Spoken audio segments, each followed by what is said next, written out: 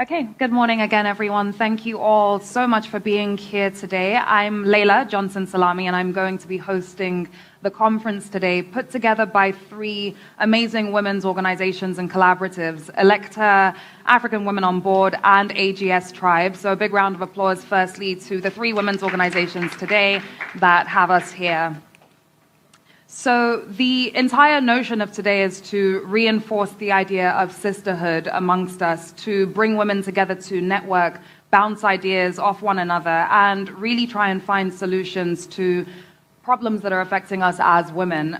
We are going to have 4 panel sessions today, 3 panel sessions led by each of the women's organizations that have come together to put this together, and then also a panel session that's going to be hosted by Sterling Bank.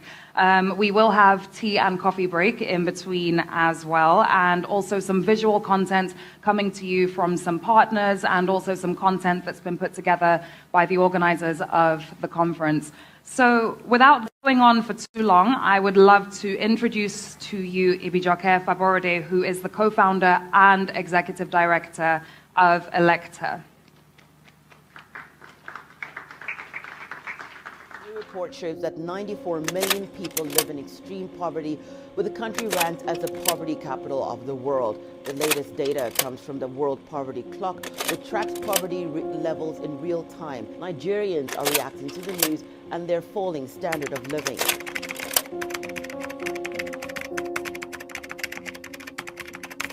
As we are all aware, elections have become a central element of the democratic landscape of West Africa.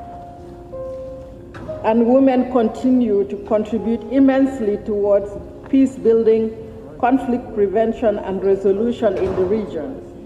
Women are, however, seriously underrepresented as candidates for public office.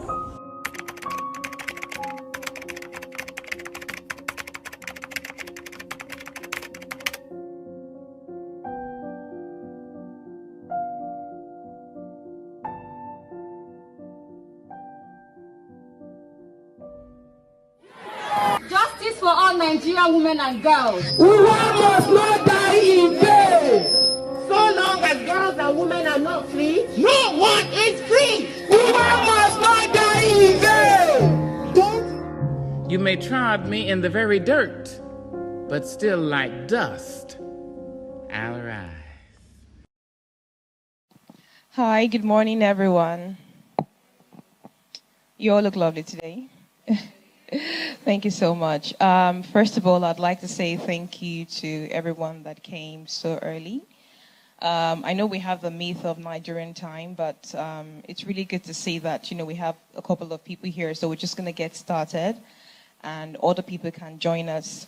But thank you so much for spending your morning and hopefully the rest of the day with us today on this very important occasion of the Women4Women Conference. My name is Ibijoke Faborode, and I'm one of the co-founders and the executive director of ElectHER. And ElectHER is an organization that might have popped up on your screens and social media. We're there in your faces sometimes. We're essentially, as an organization, we are really committed to disrupting the political scene by getting more women into elective office. And we're positioned strategically in Lagos for a reason. Most civil society organizations are positioned in Abuja, but we actually feel like the private sector, businesses have such a strong role and a significant role to play in the larger scheme of things. And so for us, as this Women4Women Conference is so instrumental to nation building. And why, you might ask? Obviously the numbers. A lot of us are quite apolitical when it comes to political decisions, and that's just because we're very comfortable in our comfort zones, but we do not really understand the fundamental challenges and also the ripple effect of the absence of women's leadership, in the political scene, and how it affects policies, child's rights, gender-based violence, all these issues that we're seeing pop up. It's just because we have a low representation of women in politics. But even as a political organization, we're not just focused here today to talk about politics. We're here to talk about women's representation across the board, because as you know, we're rounding up the Women's History Month, and the goal is to take stock of where we are, and sort of like forge a way for the path forward. And this event is coming at a very timely period in history when we feel like we have a rising social consciousness from people. I mean, you can really link that back to the NSAS campaign. So people are asking more questions. People are much more interested in socio-political issues. And we think, we believe that it's our duty, of course, to really ensure that we can curate such conversations. But I'm mostly delighted today because ElectHER is not just coming as an organization. This Women4Women Conference, it's been run as a coalition. As you know, they say when women come together, beautiful and amazing things happen. And we have the myth that women do not work together, women don't support each other. I don't agree with that. We do have some exceptions, but I think women are constantly supporting each other. We're leveraging our communities, our network, and that's why, you can see the birth of such event today. So obviously, we are partnered with the African Women on Board and AGS Tribe. Hi, Ife. Hi, Yeah, so we're partnered with those two beautiful organizations that obviously have the shared goal of increasing women's leadership across board. And what we've done today is to curate this event to touch on different cross-cutting issues. And so we're going to be having curated panel sessions today. We're going to be having some curated visuals for you as well. But we're also going to be launching a fund later today, and we're going to talk about that later. So this obviously should be an event that, we are going to mark, in the history of time, and hopefully we can all remember the day we all sat here to talk about how we can all support women, because 2023 is just around the corner. And I was discussing with someone at the back of the room that the men have started campaigning since they lost their elections in 2019. However, some women haven't even started, and they want to run in 2023. So these are some of the challenges we have, and so the question is, we all complain about the boys' club, but what's wrong with setting up the girls' club, right? Why do we have to be apologetic about supporting ourselves? And so what we really want to do is to build and reinforce this narrative, and that is why this is so important today, to have such gathering. I'm also hoping that people watching us around the globe today understand why this is so instrumental, why this is so pivotal to the future of Nigeria. And, they say that when women lead, they push a more redistributive agenda. And I think that's one of the fundamental reasons why we're gathered here today. But beyond that is also some of the figures. I always like to link the absence of women's leadership across board to some of the socio-political issues we have, some of the policy challenges we have. So when you look at the Child's Right Act, for example, 11 northern states are yet to sign them. And these are states that are just playing with the lives of children. And you begin to wonder, you understand, where is your conscience? But the truth is that it's a game of numbers. When you get up there to the parliament, I was speaking with someone because I was in Abuja yesterday, and we have something we're working on with the Office of the Speaker. And we were trying to curate some sessions, and we realized, I think right now there are about 4 or 5 members, I think chairpersons that are just women, out of how many people? But you essentially have 11 female representatives out of 360. So I wanted to imagine what happens when you want to push for a new bill, when you want to formulate a new policy, it's dead on arrival. And so I think it's very important for us to understand why this is so important, that, a win for one woman is a win for all women. And that it's so important for us to start linking these things to every area of our lives. I always touch on my experience. Last year, November, I was at the National Assembly to present a recommendation for the electoral amendment process going on. I always thought I was very confident. But the moment I stepped on that stage, oh my God, and I just saw like the room of men, I think just psychologically, that was just something. right? There was something, because I was there to challenge this patriarchal stereotypes. I was there to propose more progressive and inclusive provisions to the new act. But just me looking at that, and I couldn't see like the nod from women. I couldn't see people like trying to cheer me on, you know. That sort of like mentally just discouraged me. And I think I struggled for 1 or 2 minutes before I then found my balance back. So these are real issues that really affect things.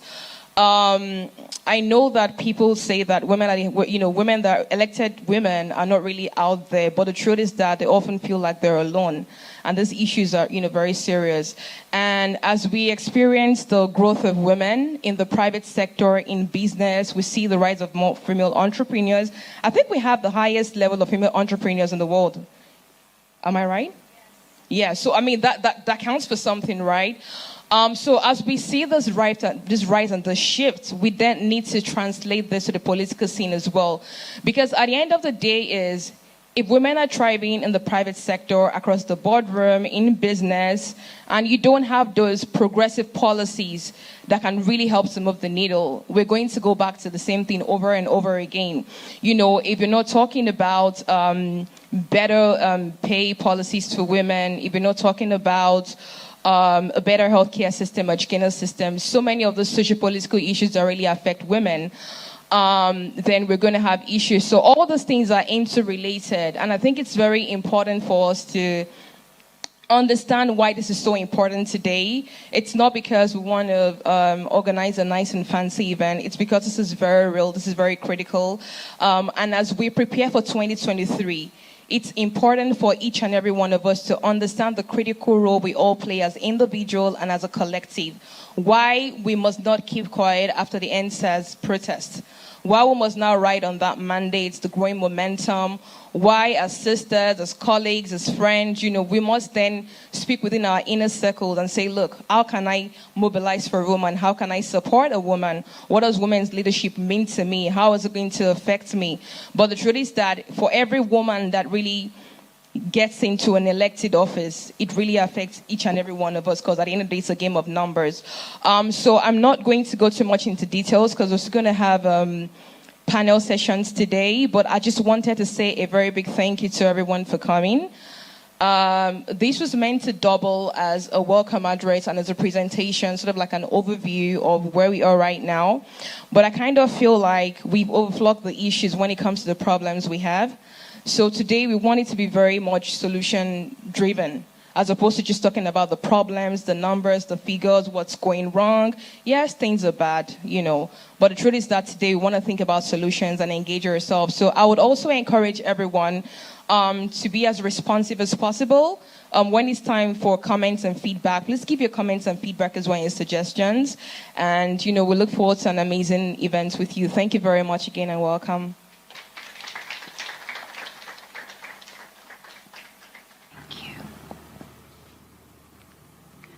Thank you, Ibijoke, for that speech. You made some amazing points. Firstly, I'm sure we would all agree, a win for one woman is a win for all women. And one thing about us Nigerian women is we always persevere, which is why we're here today to speak about the solutions to things that are really affecting us. So without further ado, we have a keynote speech coming up, and it's not your usual keynote address today. Instead, the amazing women behind this event have put together a curated video that we feel is more best fit for the purpose. So enjoy.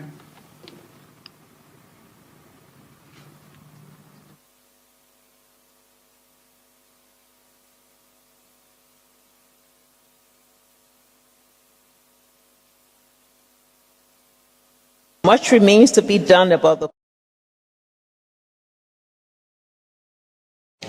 My Minister of Gender and Development likes to tell the story of a kindergarten child who was recently asked what he wanted to be when he grew up. And she urged him to aim for the highest that he could think of. He responded, "I want to be the vice president."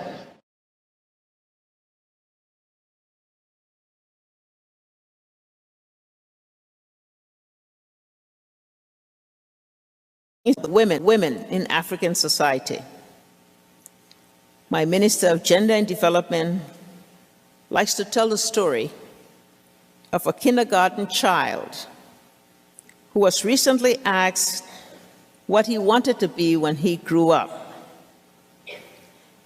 And she urged him to aim for the highest that he could think of. He responded, "I want to be the vice president."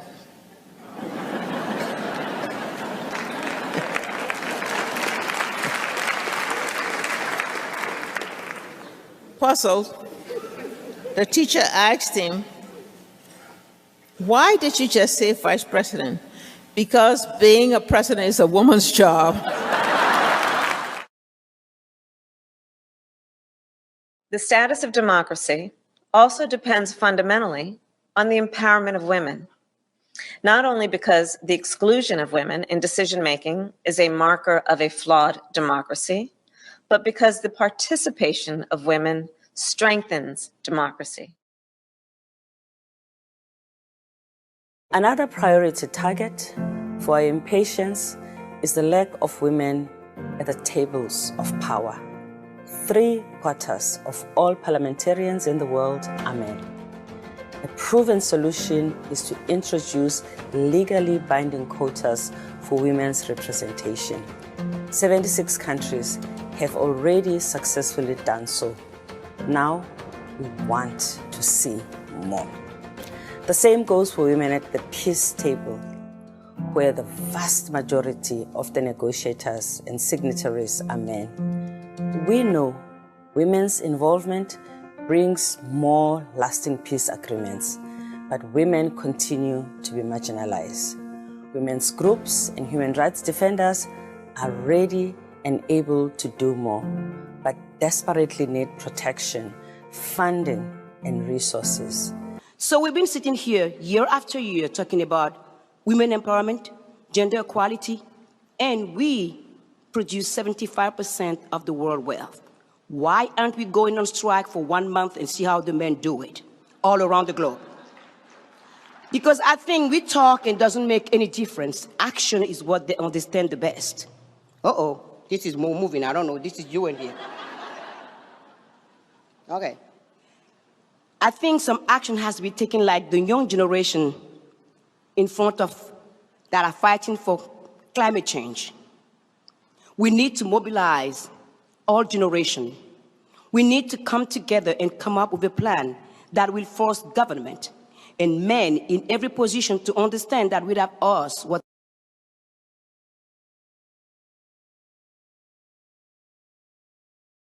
one up. Room enough for all on the mountain peaks to pull the next woman up. Pull the next man up. Pull the next up. Up. Up. Up.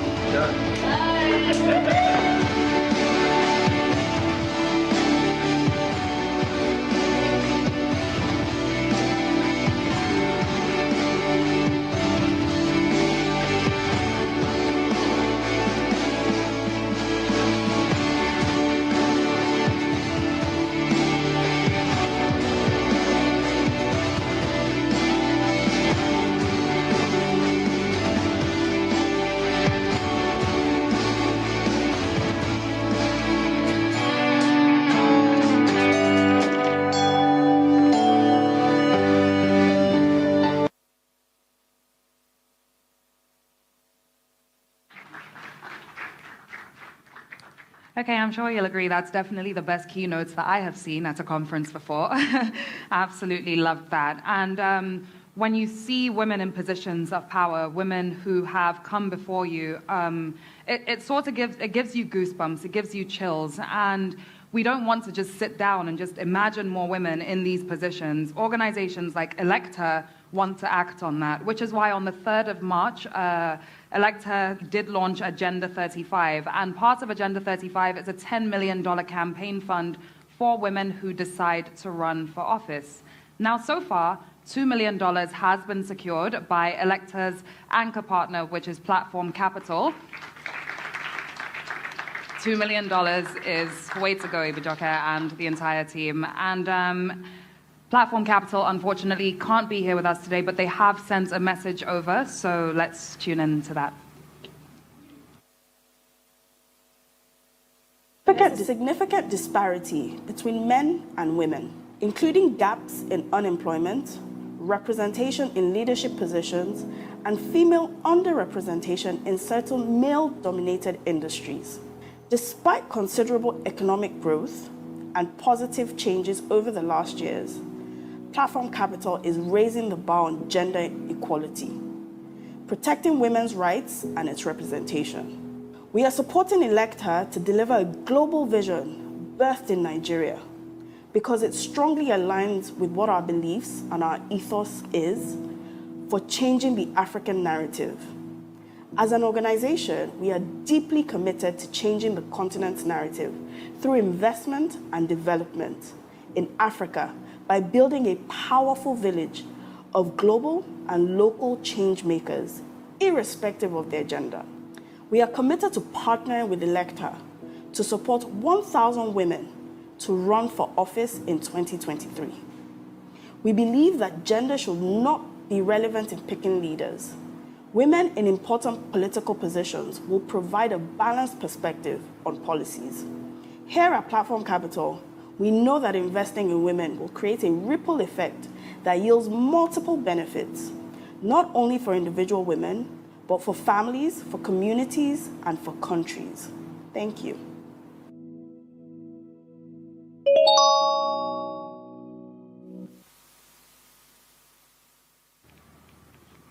And we will be finding out more about Agenda 35 today as the course of the day goes on.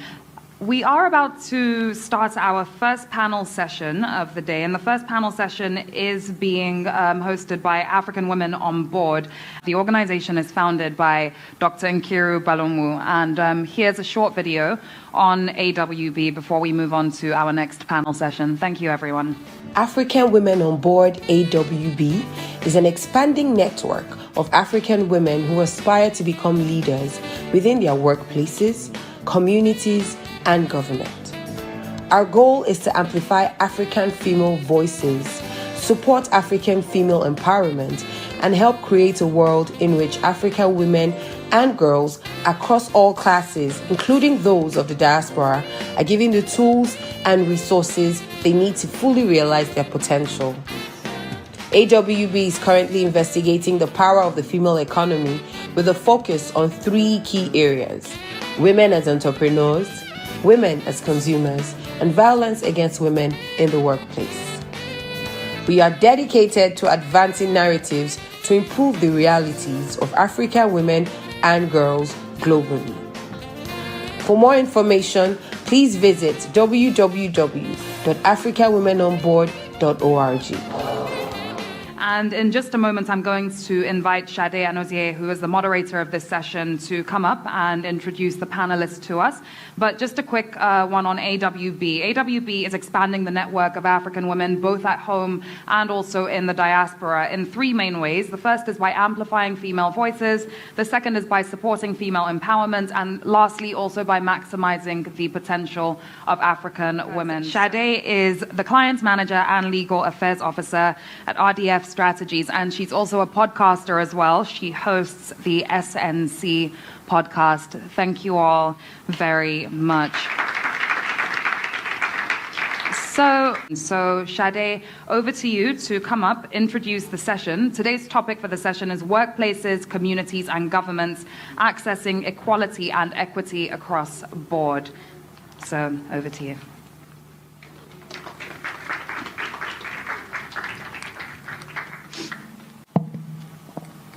Hi, everyone. So welcome to the session on workplaces, communities, and government, accessing equity and equality across board. Joining me for this session are 3 lovely ladies. So first is Inem King. Inem is the program manager at African Women on Board, where she is responsible for developing and implementing the strategies and goals of the organization. She is a social entrepreneur and an ex-banker with over 11 years' experience in business development and project management. NM is passionate about inspiring positive change through storytelling and is the producer of Unveiled, a new family web series driving conversations around social change. Hi, Toyosi. I'm just waiting for Mundrakat. I'll keep going with Toyosi. So Toyosi is the founder of Toyosi Phillips Productions, creators of the As Toyosi's talk show, viewed in 50 countries across Africa on the multi-choice cable platform. She was recognized by the Future Project for her contribution as a digital partner, Mundrakat, during the Future Awards Africa 2019, and in 2016 was nominated for an Eloy Award. Last and certainly not least is Mudrakat Alabi McFoy. Mudrakat is a development consultant and legal professional. She provides broad-based experiences in program development and implementation, grants management, data analysis, leadership building, and mobilizing advocacy coalitions. She has designed, participated in, and executed programs across northern and southern Nigeria under 10 of the UN's SDGs, including mental health, reduction of single-use plastic, women, youth leadership and empowerment, gender equality, and ending gender-based violence. Welcome, ladies, and thank you for being here. Thank you for having us, Shadi. So before we start the conversation, I think that it is important that we discuss what equality and equity mean generally, and then separately. And I'm trying to take what equity and equality mean. Okay, thank you for that question, Shadi. I think that equality and equity are used very synonymously, but it's important that we emphasize the difference between the two of them. So equality will mean that everyone is given the same opportunity, everyone is given the same support, the same treatment, the same resources. While equity would mean that people are given the things that they need so that things are fair. So an example would be, so an organization says the new MacBook Pro is out and with advanced functions and all of that, and we need our staff to function optimally. So providing every member of staff with that MacBook Pro would be equality. So regardless of whether you're male, female, wherever you're from, you get the MacBook. Now, equity, on the other hand, would be that the people that are visually impaired or have some kind of disability are considered. So equity would be more about providing a Braille-enabled laptop for those people so that they have the same, they're put at the same advantage position as the other members of staff. Let me just use food to explain as well. So if we say everyone here, after this meeting, everyone just walk to the end and get beef shawarma, that would be, the voice of equality. Equity would be that everyone go to the back and get beef shawarma, but if you're vegetarian, there's tofu shawarma or there's salad for you. So, equality and equity both promote fairness. It's just that equality makes sure, it ensures that the resources that everyone needs is available to them, but it's not dependent on their specific needs. Equity, on the other hand, makes sure that different resources are available to different people depending on their needs, their specific needs. Yeah, that totally makes sense. Thank you for that, NM. So Toyosi and Mundrakat, you would agree that gender equality and gender equity take it a step further, right? So can you talk about why gender equality and gender equity are important? Okay, I'll go ahead. Okay. Well done, NM. That was a very, very illustrative example on the difference between equity and equality. I would say, based off of what the premise NM has so accurately laid, I would say that if the end goal is equality, then equity is the way to get there. So if I'm going to give just another example, I think the prevalent image that should stick in people's head is like three people of varying heights on a fence. Like if you Google this image, you'd see it's a very good distinction between equality and equity. Three people trying to look over a fence. The first one is the tallest, the second one is short, medium height, and the last one is the shortest. Equity equality, I mean, is giving all of them crates to be able to see above the fence. But equity is giving each one the amount of crates that would be needed to put them on the height where they can see above the fence. So that's my contribution. Toyosi. Of the government policy saying that women should be given a certain percentage in offices, in certain offices, government offices. I believe that would be equity, because right now in Nigeria, in the rest of the world, really, men still have the, like we just watched, men still have the majority vote because they are more in number. So if a policy is put in place saying women have to occupy this number of offices, then that's equity for women, because now we have the opportunity to take that office and just fill that space. So yeah, I believe we've covered that. Thank you for that. Now, I want to stick with you, Toyosi. During the EndSARS protest, we saw a lot of Nigerian women, particularly young women, lead the charge. They were very organized in mobilizing support for the movement. Now, over time and just in history, we've seen how women's contribution to social change is either it's rewritten or it's pretty much erased or ignored. So as a media strategist, how would you advise that this doesn't happen this time and going forward? The beautiful thing for me now is that we don't really need mainstream media to push our messages. We've seen that clearly. Social media played such a huge role. And that's it. I believe everyone using their platform to share what is being done, to share their achievements will help go a long way. I believe before we'll be waiting for people like NTA and Arise, to cover our events and be there, be very present. But right now, how many are we here? If everybody here gets on their individual social media platforms and says, listen, women are here, women are ready to make a change, women are ready to take their place, women are being educated on how they can contribute to society, to government, we're making noise through social media. So while mainstream media is great, they play a role to an extent, we all have those platforms now that have amplified our voices beyond what mainstream media would have done. So everyone just stick to your social media, okay? Like, make your noise, you write a book, announce the book on social media, you raise $2 million, please announce it. Don't wait for AIT or any CNN or any of these guys, really. They will come, and the thing is, when the noise becomes a lot because of your circle, your community coming together and praising you, Idem does something great now, I'm making noise, I'm cheering her on, other friends, if is cheering her on, people are cheering her on, mainstream media will take notice because they like to belong, So again, it's about using your individual platform, using your media platform, because we all have the media platforms now in our hands, and just amplifying what you're doing and making sure the world sees that you are making a difference from your own corner. Thank you so much for that, Toyosi. That's really well said. And speaking of NM doing great things and people cheering you on, I know that African Women on Board recently launched its Violence Against Women in the Workplace initiatives. So my two questions for you would be, what have been your findings so far?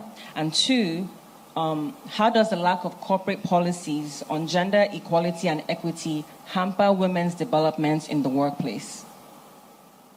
Okay, so what we did with the Violence Against Women in the Workplace initiative is that we conducted interviews and surveys with women across different professions in different locations.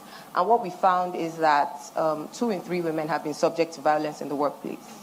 2 of the 3 women, actually 1 of the 2, didn't even know that they experienced violence in the workplace. So we see that there is a gap in the understanding of what workplace violence is. A lot of people think of violence in the workplace and they think of the 4 walls of an office. But it's beyond that. Your workplace is anywhere that work is being done. Anywhere that you're performing your duty is your workplace. So for a student, your workplace is school. For the lady that sells plantain on the streets, your stall there is your workplace. For a blogger or a vlogger, your Instagram or your YouTube is the workplace. Something else we found out is that most people think about violence and what they think about is sexual violence or physical violence, but there are other forms of violence. There is verbal abuse, there's intimidation, there's bullying online. So no form of violence should be tolerated, So that's something else that we also investigated. And then to your second question on how does the lack of corporate policies on gender equality and equity hamper women's development in the workplace? Okay, I would say that organizations that lack policies on corporate equity and on gender equality and equity provide an enabling environment for violence in the workplace. And once there's violence in the workplace, there's going to be a negative impact on productivity. Part of the things we did with the Violence Against Women in the Workplace initiative is that we produced a series of podcasts called She Thrives, available on all podcast platforms, by the way. What we did is we had different people come and share their experiences, and then we had thought leaders as well. And then just to give an example, one of the guests we had on the podcast is a banker, and she's a marketer, And you know that with marketing, especially in Nigeria, it's about your numbers, business development. And then, so she had a target she was supposed to meet, and she was supposed to meet this client who was supposed to give her money, so money for her target. And then she had gone to him, and then the next thing is like the story is changing. He's trying to touch her, and then she was able to get out in one piece anyway. But she goes back to the office and she says to her boss, this is what happened. He was trying to sleep with me and all that. And the boss is saying, are you the first person? And she's saying to her that the process doesn't matter, it's the result. You see, so in that case, you see that she has gone out and she's experienced violence, so it's worker-client violence. Then she comes back and her workplace is enabling violence. So it's important that we have HR policies that protect staff. Like, I even feel like, even apart from internally, externally as well, we need to have systems and structures that check the human capital management of organizations, so that if I have reported this issue to my HR person and nothing is being done about it, I can send an email to that agency and know that they will check them and I won't lose my job. Just two days ago, I was at a summit and this lady was talking about how she was the community engagement person in an organization. So she dealt a lot with grassroots people, area boys and all that. And she said it was a terrible experience for her because she was always being, harassed. So when she wasn't being harassed by area boys, she was harassed by one traditional ruler that's telling her. I remember she shared an experience that the traditional ruler told her, you're going to be my first wife. I need you to worship this shrine, blah, blah, blah. And she said, I've had enough of it. I'm done. And then she requested to be moved to another department. Now, it happened for her that, they could move her to another department, but it doesn't happen like that for everyone else. So we see that the lack of corporate policies, like I said, it enables violence. Women miss out on income. They miss out on career growth opportunities. And then the thing is that violence against women has a multiplier effect. It doesn't just affect women.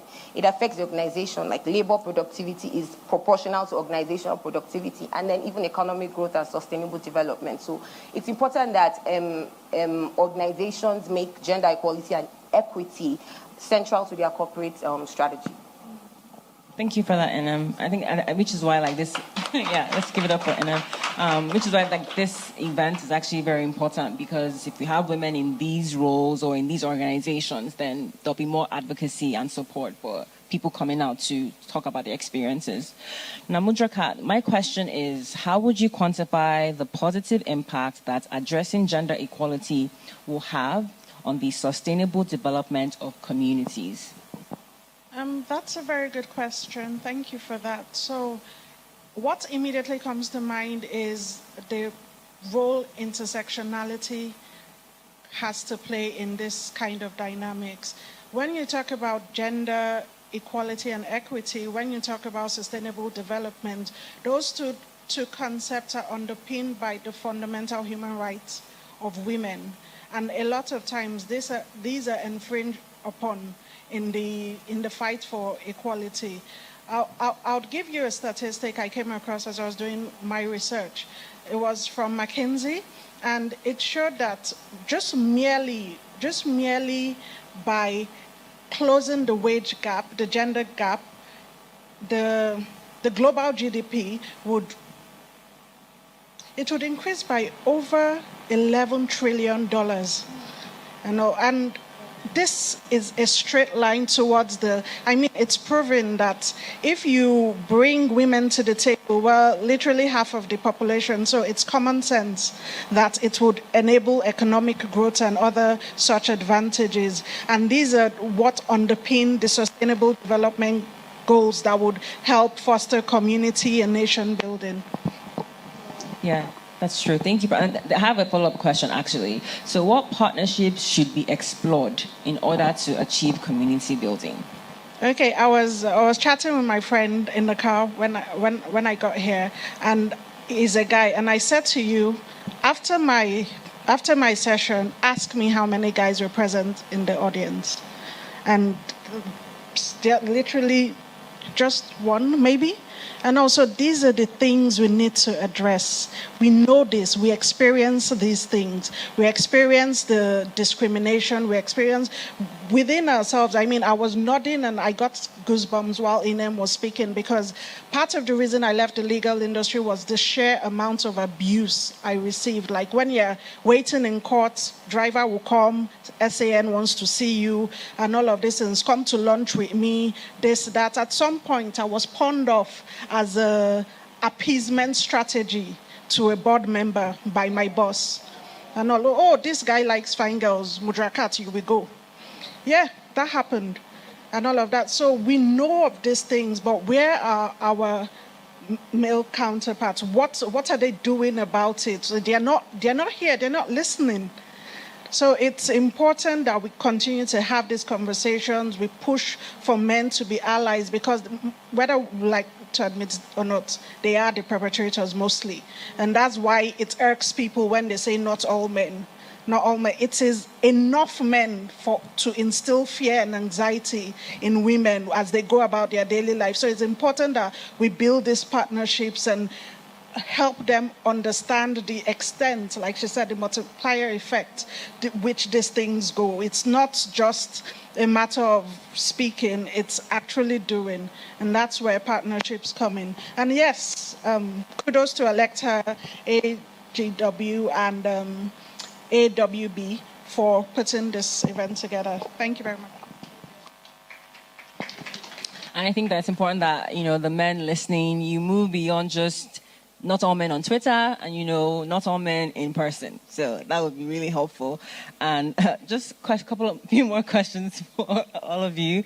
I think we all know that the relationship between religion and gender equality and gender equity is well documented and referenced in academia, political discourse, and popular culture. We always hear all these conversations, and we actually read and see this.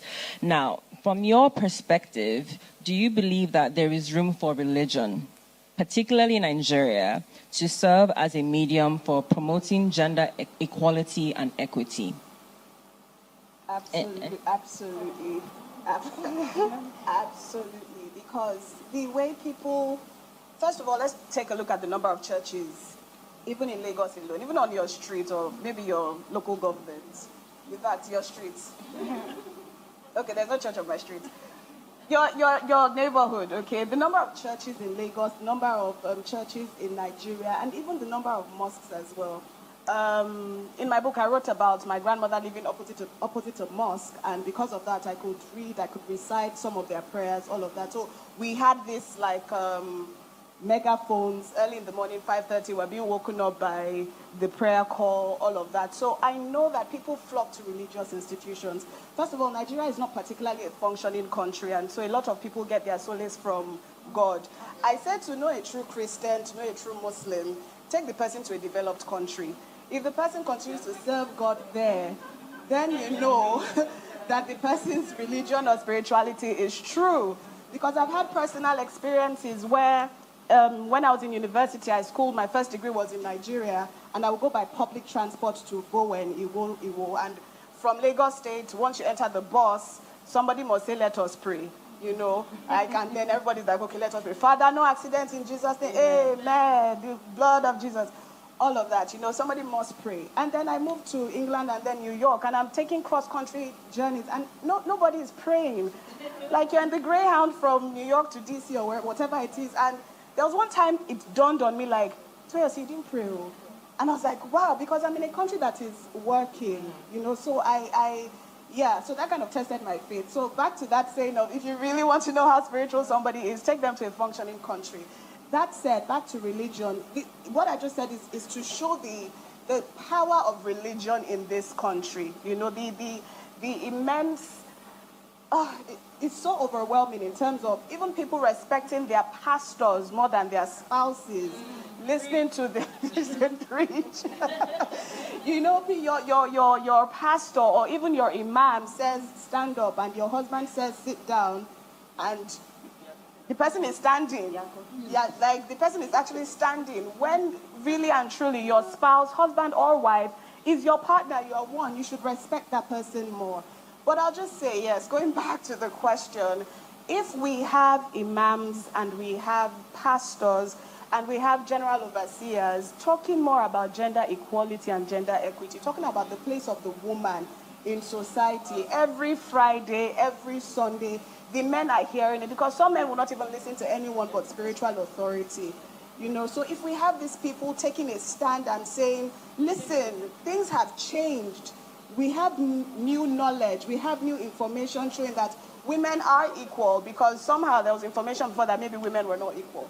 Okay, so these pastors and these spiritual leaders saying women are equal, women play such an important role in community, in society, in just making the economy better. We will see more men yielding to the word of their pastor, because right now I know that there are some men who there's nothing we will say about this gender equality or gender equity that will enter their head. There's nothing you are going to say. There's nothing anybody's going to say apart from their pastor or Babadeboye, you know. So we really, really, really need spiritual leaders to talk about gender equality and how important it is to just raise women from wherever men have put them in their minds to a higher level at par, where we're all working together towards a common goal.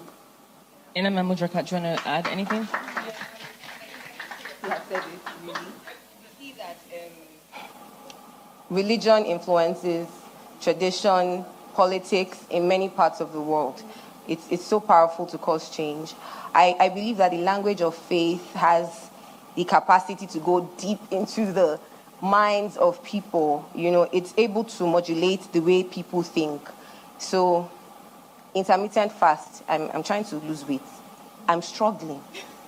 But if you tell me I should fast, Esther fast, yes, I'm there. I want to do it because of my faith. Daniel fast, yes. Or you see someone say, I don't drink because of my faith. I don't smoke because of my faith. Or I can get married to 4 wives because my faith permits it. We need to get to a place where we're saying, I won't treat a woman that way because of my faith. We need to get to that place. So we see that, I believe that religious institutions, because of how structured and large they are able to catalyze large-scale social change. So we need to definitely partner with these people so that while they are teaching about, you know, God and all of these things, they also integrate it in their messages. Mudraka.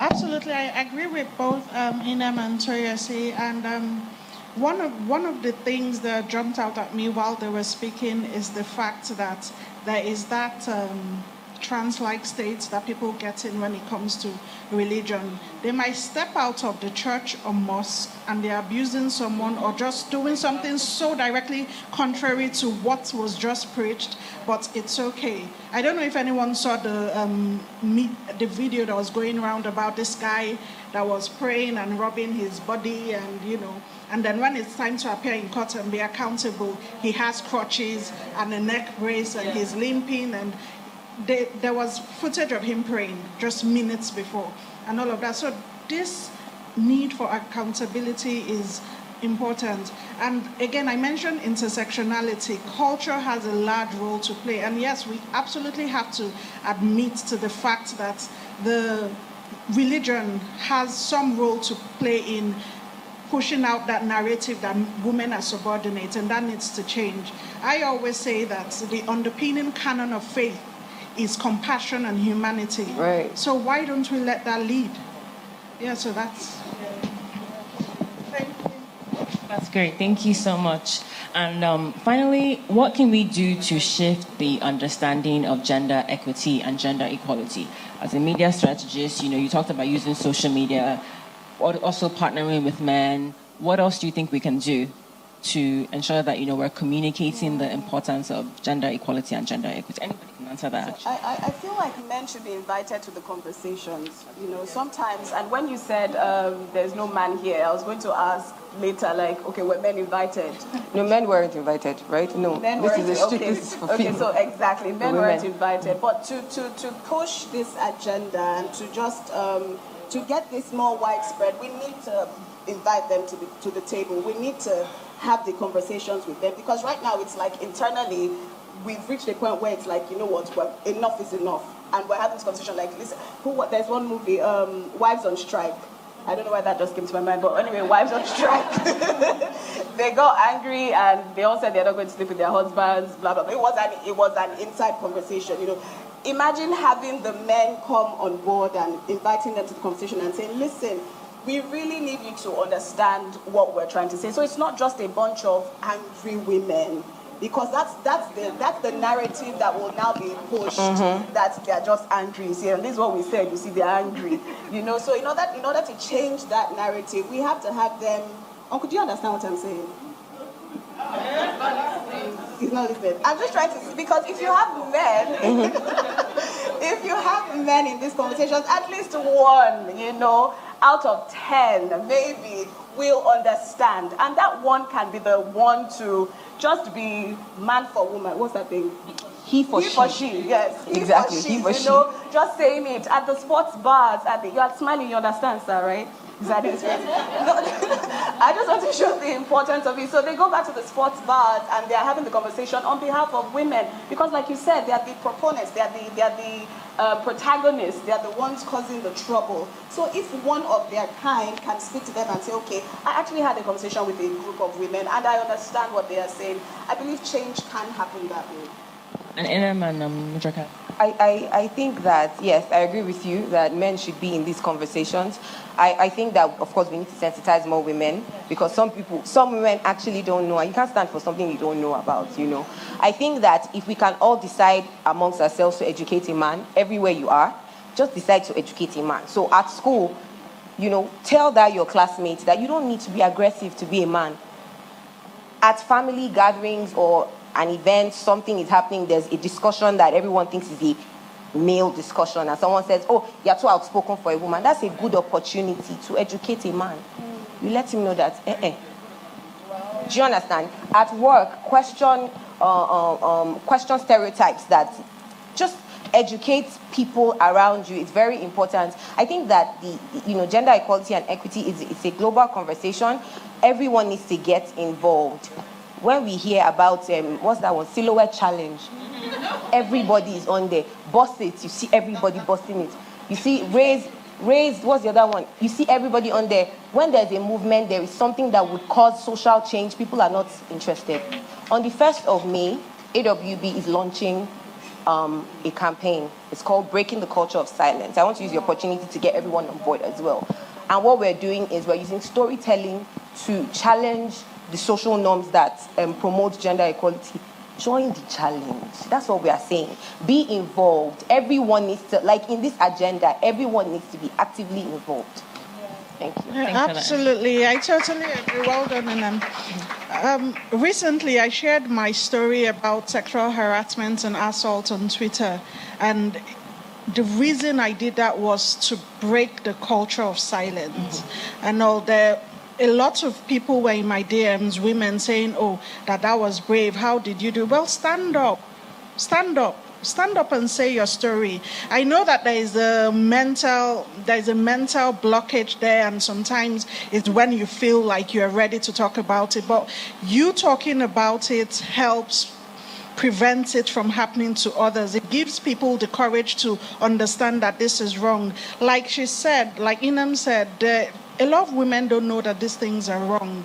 And there's even a negative point where it is internalized misogyny. It's just almost like muscle memory. They are not aware that these things are wrong. So if we need change to happen, like Tracy rightly said, we bring the men without censoring them, but we bring them on board.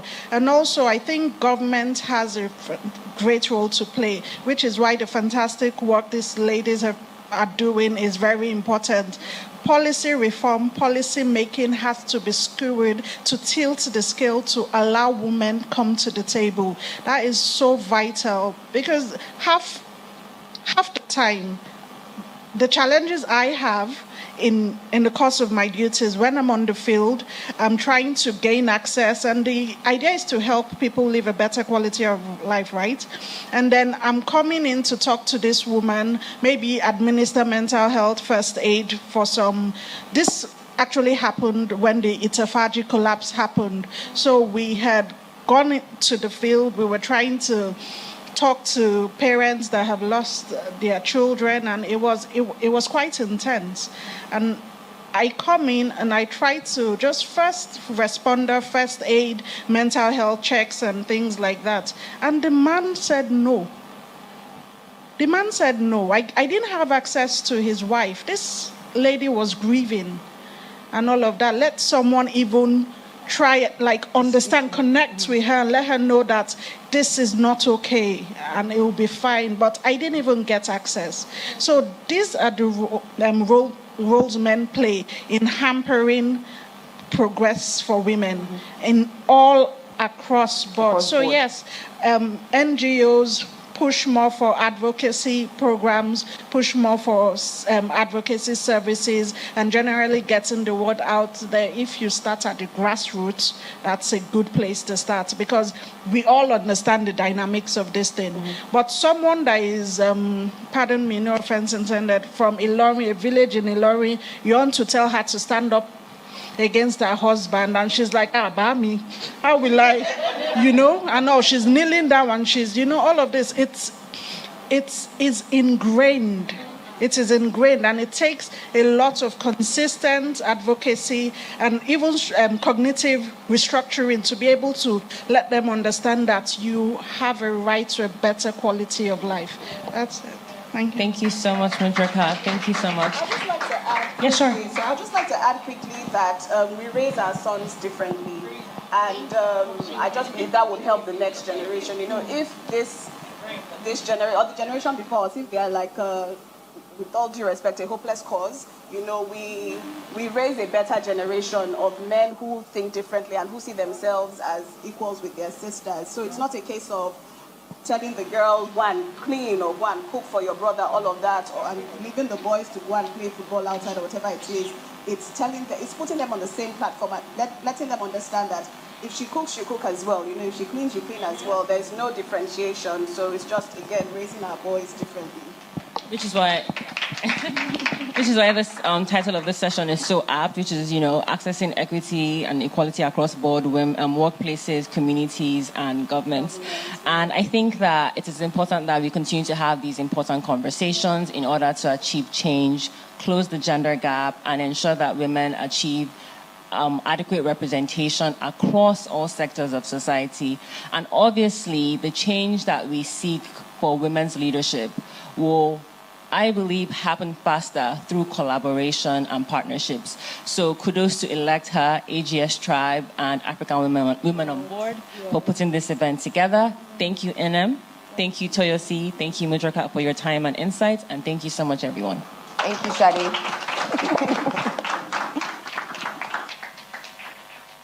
And thank you so much, Shade. Thank you, NM. Thank you, Toyosi. And thank you, Mudrika. That was a great session. We have a lot of takeaways from that session that we'll just run through. We're not going to do questions and comments yet. We're going to take our second panel, have our tea break following that, and just before the tea break, we're definitely going to take comments and questions on the panels that came before the tea break. But thank you all for great analogies on equity and equality. I really like the example that you used in of beef shawarmas being outside, vegetarians being in here, and wanting to know that they can get a tofu shawarma outside, and that being equity. Obviously, it's great to know as well that AWB Violence Against Women in the Workplace initiative has been running, and chilling statistics that you have found at AWB. We heard today that 2 in 3 women are subject to violence in the workplace, according to your findings. And that's not just sexual violence as we see and know it. We're talking about verbal abuse here as well, intimidation, bullying, etc. Do listen to the She Thrives podcast by AWB as well. And if you want to, I guess, watch Wives on Strike. That was a good recommendation. And also look out for Breaking the Culture of Silence that is coming through AWB. Led and moderated by Ifedorosimi Eti, and this panel session is also being powered by AGS Tribe. Now, AGS is a Pan-African community inspiring, connecting, and building the capacity of young professionals around us.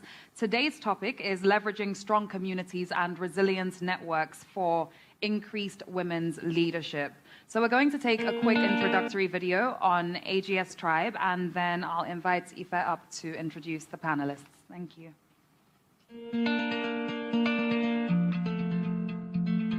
My name is Ifedorosimi Eti. I'm the founder of AGS Tribe, a platform that connects women to each other and to opportunities like grants, loans, jobs, scholarships, and so many other opportunities. AGS Tribe is a strong community of ambitious women, women who want to change the world, women who want to change Africa, women who are doing amazing things in their different spheres. I want people to look at our community and say, these are credible women.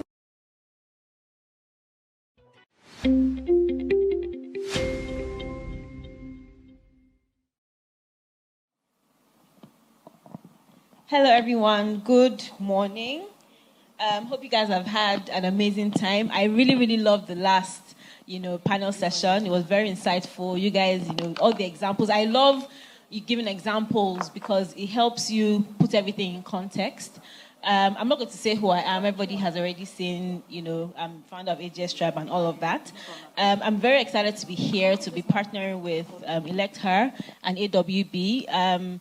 It's so amazing how much, we can do, when women actually come together. When Ibijoke first told me about this, I was like, this is actually amazing. We need to get more women in elective office. If we don't have these women doing all these things, if people don't know what these women are doing, if people don't understand that these women need to actually get into office, make decisions.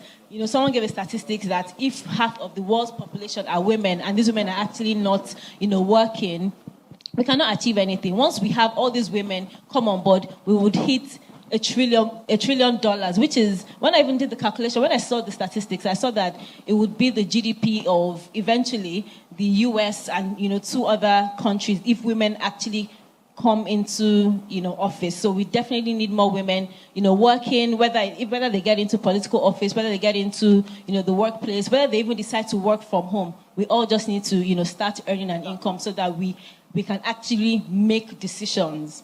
So now I'm going to invite my awesome, panelists, and I'm excited that I'm actually the one who's going to be introducing them because I actually know all of them, very, very personally. And I'm not going to read out their bios or anything like that. I'm going to, because we're talking about communities and networking, I'm just going to tell you how I also met these people and how, they've also been, instrumental in some of the things that I have done. So the first person I'm going to invite on board is Folusha Gbadamosi. She's the Executive Director of Junior Achievement Nigeria. I met her, I think probably in 2016 or maybe 2017. She wanted to do something for her kids' room. She wanted to do like a bed. In fact, we even did the bed actually. Yeah, I did the bed. Yeah, I did the bunk bed for her kids. And one day she called me, and this is talking about women supporting women, right? One day I was at MedPlus randomly, and then she called me. Obviously, you didn't know I was in MedPlus. And she was like, oh, Ife, I think you should make your email, more official. It shouldn't be paliamubambini@gmail.com. It should be, info@paliamubambini.com. And trust me, when that difference makes you just look more professional. And that was her own way of showing me support. So when you see a woman doing something that you think you can actually add value, just add the value. It doesn't have to be something big. Just when she called, I was like, we're not really friends like that. And then she called me and told me I really, really appreciated that, contribution to my business. And, we went on, she called me again, to do like a foam towels and stuff like that. So thank you for, supporting. And she supported me, beyond that. Like now we're now friends, I call her, come and talk on our panel and all that. And, we're actually making change. So thank you very much for that. So the next person I'm going to invite is Blessing Adesion. I just met this baby. I met her I just heard about her story maybe 3 weeks ago. And in between that, her story was too powerful. When I saw it, I was just crying. I was like, what's making me cry? Like, I read it, how, in Nigeria, things were very hard. And, she really wanted to go to school in America. I think she said she even worked in tantalizers, just trying to make ends meet and stuff like that. And then eventually her dad, sold stuff and, eventually property, and eventually she found herself in America. Eventually she got a scholarship, and, her life literally changed since then. She's worked for different Fortune 500 companies. She has her own community called Mother Honestly, and she's just change the narrative of women in the workplace, just encouraging women and letting them know that they can be whoever they want to be. And guess what? Immediately I saw her story, I was like, see, this story cannot only be on your Insta story. Other women need to see it. If I just sent her a DM, I'm like, babe, please, you need to come on my Untold Stories of Failure. People need to hear more about these things. People need to know your story. People need to understand the kind of sacrifice, that women go through. She came on board and it was powerful. People sent DMs to me, to her, after that. And we now had a physical meeting just so that we could connect. And that's how you just reach out to people online. You reach out to people, whether online, physically, whatever, whoever you think, you can connect with, whoever you think their story is inspirational, whoever you think, you can add value, like I said. Just reach out, and now we're friends with gist. Anytime we're always DMing and all of that. Nobody will know that we've not even known for up to a month. So that's the thing about you also being intentional about your network and your community and the kind of people that you want around you. So the last person that I'm going to call is Sheon Ali. Sheon, I met Sheon, and she's also an AGS tribe member, by the way, one of our champions. So I met Sheon in 2017. She wanted to apply for the Mandela Washington Fellowship. How many of you know Mandela Washington Fellowship here? So I help people, with applications for grants and scholarships and stuff like that.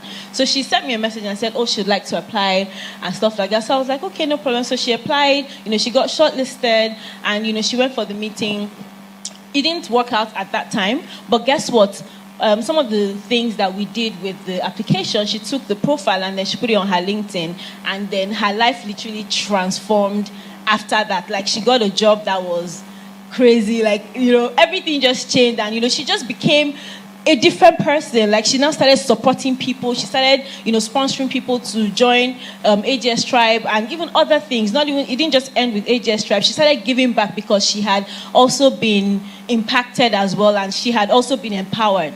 So that's another thing about, empowering one woman. She will empower somebody else, So that's the thing about community and networking. So let me not talk too much. I just wanted to use those stories because our topic today is leveraging strong communities and resilient networks for increased women's leadership. Now, she's the COO of Tech Advance. Like, she's a boss babe. She's doing amazing things, and she's also helping other women, in fact, helping other people just, move along in their careers. And she's also a logistics, boss lady. So, yeah. Anyway, so the first question I would like to ask, and anyone can actually take it: why is a strong community important for women in leadership? Who wants to go first? Okay. Okay, so I think a strong community is extremely important for women in leadership because, first of all, I think it's very, very difficult to be what you cannot see, right? So, I mean, this is just something that we all know, and there's been many, many studies done on, just communities of people that don't have people that are very successful and how it makes it very difficult for them to also be successful. I think that when you have communities of women that are in leadership, when you start seeing women that are doing things, you ask yourself, I don't understand, do they have two heads? Like our parents used to ask us when we were younger, you know. And then you see the example of people who, for instance, maybe, you know, you see them juggling all the things that you are also juggling, all your own realities, and you see them making it work. You can also ask them questions, you know. I think that the power of those networks is being able to have conversations about your real deep issues. And that's also why it's important that we have female networks, because there are some questions that men can never understand. You can ask them from morning to night. They'll be looking at you like, I don't understand, you know. So I think it's very pivotal for our success. For me personally, I think a lot of my successes have been because I've seen those women. And I look at them and I'm saying, this woman has more going on than I do. You know, so what's my excuse? So I think it's extremely important. And well done to you and, you know, your whole community for, you know, being a solution as opposed to being part of the problem. Yeah. Thank you very much. I'd like to add to what Felicia said, right? See, communities help foster collaborations, right? Ordinarily, when you're outside a community, you tend to be competitive. But when you're in the same space, it feels safe. And you think you can share, someone would listen, work with you and help you achieve your goals. So I think strong communities are very important, and that's what we do at AGS Tribe. We provide that platform for people, for people to collaborate and achieve their goals. And she's not just saying that. So, like I said earlier, she has a logistics company, right? And the company is actually doing very well on their own. Guess what? There was another person, another AGS Tribe member, who also wanted to start something. She wanted to start in logistics. And then she went to meet Shewa and was like, oh, please put me through. Now the babe is everywhere. The babe, now she even has her own logistics app within a year. Like, Shewa literally put her through. Some other people will be like, I beg, you want to enter my industry? How? You want to suffer all the suffering I've suffered? You just want to come and take it on a platter? No. You know, but she supported her. Like, she did everything that, you know, that normally you don't see those kind of things. So trust me when I say, you know, she's a, you know, women supporting women, other women. Okay.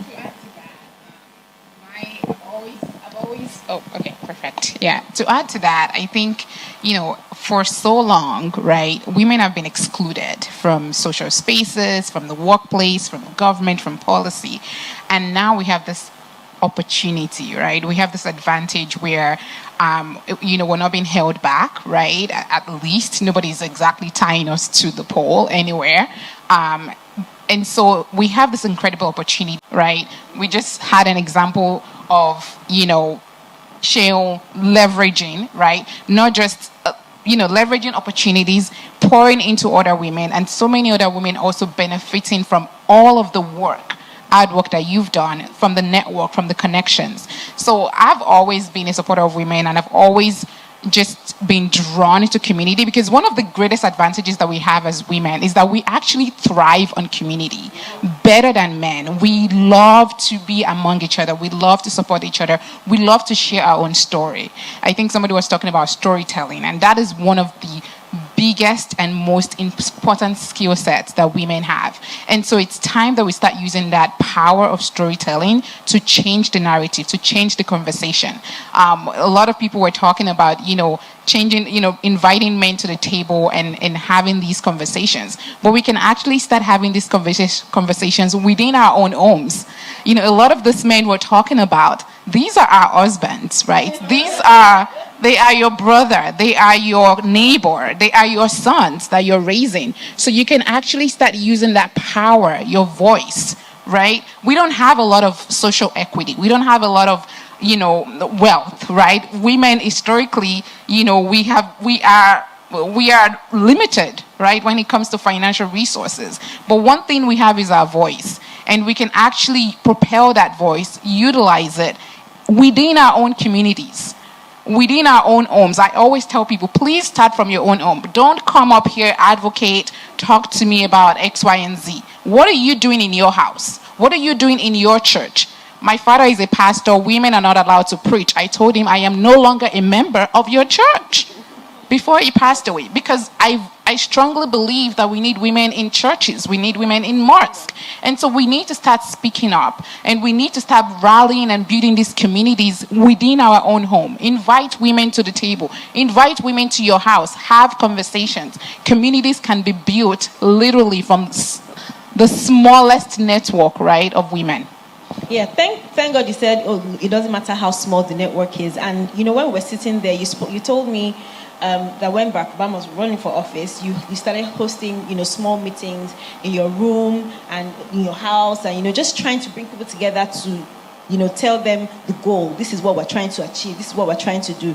And see how those little things eventually, added, to the bigger picture. So tell me how women can actually come together, in their little spheres that they are in, and how it can actually add to the bigger picture. Absolutely. I think, one of the greatest, like I said, one of the biggest assets that we have is our voice.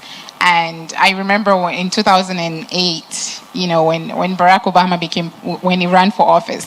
And I like to use this example because that was a black man in America, right? And even till, up until this moment, we see how poorly black men and women are being treated in that country. And yet, we had a black man. So please don't tell me that it's not possible, right, for us to have a female president in Nigeria. Don't tell me that it's not possible, right, for us to have a country, a leadership that is fully reflective of the diversity, of equal representation of men and women, Muslims, Christians, Hausa, Igbo, Yoruba. It is possible. Nigeria doesn't need to be divided. So I'm going to start with that. The second point is, I started very small. I was a student and I was just inspired. I went to a big school. I went to the University of Florida, and Barack Obama actually came to speak in my school. And I was on the front row, just jumping and yelling. And I remember going back, to my house and thinking, well, you know what? Let me call all of my African Student Union folks, right? Let's start rallying, right, to make sure this man actually wins in Florida. And, we started having conversations, and everybody knows me. I love to throw parties. My husband is tired of me because, I'm one of those people. I will invite friends over for dinner just for no reason at all. And we end up talking about, how men should be equal participants in the home. And my husband is always just scratching his head, And so, I would invite people over and we would have this wonderful conversation about, what is possible, right? What is possible if Obama does win? And I think we need to start asking ourselves, what is possible if a woman becomes president, right? We're looking at one of the areas that I'm very interested in right now is healthcare in Nigeria. And when I started doing my research, I'm pregnant, by the way, and we're expecting our fourth baby, and it's going to be my fourth C-section. And I am terrified because for the first time in my pregnancy journey, I am in Nigeria. I grew up, I went to school in the US and I was there for 18 years. And so we moved back 3 months ago, and I'm terrified of being in Nigeria and being pregnant and being on my fourth C-section. And I literally woke my husband up in the middle of the night panicking, wondering how, right? What is going to happen if something happens to me right now? And so I started research, and I found out that Nigeria contributes 10% of the global maternal death rate, right? So that is what is possible when we have female leadership, is that we can actually change those numbers. Nigeria contributes the second largest infant mortality rate in the world. We are only 2% of the world's population. Please ask me why this is happening when we are not the poorest country on the planet. So there's a lot of work to be done, and that should be the motivation for every single one of us in this room to say, how can I start having these conversations, no matter how small? Have it in your bedroom with your husband. Why don't we start there, right? Invite your friends. If you are coming to my house, we are having this conversation on how we are going to elect more women in Nigeria. This is very, very important to me, because I'm going to have 3 girls. And I want them to grow up as Nigerian. I want to build a Nigeria that is worth their existence. Thank you for that. And if Barack Obama could win, a black man in America, we can elect her. Okay. So the next question I have is, how can more women participate in leadership regardless of cultural barriers. And trust me, Nigeria is hard because that is in the blood. Like from when you're young, when you're talking in Nigeria, you're shy. Like a lot of women, you're shy. You cannot even look up to talk. You know, when my sister got to London and they asked her something about Google or something, and she was just looking. She didn't even know what to say. And all the other people, they're like, how can you not even know what Google is? Do you understand? So it's almost as if they don't even tell us everything that we need to know, you know, as you're advancing in your education and all of that. So how can women participate in leadership regardless of all the issues that we have in Nigeria? We understand that, you know, a lot of women have been relegated, a lot of women are not really educated. Thank God things are getting better and it's not as bad as how it was back in the day. But regardless of these issues, how can women still participate in leadership? So I'm going to start from Shion. Okay, like you rightly said, right, growing up, for me personally, I'm going to share my experience, was quite difficult. I grew up without my dad, so it was with my grandmom. My grandmom was very, very typical. The Yoruba women should take the back seat, right? So I was never involved in anything. It was just about go to school, read, come back home, stay there, clean the house and stuff, and it really affected me, right? I would say that I got fairly good education. I finished from Covenant, but I left even that school, graduating with a first class, timid. Yep. Very, very timid. You know, I knew what I could do, but I would convince myself of why I would not do it until I started talking to people, being intentional about the people that I have in my network, and leveraging communities. So, you know, and that's why I'm very, very excited about the Gen Z. No matter what you tell me, I think they're fantastic, right? You know, Sorosoki, and you know, so we need to be intentional, and we need to start leveraging communities, just like what Blessing said. It should start in the bedroom, in your bedroom. Organize events, organize dinner in your house, call people to join you, have discussions on how women can get involved and make Nigeria a better place for us. We've been quiet for so long. And one of the things I think, and I'm going to speak to this again because all month it's been on my mind, even as women, for us to really take over leadership positions, let's see ourselves, let's collaborate with ourselves. Let us forget those things that put us against ourselves. When we dish those things, it helps us collaborate more. We are able to reason better and occupy the spaces available at the table. There are a lot of spaces waiting to be taken by us. And we have to start grabbing it by collaborating, by speaking and overcoming fear. There is nothing we cannot do as women. Thank you. Thank you very much. Can you both add to that? Oh, absolutely. I mean, I had a few cultural barriers when I went to school. So I left Nigeria when I was 16, 17, and I remember going into my dean's office. I had just got a 4.0. I was going to ask for a scholarship, you know. And like I said, I grew up in a church where women weren't even allowed to.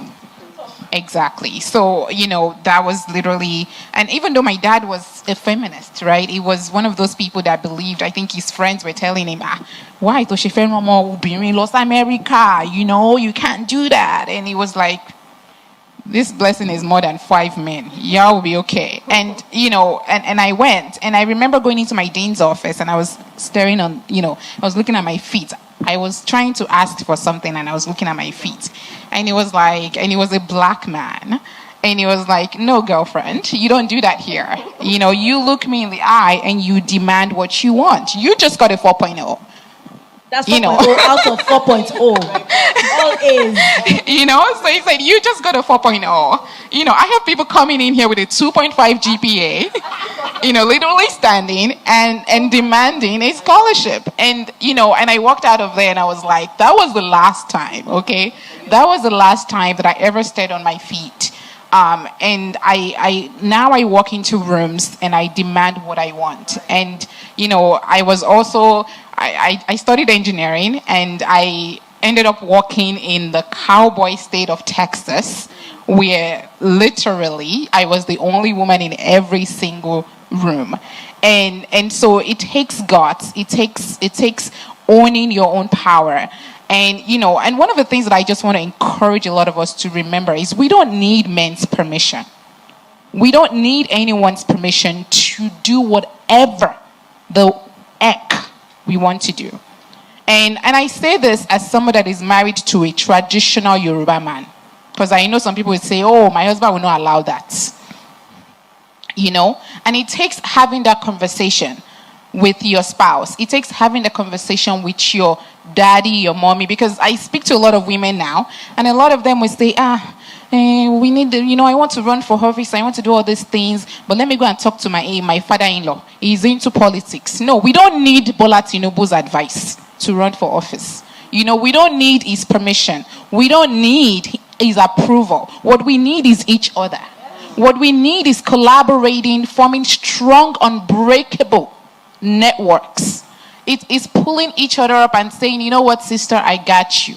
You need a loan, I'll help you. You need X, Y, and Z. You need connections. You need networks. You need to get into this room. I'll follow you in there. So I think that in order for us to break these cultural barriers, because there is a lot of them. I mean, we can start with religion. We can start with, with men, right? A lot of people saying they can't run because their husband would think that, they are overreaching, that they are doing too much.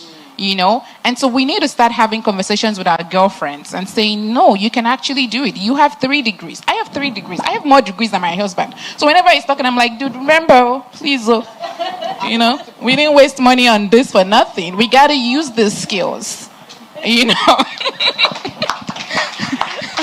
We have to use the skills. We have to encourage each other. So please, those barriers, we can start taking them apart one by one, just by forming stronger networks among ourselves. Wow, thank you. Okay, so I was brought up differently from how you guys describe. My dad, I wish you would tell my dad that because you're a girl, you can't do something. As in, I don't understand. So because you're a girl, are you a lesser gender? So from when I was born, and I'm the first child of 4, I have 2 sisters.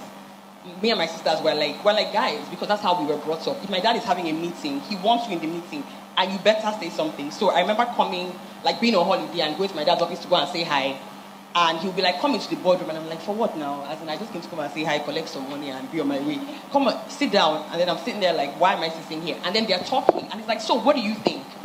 And I'm really shy, but I think that upbringing definitely did a lot for me that I didn't even realize until I started getting older. So when I got older and I started to look around me, I realized that a lot of people that were brought up with dads who kind of pushed them to the forefront have very similar stories, right? So I listened to an Ngozi Okonjo-Iweala, who talk about how her dad was, pushing her. And then you see where she's gotten to. So I think outside of all what they've said, which is excellent, let's bring up our daughters and our sons to be bold.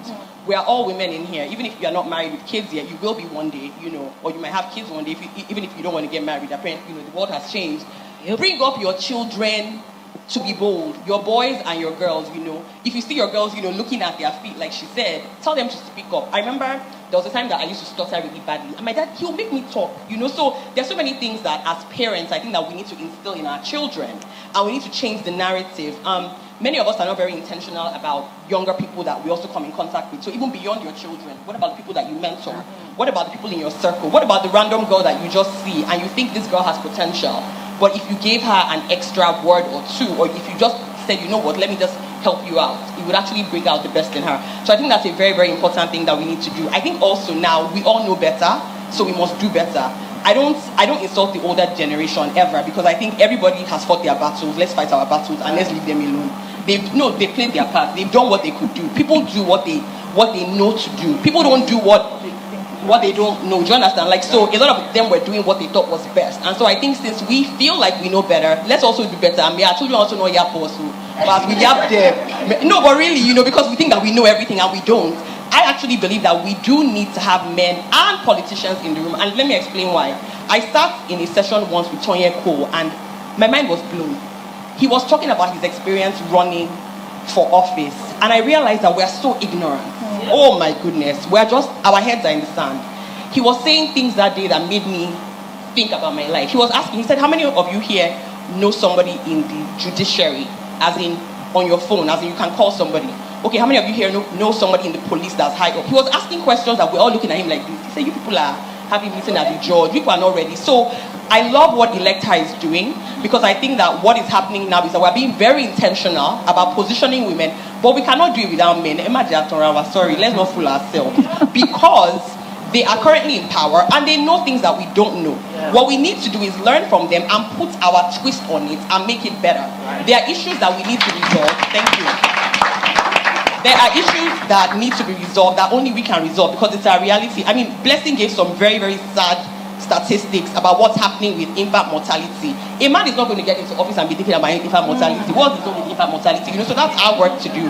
And I also think that all of us have so much power now. Choyosi spoke about the fact that we all have platforms now. In your little corner, just do something, Instead of cursing the darkness like I hear, light a candle. Just do something and stop complaining. So that's my wow. Thank you very much for that insight. Okay, so my next question, and I'm going to push it to Blessing. Your experience in the US and now in Nigeria, what are the differences and similarities between ambitious women there and ambitious women here?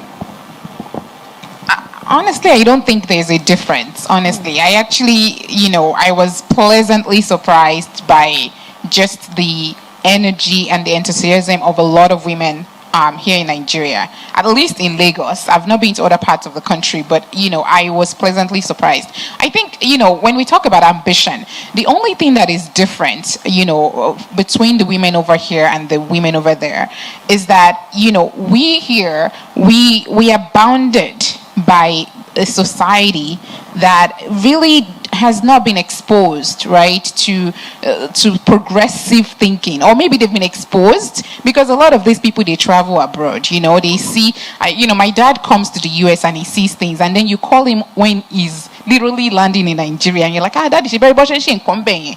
And he's like, Blessing, in Nigeria is different, because he truly does not believe that, things should be equal, right? And so I don't think there's a difference in ambition. I think one of the greatest issue that we have here is that as women, we need to remember and remind ourselves to focus on the things that are important to our children, to our society. I remember back in the days, my mom would go and, what do they call it back then? Alajo, to go and save money so she can get us into better schools. She'll be hiding her money, I want my daughter to go to a private school and things like that. Those were the things that were important back then. But now, there's so many other things that are important. In the US, right? People have moved beyond the Alajo scheme, right? Because now we've all fought for, public education. We've fought for, universal health care. We've fought for paid parental leave, right? So now they're setting their eyes on bigger targets, on bigger goals. So I think that as women, we need to carry ourselves along, right? And so, okay, what are the important issues in my community, in my society, that I can start working towards? Because remember, for us to even sit here and be talking about electing women into office or into socio-economic positions, it is because some women before us fought for us, right? So I always ask myself, what am I doing to ensure the future of my girls, right, here in Nigeria? So I think as we think about our ambition, we need to not only think about our personal ambition, but also think about the ambition that really moves our society forward. I still see a lot of women spending so much time and energy on housework, on chores. And I love cooking. Everybody that follows me on Instagram knows I love my cooking and things like that. But I think we need to start setting our eyes on bigger targets, on bigger goals. A lot of those things are time suckers. We need to outsource ASAP as fast as you can. So you can focus your energy and talent on those bigger targets. So everybody in this room should walk out of this door, and I hope Ibijoke and the rest of the team can give us some targets today, because there's no point for us coming here and sitting down and having these kumbaya discussions without some action and targets that we can take with us and say, okay, this is what I'm going to commit to doing, right? So that when I walk out of this room, I'm not only making an impact in my own home, but I'm making an impact in the larger community. So I think when it comes to ambition for us here in Nigeria, I think that we need to emulate our friends, on the other side of the ocean, because they have set their own target on larger things, right? I mean, I'm the founder and CEO of Mother Honestly, and we do a lot of work when it comes to positioning women in the workplace, and we throw the largest conferences. Last year, we threw the largest conference for Black women in America. And we also throw the largest conference for working mothers in America. And our targets are completely different from targets here, right? Because we are no longer talking about house chores. Those things are now outsourced. We are not wasting our time, right? Because nobody is going to pay me more for washing my son's t-shirt, And my husband said I must be the one to iron his clothes. No, it's not you. That is not your job, right? Because your time is also valuable. So we need to start thinking, when we are thinking about our ambition and we are breaking how the times that we're allotting to those ambition, right? We need to break it down and say, where is my time, my talent more valuable? And we need to focus there. Fantastic. I love how you broke that down there. Thank you very much for that. So now I'm going to go over to you, Sheung. So who has been your mentor in your career, and why is it important for women to have mentors? I'd say that I have different mentors for different things, right? Because, again, it depends on what I want to achieve. In terms of career, I have someone that I look up to. In terms of family, because I struggle a lot, there's also someone I look up to. So my mentor, and I don't know, do you expect me to name them? Yes, okay. Please. So in terms of career, she's not in the tech space. I think she's an operations guru. I know she's an operations guru, and I love how she's evolved over the years, and that's Jumoke Adinawo. In terms of career, you've seen how she has grown from starting her business to become, and she's become globally, she's been known globally, right, for what she has contributed into the architectural space. And not just that, she's also impacting lives. So so I look up to her a lot. Family, because again, right, see, like Blessing said, we see, you can't. I'm trying to put it in the right space so that I don't. It's always very difficult to balance all these things. That is why we need a solid support system. And for me, I think it's very, very, very important to look at people that have been able to balance family.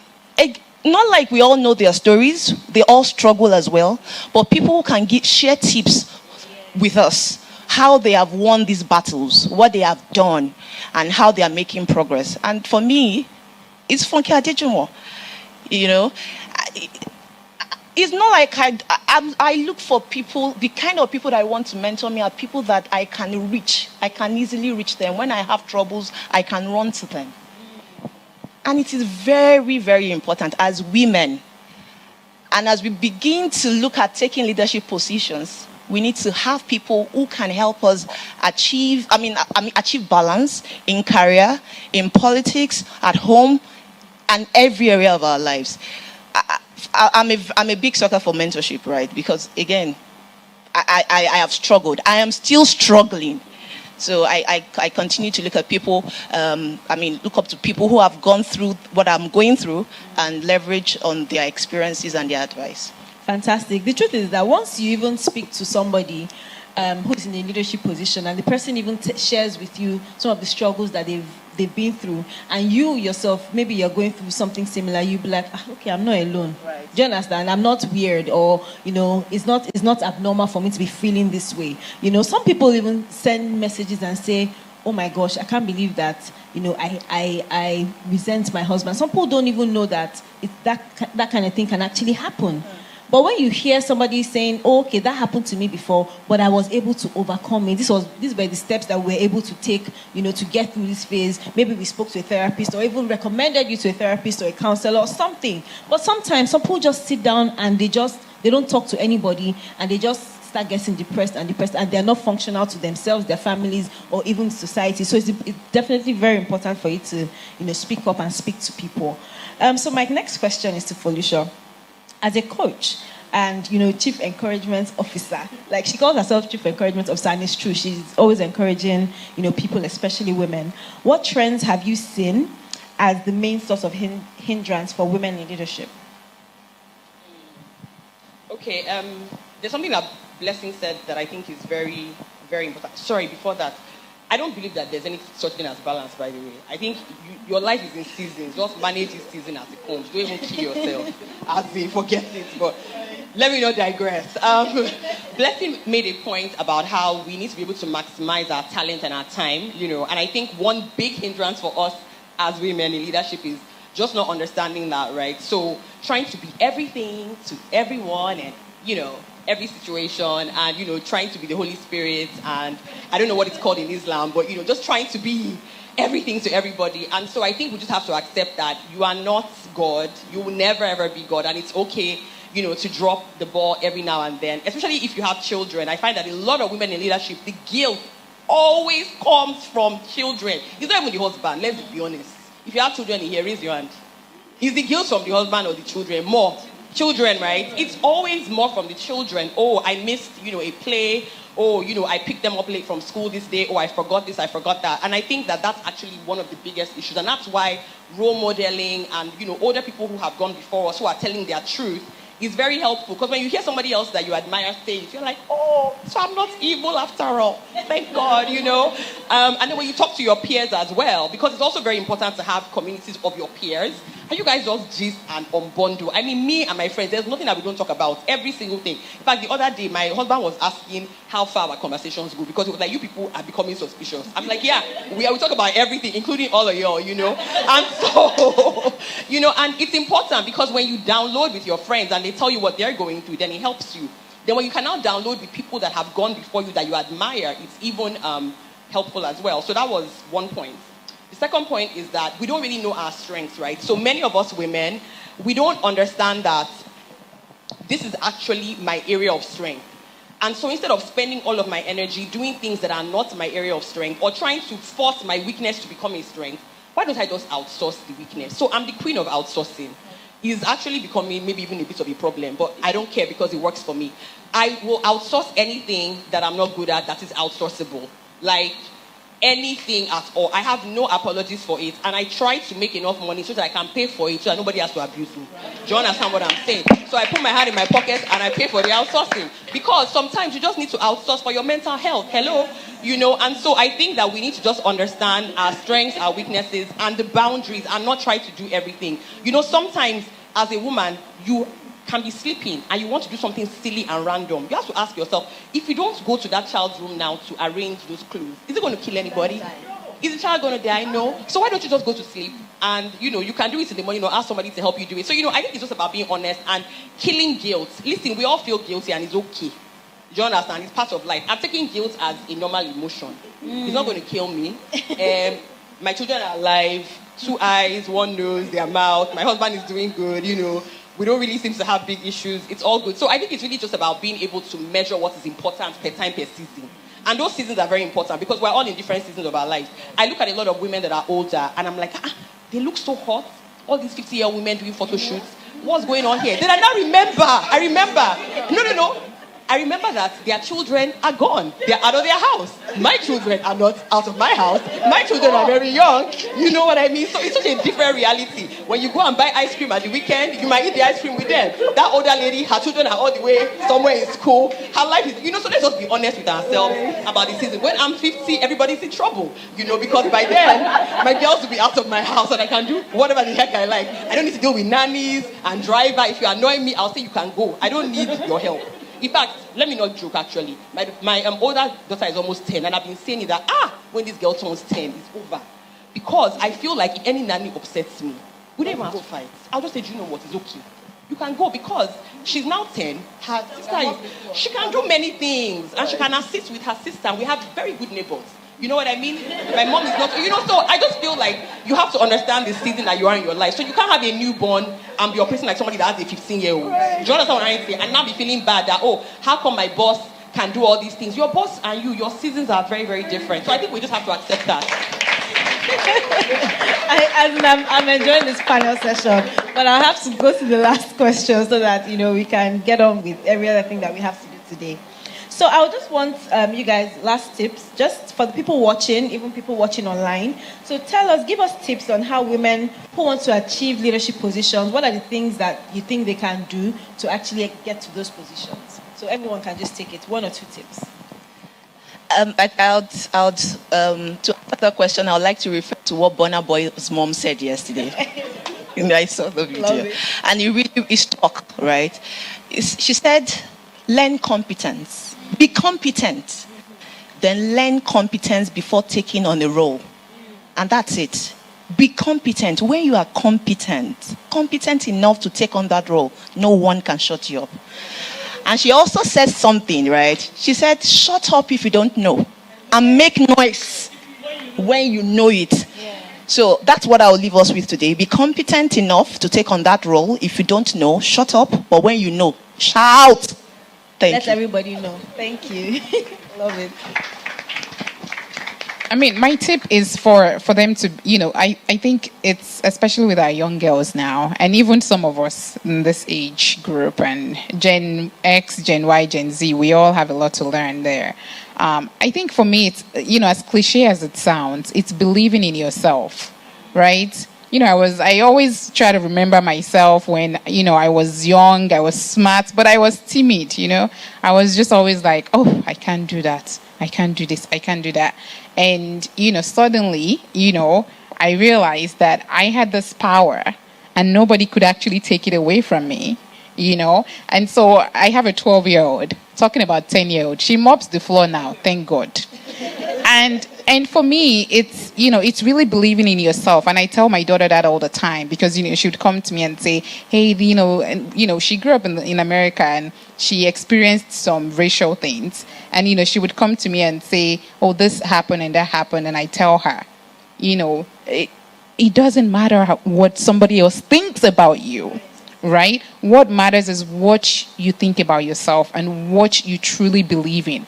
I always, and the second thing, and this is, it's actually in parallel, because I always tell myself and even my kids and anybody I come in contact with, is take an inventory of yourself. First of all, before you even go out there to say, I'm going to run for office, I'm going to do this, I'm going to do that. What do you believe in? Right? And I do this exercise in my house as well. I ask my husband and I, we sit down and we talk about, what do we believe in? Who are we? Right? What are the things that make us us? What are the things that makes us powerful? What are the things that make you powerful? Right? Because that is the only way you can actually step out in boldness. We've talked about boldness here all day. And we need bold leaders. We need bold women. Because those are the women that will give us that universal health care, because that is something that we truly need in this country.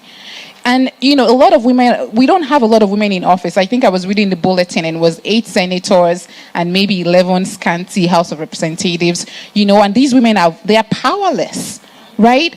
And even if they want to take bold actions, right, there's no power in their number. Right? So we actually need more bold people stepping up, because guess what?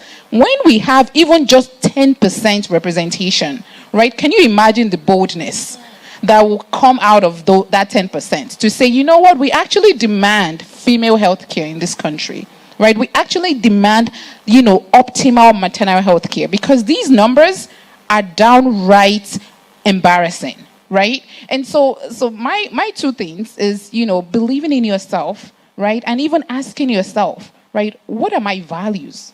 What are the things I care about? What do I believe in? Do that exercise everywhere you go, and you'll be surprised how much boldness that brings. Okay, so the first thing for me is, I think that when you are a woman in leadership and you are getting into leadership and you're transitioning from just being like a worker, where you're like entry/mid-level to actual senior leadership, you have to just understand that nobody cares about your technical skills. Sorry to break your heart as much. They care about everything else. Can you manage people? Managing people is the skill that everybody just gotta learn. And the reason is because managing people will make you more of a superstar than you trying to do everything by yourself, right? So that emotional intelligence that you need as a leader, to have a team of people and be able to say, okay, this one, this one needs this one needs that. So as an example, some of your team members just need you to say hello or good morning to them. Some of them just need you to buy them a birthday card. And, there's little things that people need. And I think understanding that as a leader can be very difficult, especially when you're a woman, because, you feel like, oh, I got to this position because I was a great accountant or because I was a great whatever. And then you get there and it's not about your accounting skills anymore because you have staff that can do that work. But you have to manage the staff. And that's where, the magic happens. And that's where a lot of us struggle. I've seen so many of us struggle in that area. In fact, I've had many conversations recently about women struggling with, I'm now, senior management, and it's just hard, dealing with all these people. But we actually are very good at managing people, women, naturally. It's just that when we're in the workplace or in politics or wherever, we don't take that skill that we innately have and apply it to that place. So I think it's very important that we understand that. Second thing for me is when you get to these newer levels of your life, right? Like your next level, your next position, whether it's in politics, business, career, whatever, don't think that you know everything. And I like what you said that Burna Boy's mom said. That was just really, really apt. You don't know everything and it's very okay. What you need to do, in addition to, maybe helping your competencies also, is to get the people that have been where you are trying to get to. And be very shameless about asking them questions. See, I'm so shameless about stalking people that I think, are going where I'm trying to get to. Very shameless. I ask them every single thing because they know what you don't know. And we need to be able to understand that a woman that has made it to a certain point of leadership, with maybe just men around her, there's something that you need to learn from her. So just, put your humble hat on, find those women in your industry or whatever industry, and make sure that you are learning from them. Now, somebody mentoring you or you learning from somebody or role model, it doesn't mean that you are their clone. Because that's another problem. A lot of people don't want mentors because they feel like, oh, is she going to make me like her? Is she going to force me? No, you just learn from people. I like how Sheon said that she has mentors for different areas of her life, for your career, for your family, So I think it's very important that we do those two things. We understand that as you rise, your technical skills are less required. Nobody really cares. It's more about everything else. And then the second thing is make sure that you find people that you can talk to, that can help you. When you are breaking down, when you are, losing your mind, somebody that has been where you're trying to get to that can help you out. Thank you. Thank you so much. My panelists were absolutely amazing. I hope you guys enjoyed the session. We're around if you guys have questions to ask. I think Lila mentioned that, questions will be asked later. But thank you all so much for listening. Thank you for always clapping and cheering us on and gingering us to come up with those examples that are relatable. All right. Bye. And download the AGS Tribe app. Thank you. Thank you so much. ElectHER, Folusha, Sheon, and Blessing, thank you. So another great session with several takeaways. We'll get into the takeaways now, but just to give you a quick rundown of what's going to happen after that, we'll take questions and any comments from the first two panel sessions, and after that we are going to have a spoken word performance just before we go on our tea break. So the first takeaway that we had from this amazing session, well done ElectHER, was being able to have conversations about real deep issues, the importance of networking amongst women, having strong communities and strong collaboratives where you can speak about issues that you may not feel like you can discuss with your male counterparts, men in your lives in different ways. And I think that's a very great point. One thing I will say and add to that as well is there's a lady I met about 5 years ago, and she said to me, she was like, Layla, whenever you get to the top floor, always send the elevator back down for other women to rise, because your current position may be someone else's desired position. And I think that's the crux of everything that we've discussed here today or so far this morning. So what we are going to do now is we are going to take questions and any comments that you have. So I'll come around with the mics. So if you have any questions for our first set of panelists or our second, please do feel free. And after that, we'll have a spoken word performance. So, yeah? Okay, great. Well, good afternoon, everybody. My name is Nadia Femi. I work at Arise News, and I'm really happy to be here. I've learned so much so early on. It's a mix between, I guess, a question and a comment, and I'm so happy to have listened to both panels. I think one thing I wanted to discuss was imposter syndrome, and I think that as women, naturally, we come into spaces and we think that we don't know as much as anybody else at a table, or we don't know perhaps when we should speak or when we should ask a question. If we ask a question, does it make ourselves look weak? Do we look like we're over-talking? And one thing I've learned is that with imposter syndrome, first of all, it shows itself in more than just the workplace. You could be at home and not feel the most attractive or whatever the case may be. So one thing I would like to say, and a question I'd like to ask, is how can we identify when imposter syndrome is speaking to us and when is it just our rational thoughts? I'd like to ask that question of you all, and thank you very much. Thank you, Femi. Yeah, thank you, Nika.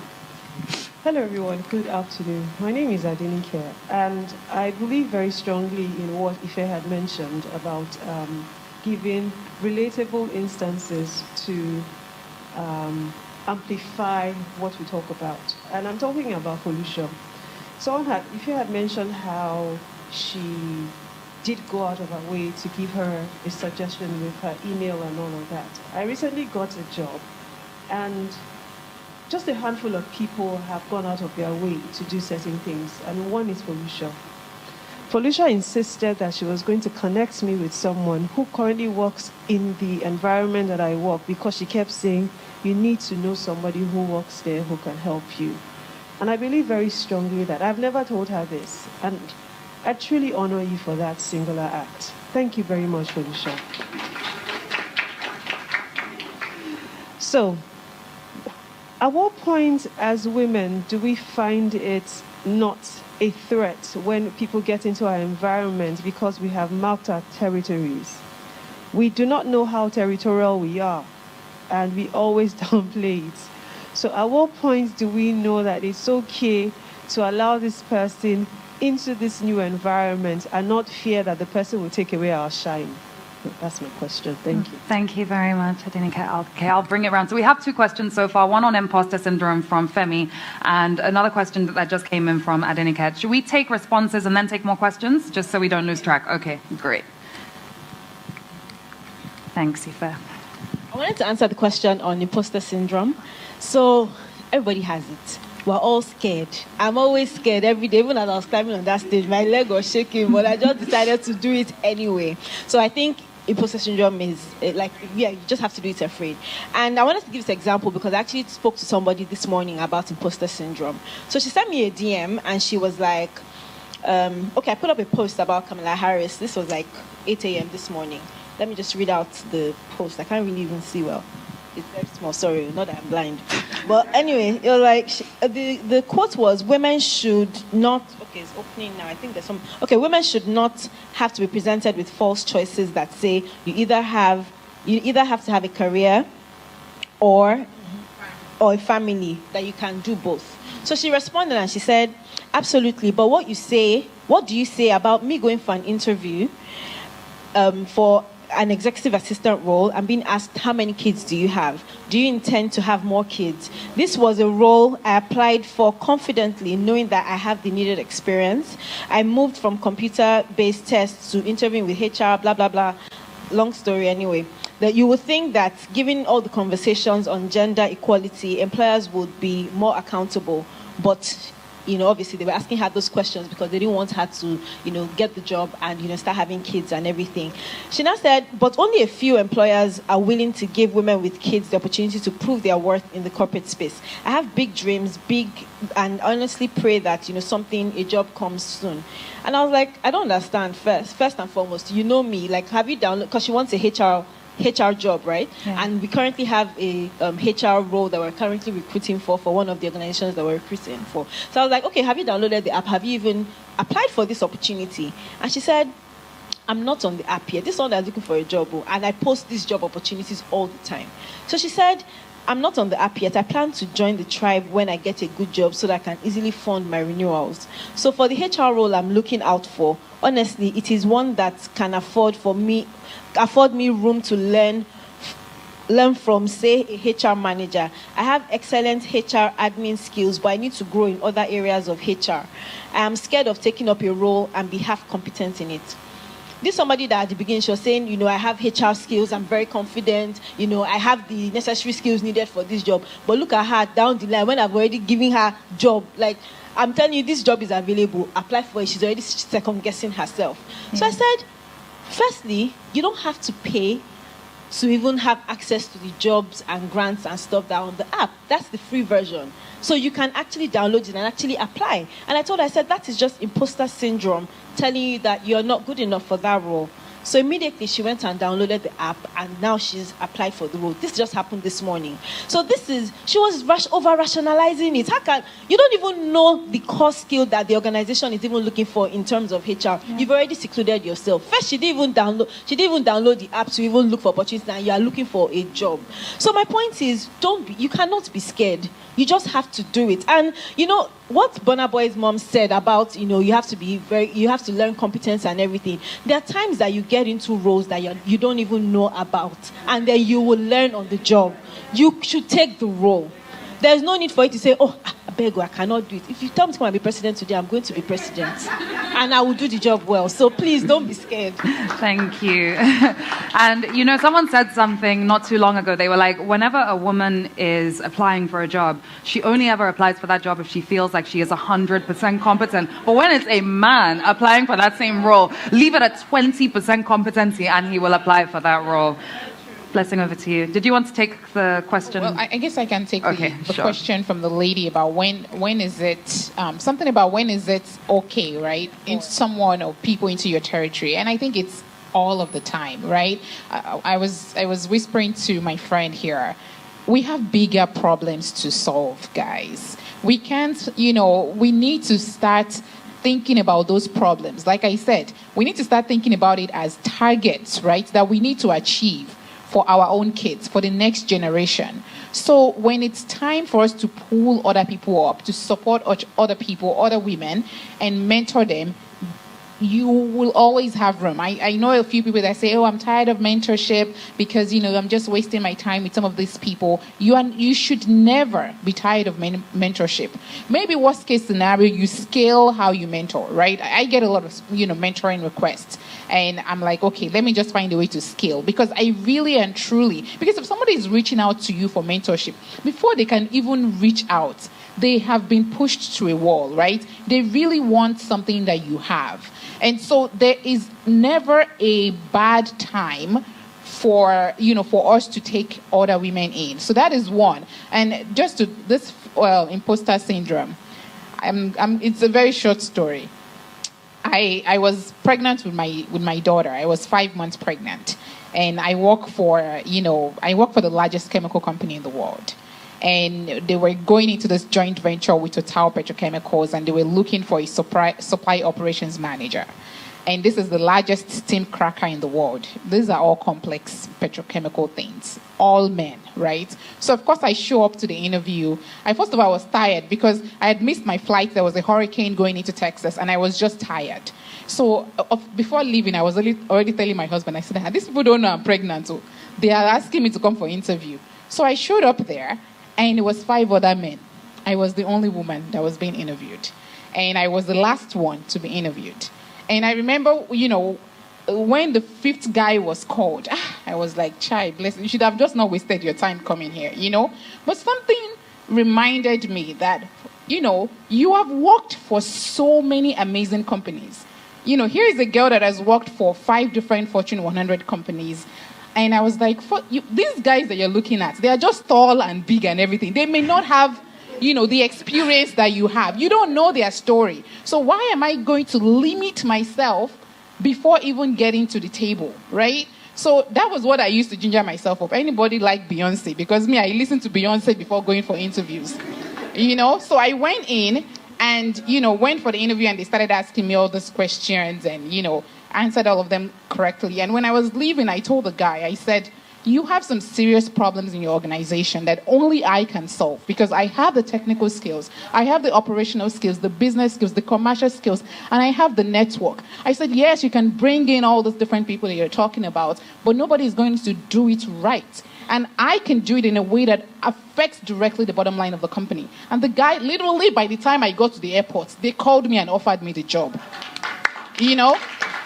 So please, imposter syndrome is the cousin of fear. They are best friends. They band together. When you have that imposter syndrome, just tell the Satan, we are all religious in Nigeria. Say, back away. Because this is for me. This is my table. I have worked hard. Women are more educated than men. Women, I have 3 degrees. My husband only has 1. And I'm sure so many of you are in the same situation where you look at the next man and you have better qualifications. So why would you walk in thinking that you're not, that you don't measure up, right? So please, let's take that imposter syndrome away from our dictionary, take it away out of our kids at home, and let's focus on the work that actually needs to be done. Thank you.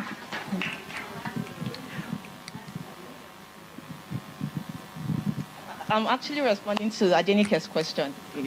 And I'll use myself as an example. I have a logistic company, and I realized that every quarter we have about 9.6 million people in Lagos who buy online.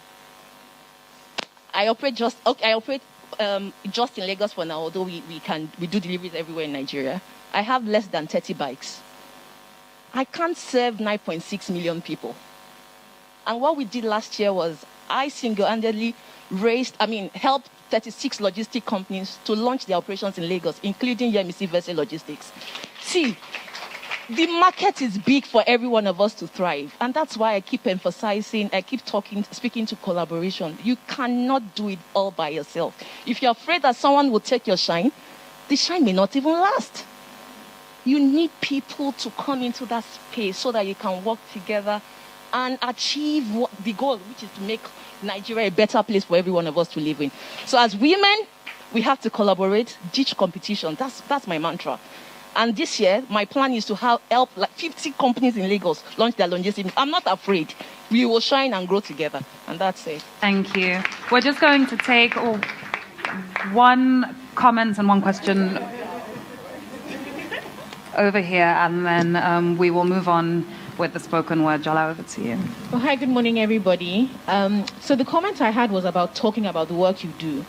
Yesterday, I was doing some work for ElectHER, and we were looking to find just speeches, comments, witty anecdotes from women in office, and we couldn't find. And it's not that they're not in office, but they never talk about the work they're doing. They never take up space, they never take up room. So when you Google or you search in whatever search engine you use, rise in crime in Ebutimeta, you'll find a quote from the newspaper from a male representative, but when you're looking to find, when women who do really well in a space get there, sometimes our gratitude overwhelms us. We're so happy that we're there that we don't let it be like I'm making noise or I'm talking about the work I'm doing. But what happens is when young girls are searching, like, I want to be a chemical engineer, all they are going to see is advice from men, words from men. I want to work in this industry. I want to go into politics. I want to work in this type of firm. They are not seeing, people are encouraging them. And it's true, there are women in this industry. And then when they get in, they hear that it's a woman that's in charge of this place. But the woman never pushes her way into any of the seminars if it's not specifically for women, it's like we're afraid to take up that space. If they don't call you for a meeting or International Women's Day, I know it's routine, but say something. You don't know who is looking for. It took us hours and hours and hours to find just speeches. We've had multiple presidents that are women in Africa. I could not find a speech. I messaged Bijoke, I messaged Kezi. I said, I can't believe I'm looking for a speech just to encourage women. I can't find. But you see men droning on and on. The speech doesn't have head, it doesn't have tail, but they are there. They've said something, and history records it. So whatever industry you're in, I know sometimes we feel people will make fun of you. They'll try to make you feel small and stupid and like all you are about is she's just making noise, she's just there. But those things are I'm saying it, but it was amazing. Even when you just search, there's no combination. Female politician, Nigeria. African politician, woman, Africa. I couldn't find. And it was so sad. Apart from Ellen Johnson, it was really, really sad to me that we take up space. We do good work. And then by the time you leave, because you haven't taken the time out to record what you do, it goes away. And so the person coming behind you has to start arguing like she's starting from scratch. Because History you didn't take the time out to say this is the work I'm doing. You didn't take the time out to develop networks. You didn't take the time out to say, okay, I'm a House of Reps member. All the women who are running for student union positions in all the federal universities, let's do a meeting in Abuja. Let's talk about this thing. You don't do that. So please, I know it can be embarrassing, can be difficult, but just for posterity's sake, not for you, but for the people who are searching just to find some inspiration, it's really, really important. Thank you, Jola. And we're going to take one more question over here. Thank you. That's good. Hi, guys. Oh, hi, ladies. Good morning. My name is Goodness, and I'm a HR consultant. Thank you, Fair, for inviting me. Just two things, and it relates to what both of them have said, right? I work in tech, so I'm very used to being in male spaces. So I don't have that problem of shrinking when I'm where there are men, or because I've been used to that. But yes, of course, when you're starting out early, there's that fear but I'm used to that now. But a few things though. In my career, I've had 3 managers, 2 men and 1 woman, and I preferred working with the men. And I don't like it, right? But it is the truth. And one question I asked someone yesterday, I said, I talk a lot about culture because my career started in Microsoft. Well, that was my second job. And I'm used to great culture, great company culture. And I look out for it everywhere I go or wherever I talk to people. And when I started to consult for startups, it was the first thing I started to do. How do you make your culture, a place where people are happy to come to work, where people are able to give their best? And you see that in startups where women own the businesses. Let's talk about maternity leave. How many women give their fellow women up to 6 months of maternity leave? It is the men who are still more understanding. How many women say, okay, you're having issues with whatever, take time out. They'll tell you, am I not a woman? Did I not give birth to children? Didn't I go through this? So these are issues that we have to start to change ourselves. I told myself that one of the things I learned from my female boss is the kind of boss I will never be to anybody. Right? So I hope that is also something that we're taking out from this session today. The kind of manager you'll be to somebody. Because I see that a lot of women or men, where they take their lessons from is how they turn out to be. So I went for a session to talk to a company on culture. And I asked one of the men, what is the reason why you work the way you work? 24/7 on the clock. He said, where I started my work, that's how my boss was. That is how we work. So you see that people carry on cultures from where they're coming from.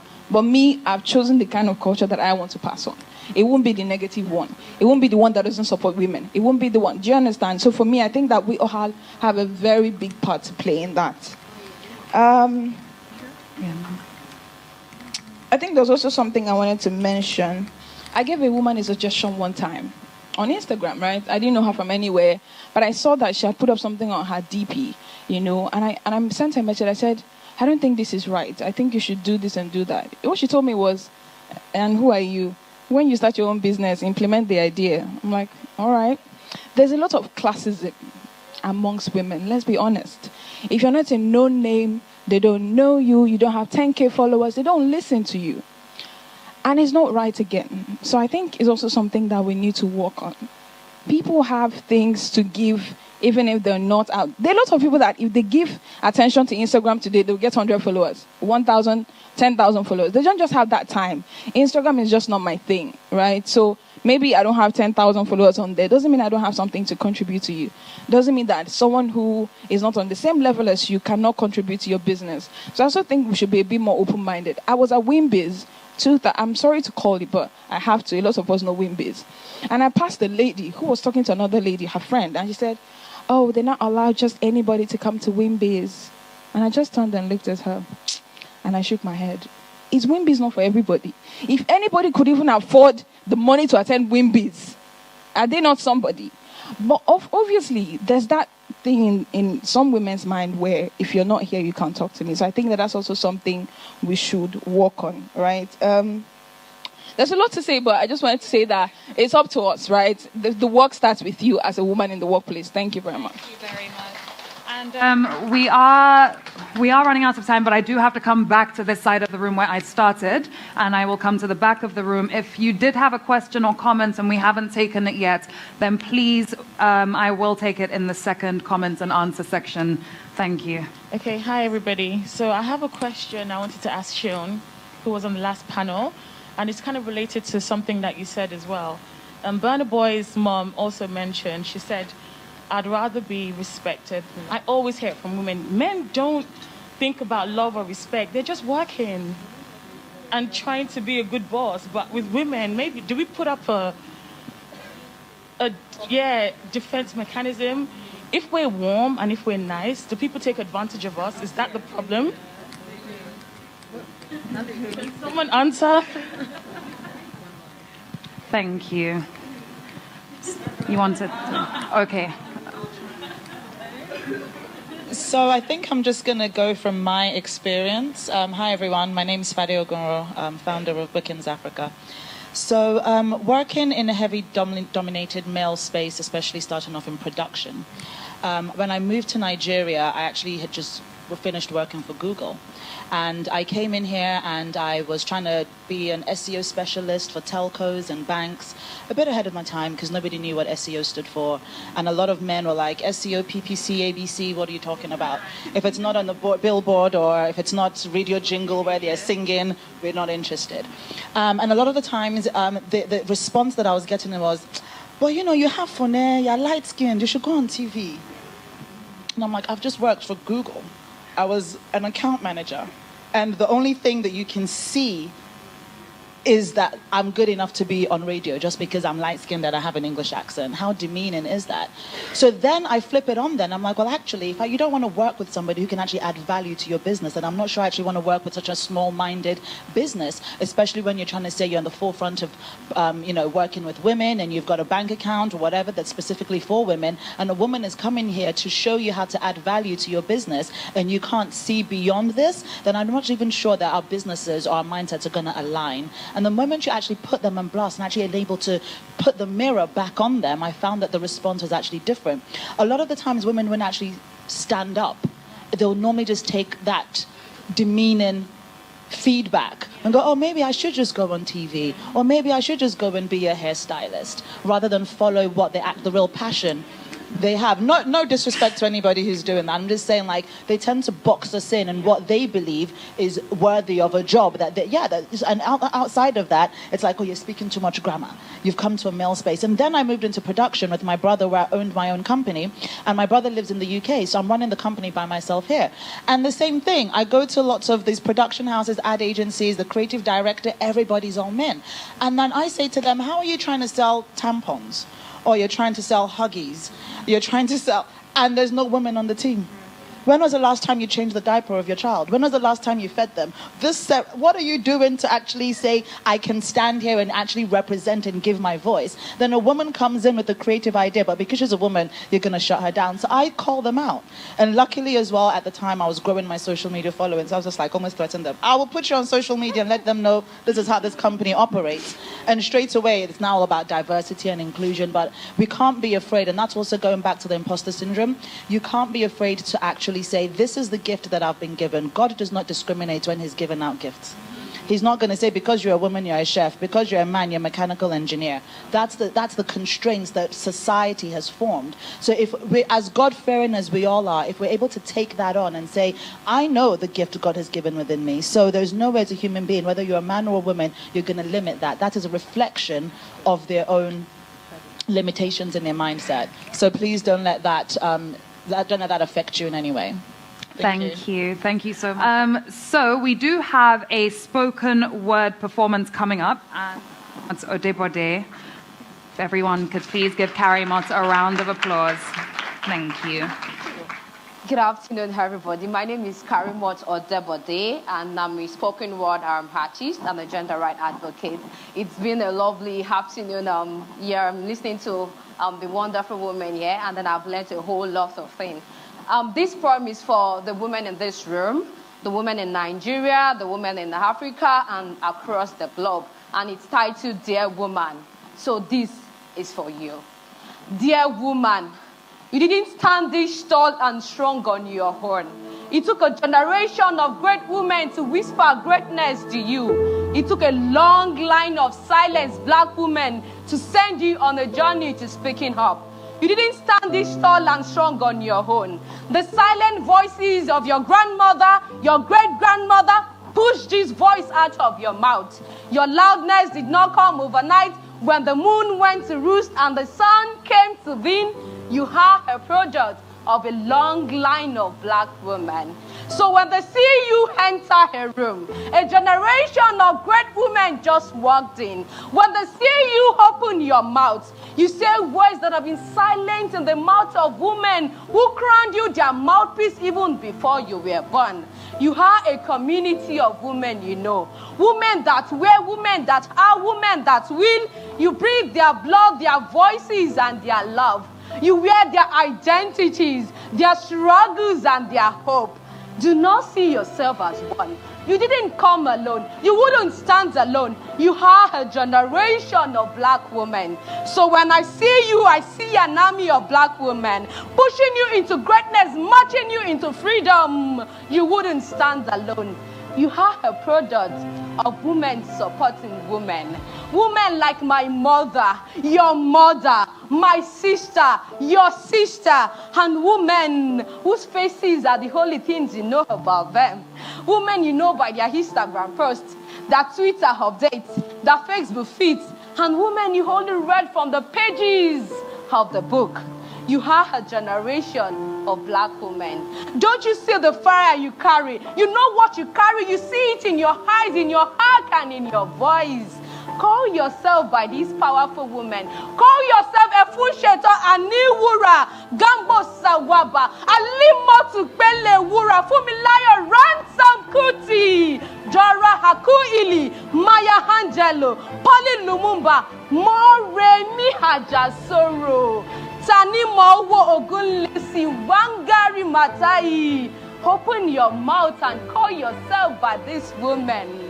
Sarah Jibri, Ngozi Okonjo-Iweala, Serena Williams, Oprah Winfrey, Abba Women, Stella Adadevo, Aduni Oluwole, Winnie Mandela, Uda Sharawi, Miriam Makeba. Call yourself by these powerful women and every other woman you can lay claim. Dear woman, you are your ancestors' wildest dream. You spend so much time doubting this strength. Now is the time for you to stand and wear your crown.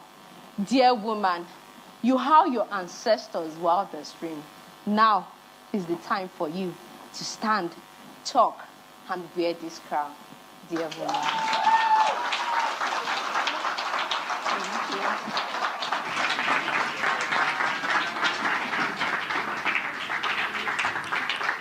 That was beautiful. Thank you, Karimot. And good news for us, Karimot is going to perform again later on today, so we will get a second spoken word performance.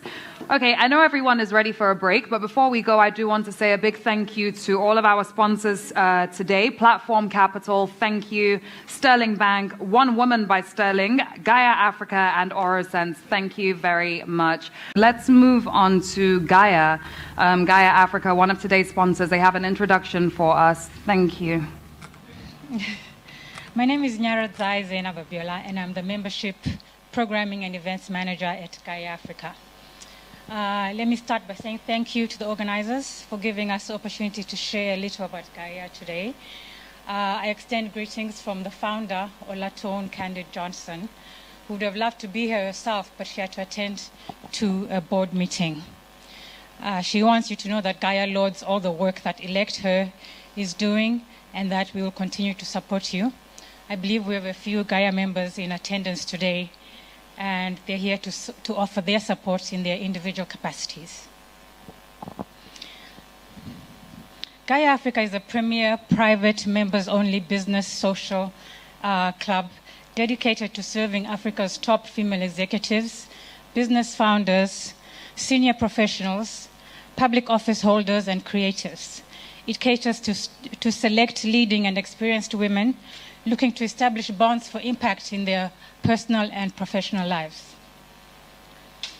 We all know that it has always been easy for men to meet in comfortable and confidential clubs where million-dollar deals are negotiated. But such spaces are either uncomfortable or completely out of bounds for women. The dearth of innovative private members clubs for women leaders to connect, form strong friendships, collaborate, partner, learn together, mentor, and support each other created the gap that Gaia Africa now fills. Gaia represents the power of making useful connections, staying persistent, and executing ideas. Most importantly, our collaboration is built on the Gaia Honor Code of mutual trust, integrity, and authenticity. Our vision is to create a third space for women to network, put deals together, expand horizons, or simply to de-stress or disconnect from a harried world. We do this by creating a nurturing environment for women to meet, support, and validate one another, enjoy themselves, while growing a strong business community where diversity and inclusion thrive to produce unlimited business successes. We also provide access and create exposure to members with our national and international collaborators. Gaia Africa is expansive in its offerings. We offer specially curated activities and programs that provide real value for our members. Our Executive Academy provides programs geared to help women acquire and or improve skill and knowledge through training programs such as the PwC Gaia Business Skills Program, which is starting in May and is running for 3 months, and the Storytelling for Business program in partnership with Engage Kenya, which is scheduled for April. Weekly digital workshops engage our members on topics ranging from health, finance, leadership, lifestyle, investment opportunities, technology, just to name a few. And these virtual sessions, facilitated by locally and globally recognized guest speakers, are interactive, enlightening, and engaging. We also encourage and facilitate the all-important social connections through our 7 mini clubs, namely the Business Dining Club, the Gourmet Club, Book Club, Film Club, Arts and Culture Club, Travel Club, and Style Club. Each of these clubs is geared towards enriching members' experience and connectivity. As we are still in a pandemic, a number of our mini clubs are virtual, and members can access them from their phone or tablet from anywhere in the world. Lastly, but not at all the least, Gaia Africa Clubhouse opens at the end of June 2021. Located in Victoria Island, the Clubhouse is designed as a serene, secure, and tasteful third space for women members. Members can meet, attend events, enjoy self-improvement seminars and workshops, develop new skills, take a dance, Pilates, or yoga class in our fitness studio, enjoy a steam and massage, or a meal and drink with friends, family, or business associates, or just relax in their home away from home. To join, Gaia has different membership categories, which you will find on our website. If you're interested in joining or would like more information, please visit the website at www.gaiaafricaclub.com or send an email to membership@gaiaafricaclub.com. Thank you very much. Thank you. Women's only members club sounds like where I want to be. So yes, I hope everyone had a good tea and coffee break. We are going to move on to our third panel session of the day today. And the third panel session is being hosted by Sterling One Women, which is a platform by Sterling Bank, allowing access to an array of offerings for women. I'm sure we're going to find out a lot more about Sterling One today. Hosting or moderating rather this panel is Temi Lolua Desholu. But before I invite Temi up, I am going to ask that we play the Sterling Bank introductory video on One Women.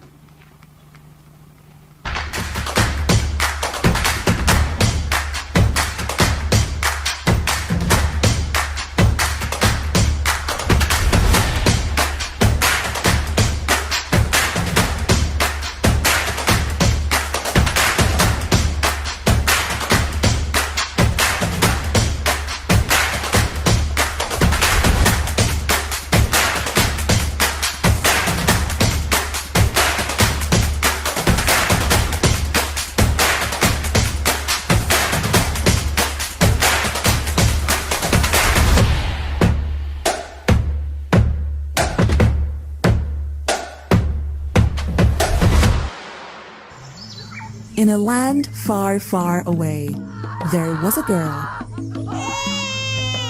It is a girl! She dreamed of a future, bright and beautiful, but she only wished she could make it come true. Today, women are breaking boundaries posed by stereotypes of gender bias and inequality, charting their course, creating a new future of female innovators, entrepreneurs, and global leaders, because the future is inclusive. And her future is now.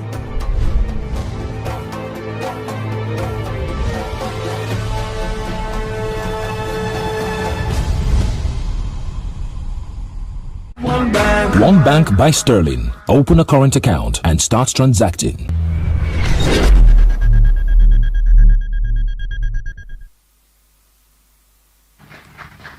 And we'll find out a lot more about this scheme today. But without further ado, I'd like to invite up Temilolu Adesholu, who is the Chief Marketing Officer of Alternative Finance at Sterling. And the topic of today's session is empowering women in leadership through financial inclusion. Thank you, Temi. Thank you, everybody, and welcome to our panel session. I've had such a great time today, and I hope that you guys have as well. I wanted to say that these discussions are so powerful and so important, and I hope that we're sharing it on all our platforms. Without further ado, I'm going to go into our panel session now. I want to welcome all of you to the Sterling panel session. We're going to be talking about empowering women through financial inclusion. So the thing is, right, we speak about having a seat at the table and, smashing the table, breaking boundaries, etc. However, we need to speak more about the resources. How do we do it? We need money, we need coaching, we need things like that, and that's where we come in. So today we're going to be talking about how you can access some of these things.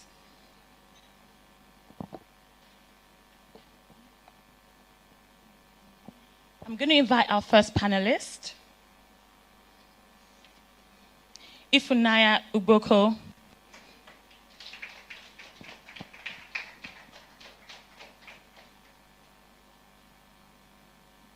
Can we clap a little more as she comes up? So Ifunanya is a seasoned banker with over 10 years experience. Her experience cuts across treasury marketing and financial institutions. She holds an MBA from the Lagos School of Business and currently heads the One Woman proposition at Sterling Bank. Welcome. Okay, I'm going to call up now Vera Ehogbon.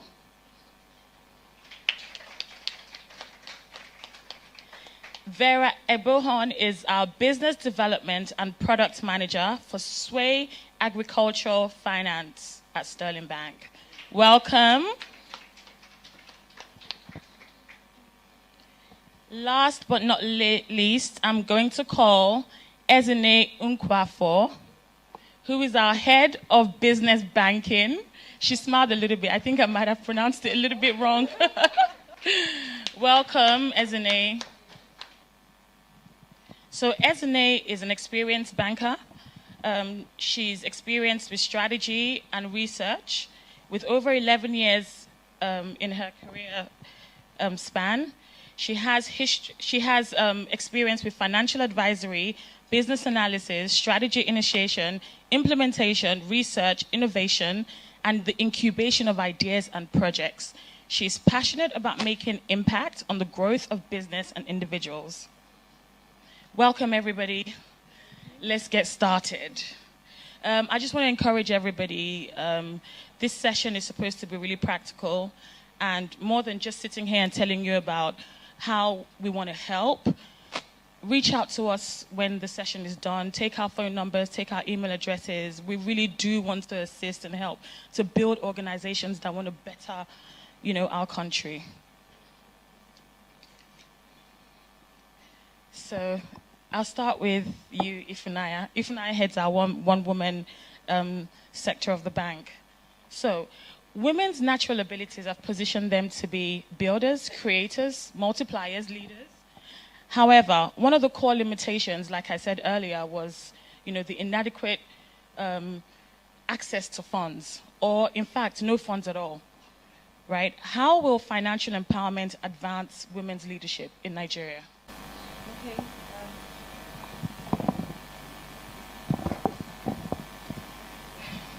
Okay. So fundamentally, women naturally have stuck to the norm where we feel we are dependent on others. We feel we need others to survive. We need a man to get things done for us. We need to be behind a shadow, a covering, which has been a problem for women, not just Nigerian women, but it cuts across women in Africa generally. Let me share something with you. My mom, very strong, hardworking, committed and dedicated. As a child, I never knew people bought bread and cake, like you go into a store and you buy bread and cake, because everything we had to eat in the house, she made everything we ate in the house. So there's something like mommy's bake bread, mommy bakes everything, mommy makes everything we eat. Unfortunately for my mom, she lost my dad when she was 34, and there were 5 of us. From the first was about 10, and the last was about 3 months. Yeah, 3 months. My mom had nothing. She just had herself and her kids. My dad didn't have a life insurance policy, and there was no trust fund set up for myself or my siblings. So it was a rough journey for my mom. She had to assume a responsibility that was beyond her, okay, at a very early age. Excuse me.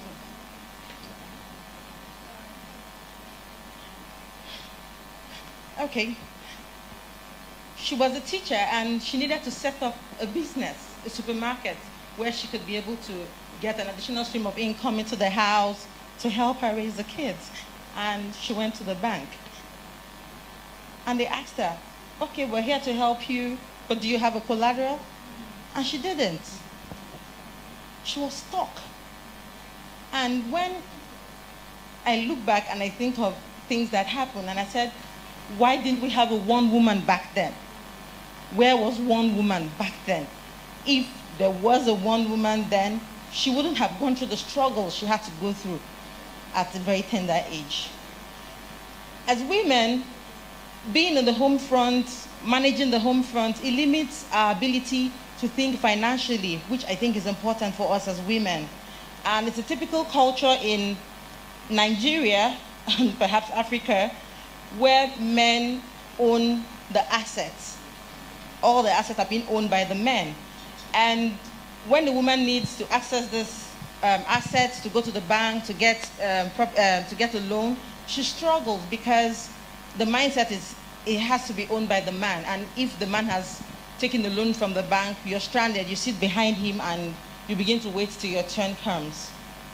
This norm needs to change, and that's why we have a one woman here. Also, we need to understand that if we empower women, the impact not only plays in the immediate family, it also affects the society and the economy at large. How and why do we empower women? We empower women because we want women to be independent. We want women to be confident, to be able to assume leadership roles, take on responsibilities. We're talking about ElectHER. How can we put more women there? But these women, they need to be financially empowered, set up their own businesses, scale up their own businesses. When a woman is financially empowered, she is full and fit, mentally and emotionally. There's something they say in Igbo. Apologies to people that are not Igbo here. They say, Akunesio BK. And what that means is wealth gives you confidence, a level of confidence. And I feel a lot of Nigerian women should come out there and embrace what is their right. We are gone past being dependent on people. We are gone past being dependent on people. So we should sit back and tell ourselves, we can do this, we can come out there. Women should be empowered. And when women are also empowered, they become good role models to other people out there, both male, both female. Because financial empowerment goes a long way to bring out the full potential of a woman, and it makes us cover the full cycle where it's a woman transforms, she nurtures, and she multiplies. Thank you. Thank you. And just to add to that as well, when women have ideas like ElectHER, for instance, or, the AGS tribe, there's one thing to have the idea, but then you need the resources to actually bring those ideas to life and do something like this. Thank you for that. So tell us more about One Woman in detail, and tell us how women here and women that are watching can leverage from the community that is One Woman and also the offerings. All right, so One Woman, what you hear as One Woman is what you understand typically as a female gender desk. One Woman, the One Woman proposition, what we do, we are focused on identifying and profiling tailor-made solutions for the Nigerian woman. These solutions cut across from business, personal, social, and all what may. That's what we do at One Woman.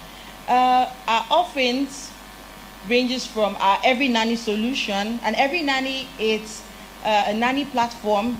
And why we have been deliberate about this, our Every Nanny, is to ensure women have a good work-life balance. A lot of women, we wear several hats, trying to keep up as mom, trying to keep up as wife, daughter-in-laws, sisters. We can't do it all. It's a whole lot of work.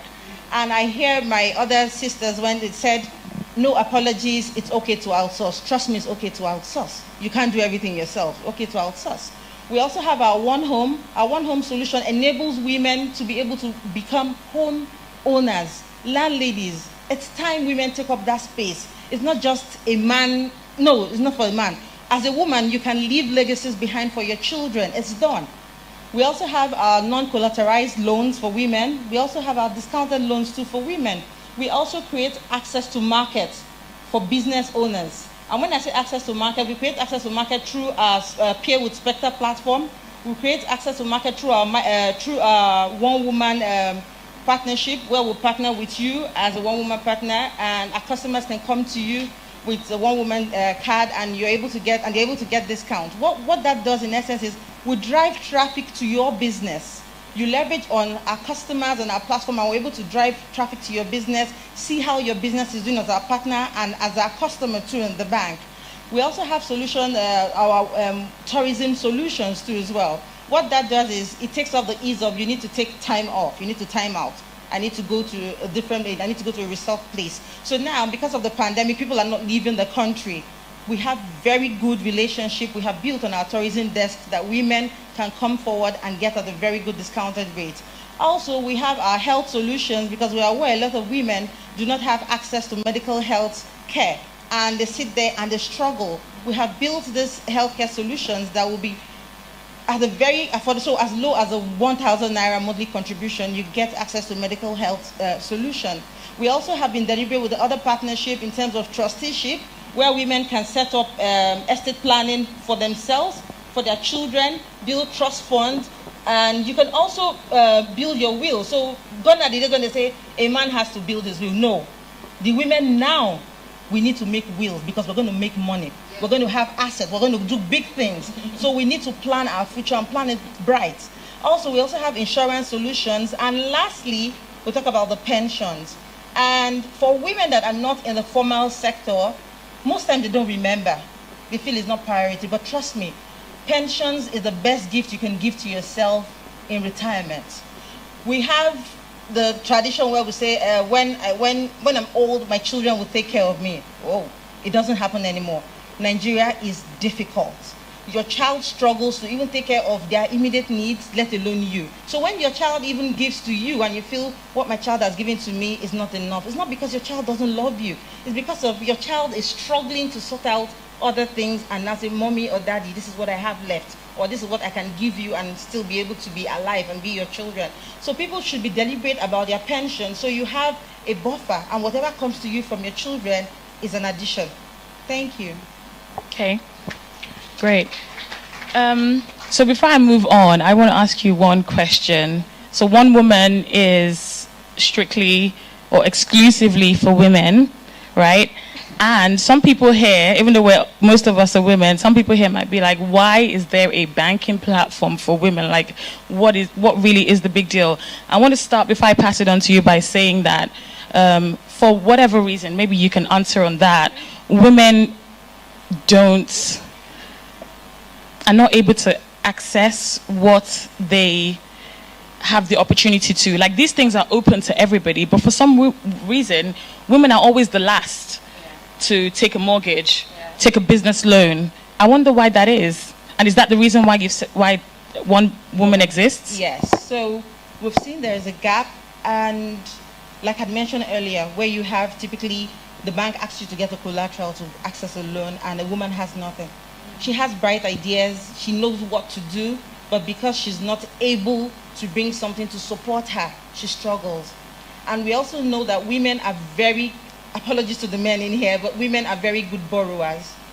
They have a very good credit record when it comes to borrowing, and they are very good multipliers. So we have seen this, women are ideal to do business with. Let's try women out. Let's create something different, something special for women. We are different, and we need to appreciate ourselves.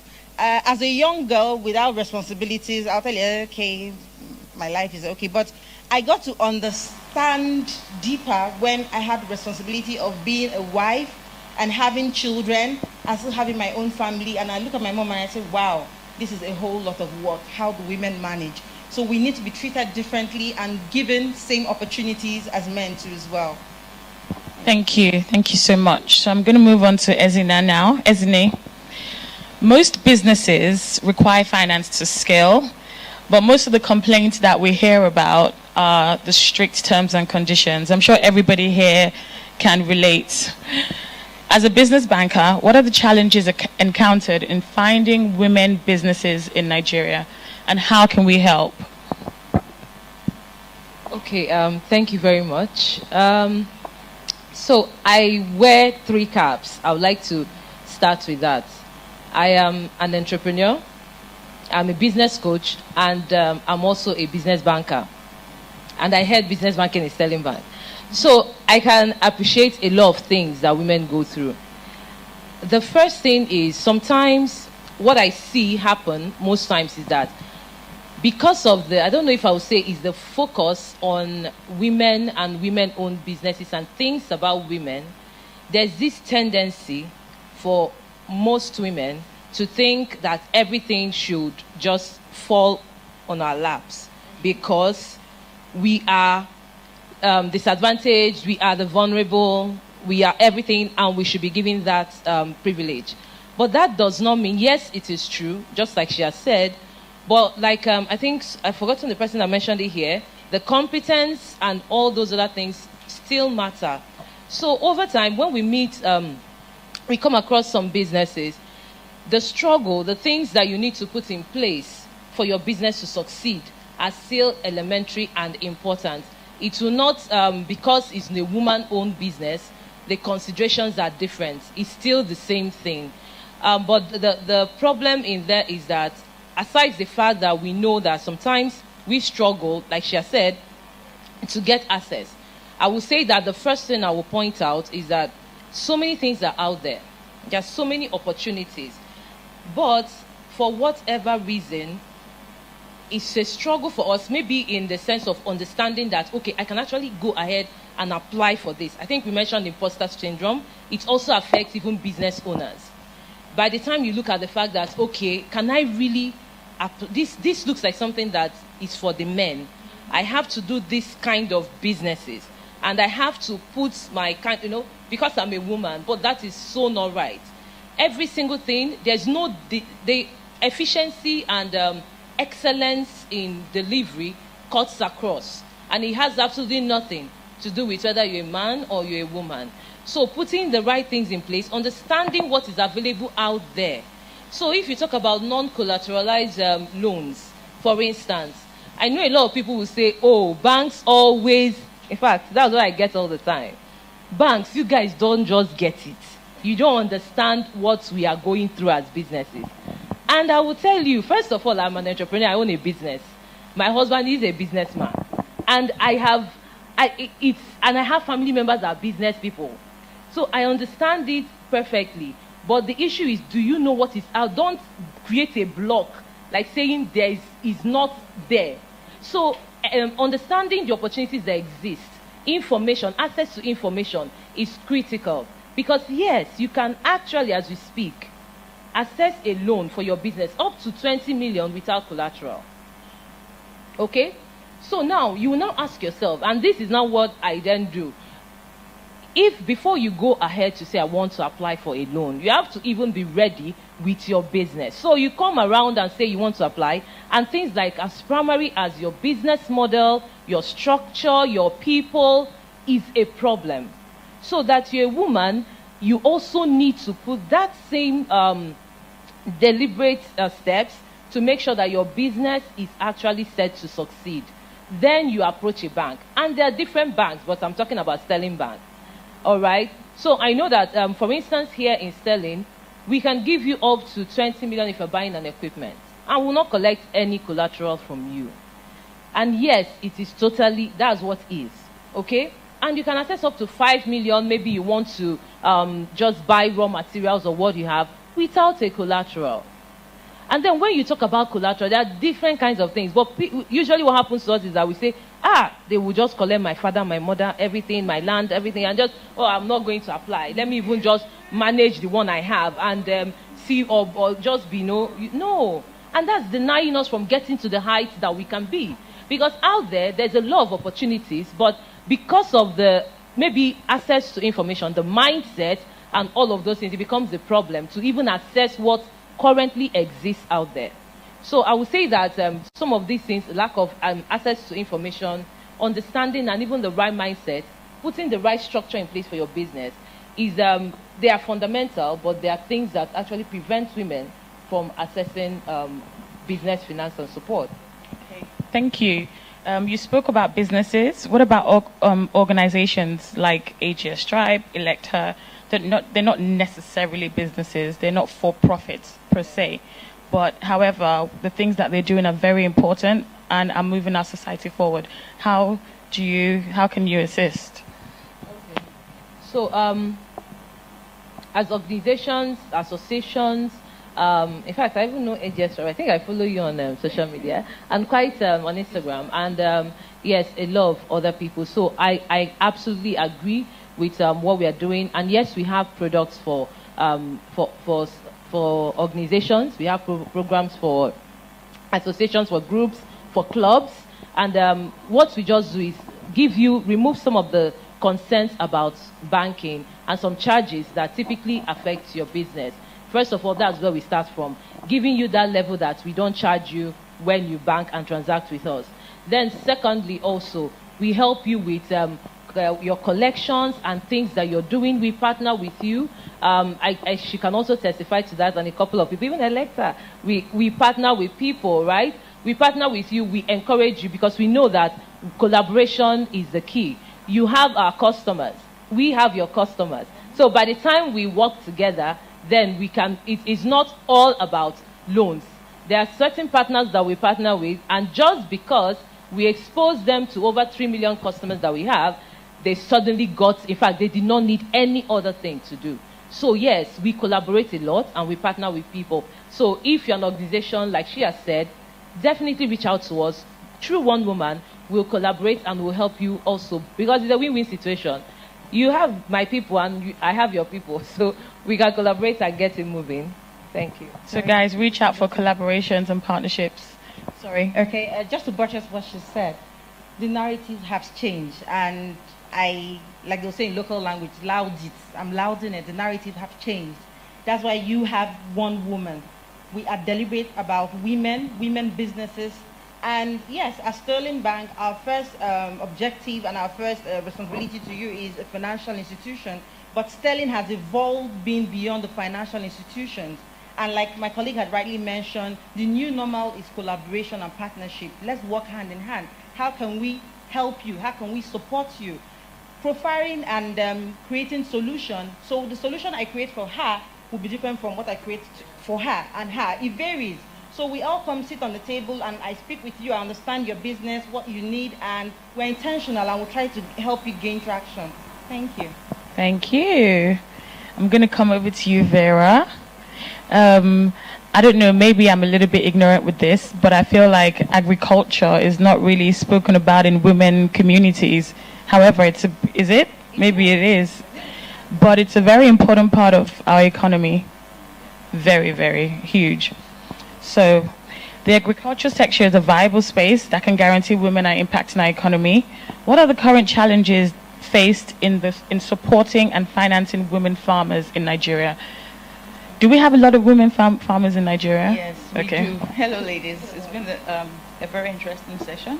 I'm actually having fun. And just to throw more light to what you've asked, according to the Federal Minister of Agriculture, women make up 75% Amazing. of the agricultural workforce in Nigeria. So I wanted everyone to hear that. That's why women are doing a lot of things. But the sad thing is, people don't know about these things. People don't even, and these women, they face a lot of barriers, right, to accessing agricultural loans.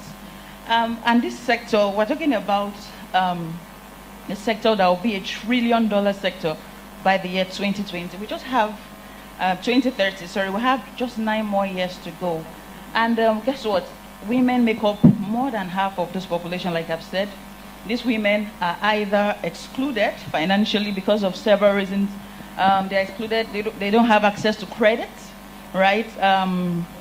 Inputs, right? Good storage facilities and access to markets. These are problems that are plaguing the smallholder farmers, and 80% of these people are women. And you see that they are in that life, that cycle of poverty. But for us as Sterling Bank, we understand that if you finance a woman, you're actually financing an entire generation. Absolutely. Right? We've gone ahead, we've set up 10% of the loan portfolio to financing agriculture in the space. In fact, in Sterling, we have a mantra, right? It is enriching lives and empowering businesses. So for us, we are not just a bank, right? We are a platform. We care about you. We want to take you from where you are to where you ought to be. We even carved out 5 sectors. We call it the heart of Sterling. And there's an acronym for health, education, agriculture, renewable energy, and transport. So you can see at the center of the heart is agriculture. Guess what? We were on lockdown, but was our stomach on lockdown? Nope. Farmers had to still go to the farms. In fact, they had to relax the lockdown for the agricultural sector and maybe the health sector, very critical sectors. And this is what we believe in Sterling Bank, and we've dedicated a lot of resources to financing the sectors, right? But the perceptions that, okay, women businesses, women own farms, they are very risky to borrow to. They don't have collateral. Like if Naya said, I was very touched. I was like, okay, because of collateral. And guess what? Collateral is even the last thing a bank looks for, right? When you're accessing the capacity of a customer to repay the credit. So why do banks keep hammering on collateral? But for Sterling, we are different, right? There's also that perception that agriculture is a hard labor job, so it's for men only. So the women are often marginalized to processing, storage, distribution activities when they should be involved in the real production activity. And guess what? Agriculture is evolving, it's developing. Gone are those days when you think of agriculture, you picture an old man or a woman with hoe on her shoulder, torn wrappers and all that. Agriculture has evolved. We're talking about using drones, right? Climate smart agriculture and a lot of things, robotics, artificial intelligence, all in the agri space. So women should be, part of the people championing these innovations, changing the narratives. So those are some of the challenges. There are a lot of them. Lack of access to or lack of knowledge of financial products. Sterling, we have a lot of products. We shall unpack it as we proceed. So thank you. And one of those products is the Sway Fin AG. Can you tell us a little bit more about that? Okay.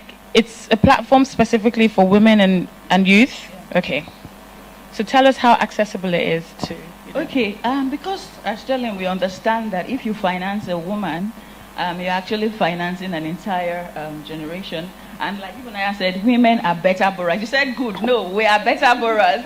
No offense to the men in the house. And these women have that tendency to always plow back their income, right, into their families to improve their education, their nutrition, and their health.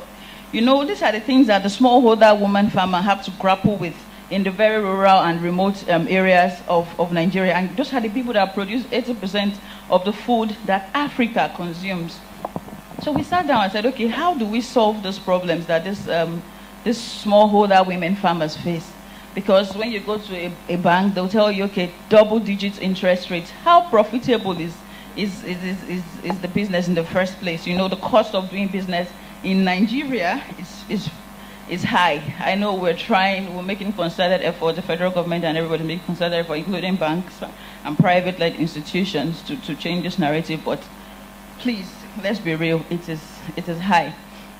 So we sat down and said, okay, how can we lower the barrier to access this fund? So we came up with a product called the Sterling Women and Youth in Agricultural Finance. Women, because women have been marginalized and they make up the bulk of the farming population. And youth, because guess what? The generation of farmers we have are aged. We need youths, young women and men, right, that will take up the flag and run with it, because everybody has to eat, right? We have to try to end hunger, poverty, because agriculture contributes, you know, to an economic industrialization, to growth, economic development. It even contributes to employment. For every one person you finance or help to give access to finance in agriculture, you are actually empowering 7 other people indirectly. You are creating jobs. So you can see the impact of agriculture. And women are at the forefront of this business. So we said, okay, let's develop a product, a single-digit interest rate product, the first of its kind in industry. Of its kind in industry. I thought we'll get a round of applause for that. And this is a product I won't ask you to go and bring your grandmother's land in Banana Island or Ikoyi, Parkview. It is not. It is uncollateralized. The documentations too. We won't tell you, okay, fill a 100-pager document because we want you to access 20 million naira. No. We've even gone ahead to digitize this product so that at the comfort of your home, you can access this loan. You know, because we also took into consideration the pandemic, you know, so wanted to reduce physical contact as much as possible. So we said, okay, let's make people access this fund from the comfort of their home, because one, digitization, agility, and specialization are part of our core strategy as a bank, and we've demonstrated this with a couple of products that you've seen on the screen, and Soyafin is not left out. So it's a single-digit interest rate product for startups. You know, when you go to a bank, they'll say, no, you must be in business for 20 years, and you're like, where do I start from? A young graduate of agriculture. How do I start up? You know, even if I want to take agriculture as a side hustle, right? How do you expect me to have a farm when maybe I'm involved in other businesses, or I have, you know, another work or profession, you know, that I'm also passionate about? How do I take agric as a side hustle and make a business or make incomes out of it? Because these days, one stream of income, and I know my women can attest to this, you need multiple sources of income to take care of yourself, your family, a lot of people that depend on you, because Nigeria will still have that dependency mentality. And so as a startup, you can access up to 5 million.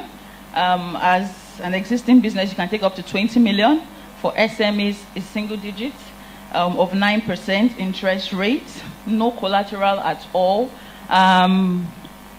The fees too are very, very minimal. And then we also, through this product, encourage savings, because most of our farmers, our women farmers, don't save. They don't also keep good financial records. So all those things, we've bundled it up into what we call the Sway Act. So we've partnered with EDCs, training organizations, to ensure that, okay, women farmers, youths are trained with the best agricultural practices so they can give us optimum yield. Thank you. Thank you. Thank you. I want to come back to you, Ezine, based on some of the things that Vera said. So she touched on collateral, which you also touched on earlier. She also touched on single-digit interests. Does that apply to business banking as well? Because she spoke about agriculture. And then thirdly, another one is digitization. How accessible is it? Again, you know, do we have to fill out 100-page forms? You know?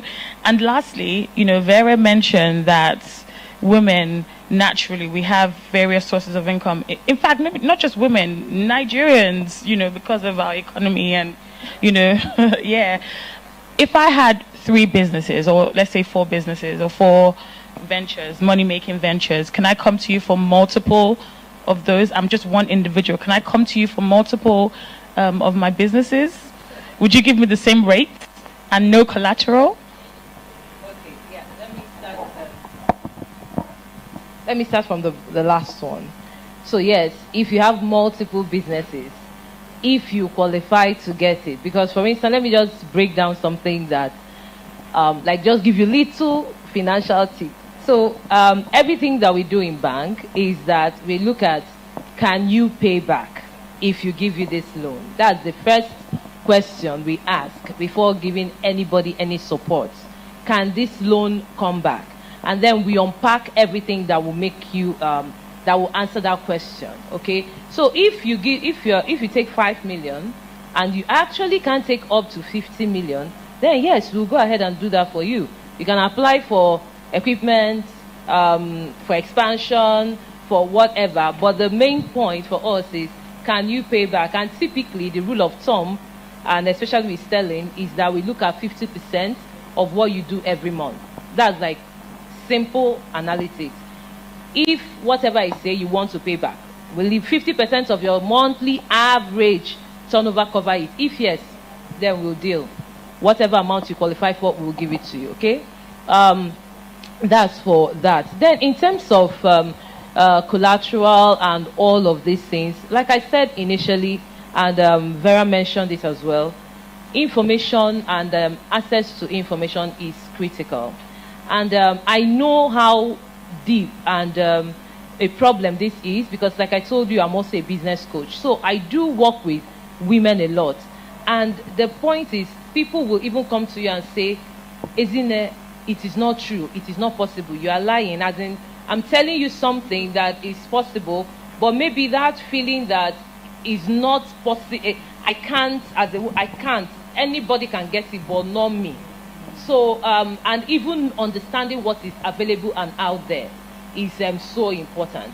And yes, collateral-free loans exist across so many banks.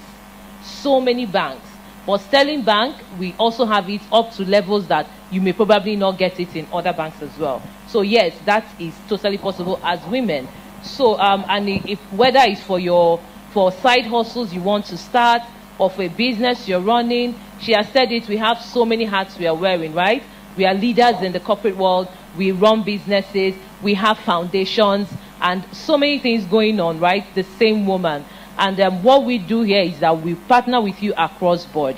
So yes, we do have that. And in terms of digitization and all of those things, there's one product that that was shown during the intro video. It's called Pay with Spectre, and that's like something that is selling so well right now. And people are wondering, does it really exist, and can I really access it? And I'll just tell you a bit about it. I think my colleague is wearing a shirt right there. So Pay with Spectre right there. Okay, so what that does simply is that no matter what you're running, your business, whatever, you have customers. You have people that work in maybe a school, a hospital, whatever it is that people need to make payment for. It can be online, it can be traditional, just physical stores, and you want people to pay more. So what we've done is that we've just digitized the entire process. You can actually sell more now. All you have to do is that your people, when they come to you, they just go ahead and get an ID for themselves on Pay with Spectre, and they can buy up to 2 million naira worth of goods or items from you, just like that. And up to 3 months, we won't charge a single kobo. It's actually zero interest. And but once it passes 3 months, we'll now start doing 1.75% per month. So that tells you, and this is out there. So one of the things I always say when I have the opportunity to talk to women and to people is that don't try and put yourself out and get knowledge and get information about any area that concerns you or you're interested in. And you find out that there are lots of opportunities out there, but based on lack of knowledge and understanding, you won't be able to appropriate that particular value. But once you know what exists, then you can participate. I think even we have what's it called? Airplanes that be Dana Air. Oh, sorry. Yeah, Dana Air and Co. They can actually, like, if people say, oh, this thing I said about Pay with Spectre now is only for people selling physical products. Another blocker. You can actually apply it. I just made a statement that anybody that buys and sells, you sell and they buy. you are the one producing and they are buying. No matter what it is you're selling, as far as there's money moving from left, right, center, coming and going, you can actually use this particular pay with Spectre. I mentioned the Dana Air and Co. for you to know that even up to that.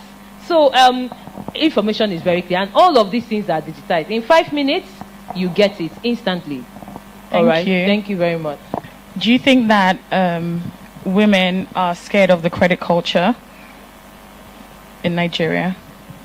Do you think they're scared because of terms and conditions, etc.? Do you also think there's a classism issue where they feel like borrowing money isn't so cool?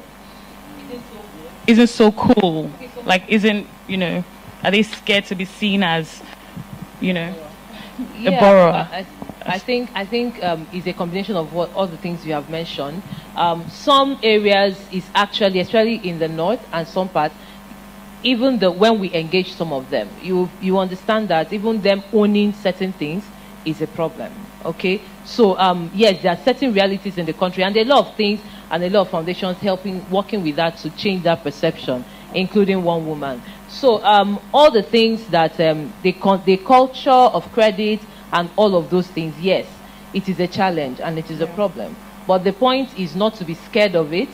Just focus on your business, do the things that you're supposed to do to run your business, be bold and courageous enough, go to anybody. If they turn you down, go to another one. Right. And just know that, yes, this is something I want to achieve, this is something I know can work. Arm yourself with the knowledge out there, and then go ahead and do what you need to do. Thank you. Before we close, I just want to ask Ifunanya one question. So what is the mid to long-term goal in reaching out to more women to empower them through the One Woman platform?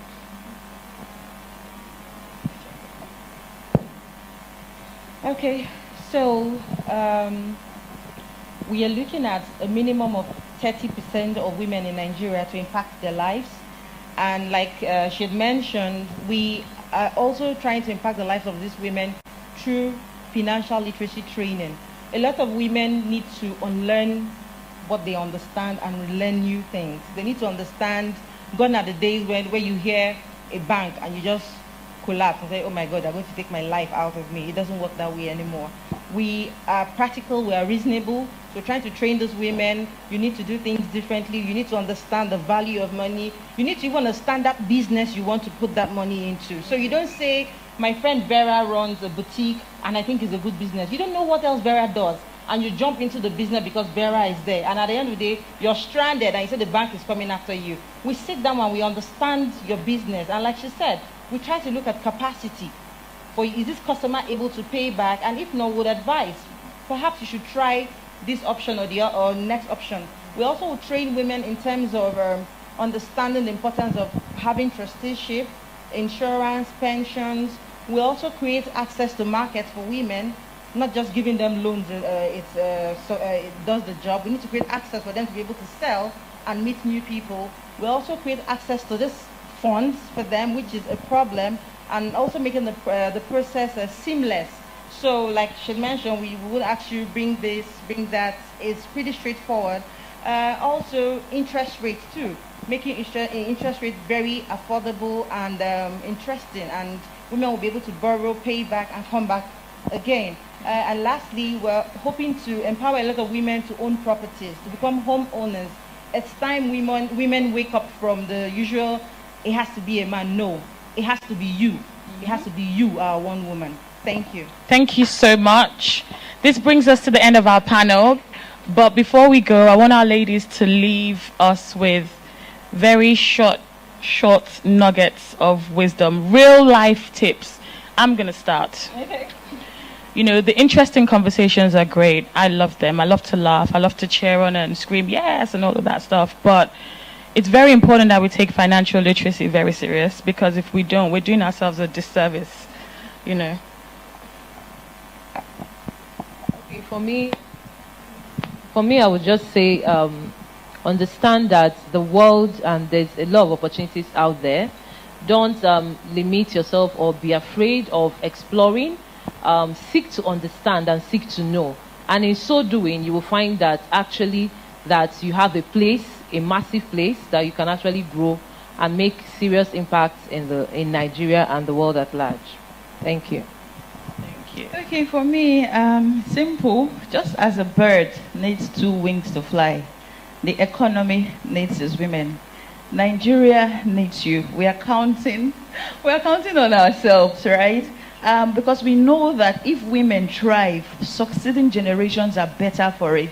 You would see the impact cascading around the families, which eventually make up communities, will make up societies, will make up, countries, will make up nations, and of course the entire world. So please, women, put yourselves out there. The world is counting on you. Thank you. Thank you. Okay, so I'll just share.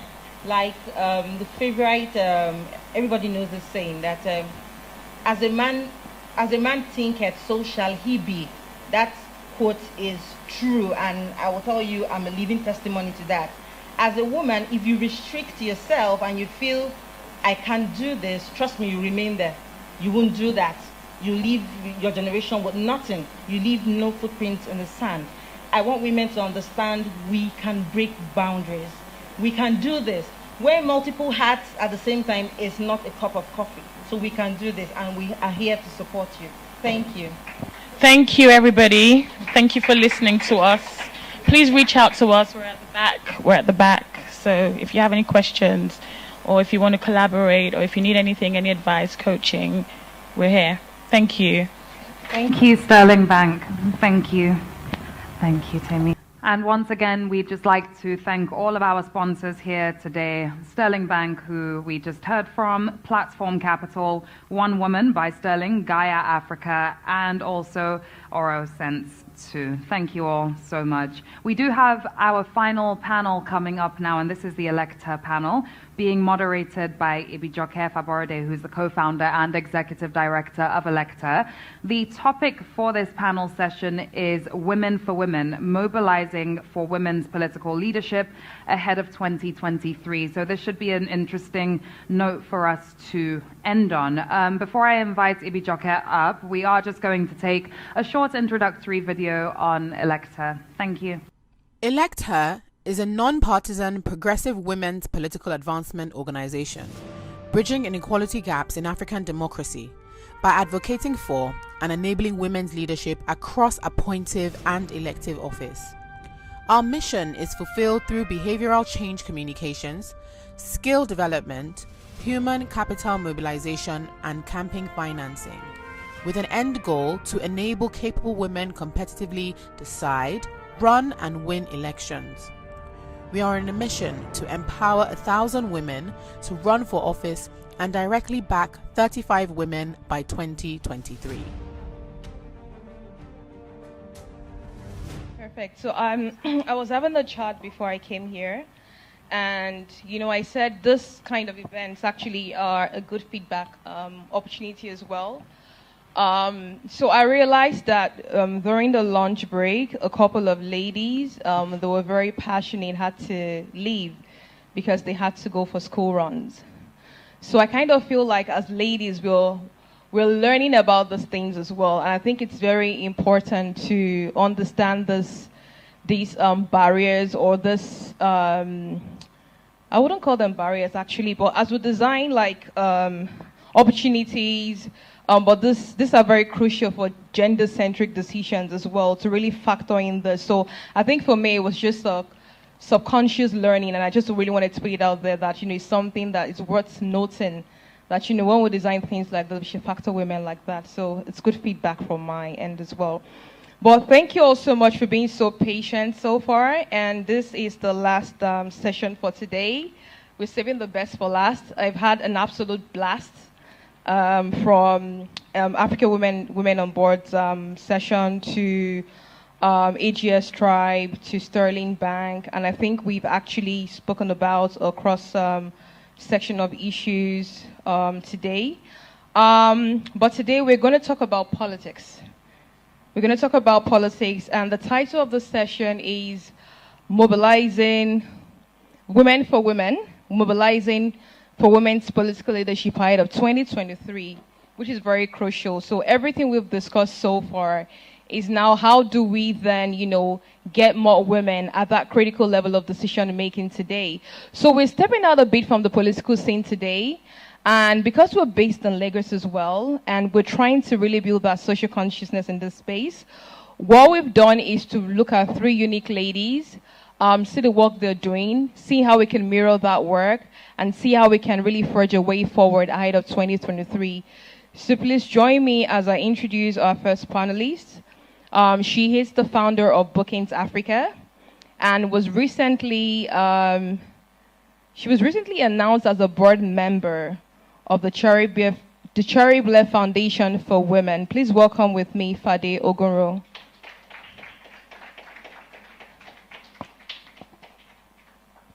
Hi, Fade. The next person I'm going to introduce. So, as you know, we have a lot of young innovators in tech and finance now. And I tell myself, like, in the other life, I think I'm really going to come as a woman in tech or finance, because I kind of feel like that's the place to be now for some reason. I really envy them. So I think for me is I'm so curious, and I really look forward to having an engaging discussion, because I feel like they are at an intersection of a very critical discussion we want to have today. So please welcome with me, and if I murder your name, you will forgive me in advance. Please welcome with me, Yamo Omorobe. Did I say that right? A little bit. Oh, I'm so sorry. She's the co-founder and the chief operating officer of Bamboo. And the third person today is a veteran in the space. I'm sure most people here know her. She is the founder and the chief executive officer of CSR in Action. Her name is Bekeme Masade Olowola. Please forgive me in advance. Yes. All right, welcome, ladies. Thank you. That's a very lovely blazer. Thank you for adding color to this session. All right, great. So I know it's been a long day. I know it's been a long afternoon. I know things have dragged a bit longer than expected, but it's also because we've been having engaging discussions. So we're really hoping that, we can finalize the discussions for today with this very important discussion, and that is mobilizing women. So really the conference for today is Women for Women, and I wanted to touch on something before we start. So the previous sessions, people talked about why don't we have men in the room? And for me, the question is, why can't we have the girls' club? What's wrong with that? I think for me, it's just part of the imposter syndrome as well, when we try to overanalyze and psychoanalyze everything, right? The men are not apologetic when they have the men's club, when they have the power up or when they mobilize for themselves. And I think it's so important today to understand that we are not excluding men. We're trying to harness our potentials and build on our relationships, leverage our talents and our expertise, and really focus on a critical issue, which is the lack and the absence of women's political leadership across, in Nigeria and across Africa as well. So I'm going to start with you, Fadi. You wear the double hat of, being in the entertainment space and in the tech space. And I think one of the things I wanted to ask you, so the pop culture is growing in Nigeria, obviously, and when we talk about mobilizing resources as well, mobilizing for women, I want people to understand that these resources have to do with financial, human, and social capital. So we're just not going to be focused on financial today. So for me, the first question is, how can we mobilize the growing momentum in the creative space? And also based on your years of expertise as well, how can we mobilize for women ahead of 2023? What are the practical steps we can take to harness the growing momentum in the creative sector for women? Hi everyone, thanks for staying behind. I know it's the last session. So I'm going to try and make it as dynamic and engaging as I can be. So I think that with the amelioration of social media, that's a very low-hanging fruit that we can take advantage of. I look at, and Layla, you're very you're knowledgeable in this, the WARF, when it's, say, stand up to rape. They got men, they got women. That was the whole NGO that got a lot of social media presence. I feel like that is an actionable, practical step that whether it's ElectHER or just women in leadership can do. You can literally get a bunch of women that you know have a voice in social media, sit them down together like this, let them buy into the vision of what we're trying to, and then come up with the creative ways that can engage people to pass that information on. Unfortunately, we do have a short attention span. So we actually have to think of engaging ways, because if you're just going to sit there and say, vote for people, and 100,000 women should go, and next, people are going to swipe. So you even need to do a TikTok video that's clicking, and it's got little to-dos, sign up here, do this, do that. You've got a song, maybe like a YJ or Mo or Me or someone, these are the sort of actionable steps that I believe would actually start the conversation, will spur it on a lot faster. And you'd actually be surprised the amount of women that are actually going to be interested in this. But a lot of times it's a lack of information, so they don't even know where to begin to be able to sign up to projects like this. And then I always say like to tie in people in the room. So Sterling Bank, for example, I know that Layla, I'm always going to use you as my friend, so she's a huge advocate for the economic empowerment of women. There's a couple of projects that she's working on. Sterling Bank are also working on that. They could perhaps collaborate together, and then they've got the funding, so we can push that, whether it's on social media, on YouTube, on TV. It could be 3 to 5 minute clips that's just engaging and showing people, and that way you also you're actually attracting the youth, because there's a bridge between a lot of the Gen Zs, I should say, they would follow the younger guys and they want to see engaging topics and engaging content. However, the older guys, we want to watch like Channels News, for example. So you need to kind of cross that bridge between who are we trying to actually disseminate information to, and then create content that will specifically attract them, as well as get the backing of the private sector so they can actually amplify this message for us. Because there's no point in creating great content, but you've only got 2 followers and nobody sees it. Then, it's almost counterintuitive at that stage. So I think great coming up with a team of people who can come up with great content, getting backing from private sectors, and then also getting buy-in from social media influencers, or women especially, who have a voice on social media. And I think that's the best way to bridge that gap and spread the word. I love that. I love the intersection between creative arts and tech, and how we need to harness that. So I'm going to come to you, Yamo. As we approach the 2023 general elections, how do stakeholders, you're playing in the fintech space, obviously, how do stakeholders such as ElectHER and other stakeholders approach innovative fundraising to raise financial capital for women running for elective office in 2023? Now, an example of this is how the Feminist Coalition mobilized funding resources locally and globally during the NSAS protest. What models can we adopt? What opportunities are there to leverage? I think, if you use FEMCO, a big thing, I think the most important thing is crowdfunding, right? So even if you look at America, you see AOC, how she's fundraised. You don't need, there's, a focus on big ticket donors, but I think there needs to be more of a focus on crowdfunding, a 5,000 naira here, 10,000 naira here, 20,000 naira there. And at the end of the day, the only way you get people to donate to your campaign, donate to your organization, is getting them to identify with whatever your issues are, getting them to identify with, I don't think people didn't initially just start giving money to FEMCO because everybody had pretty faces and were like, oh, well, FEMCO, come and give us money. They were raising money for NSAR, something that they were passionate about. They were showing that, multiple people were raising money, but FEMCO was showing that they were accountable, that if you gave them money, you knew where your money was going. So I think it's just figuring out what is your demographic. Everyone that's raising money for women doing elections isn't going to raise money from the same women. I think if we just remember that, focus on that there are, however many hundreds of millions of women, all the women in Nigeria are not going to be your supporters. So first of all, figure out what is your demographic of, what is your sphere of influence? Are you raising money for young women? Are you raising money for, grassroots movements? And try and get those people to connect to your message, and then focus on crowdfunding around there. Because like we saw, you can raise large amounts of money to do important things, in those ways. Okay, great. And you feel like, so based on some of the successes we've had with crowdfunding, do you feel like Nigeria is ready to crowdfund for politics, for women to get into office? How do we sell that information to attract people? I think people have different opinions on it, but I think fundamentally it is the fact that if you're asking someone for money, they have to want to give you that money, unless you're going to like drag it from them. And the question really becomes, how do you get people to want to give you that money for whatever reason?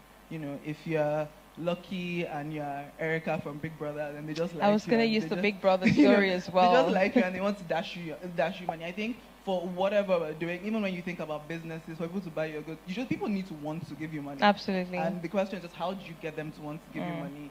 And how do you do it efficiently and effectively? So that's my whole thing about every woman it's the way you'll get me to give you money is probably a different way from how you'll get, if I need to give you money or different people. And so it's figuring out how you can do that efficiently. I think that's how I feel about crowdfunding.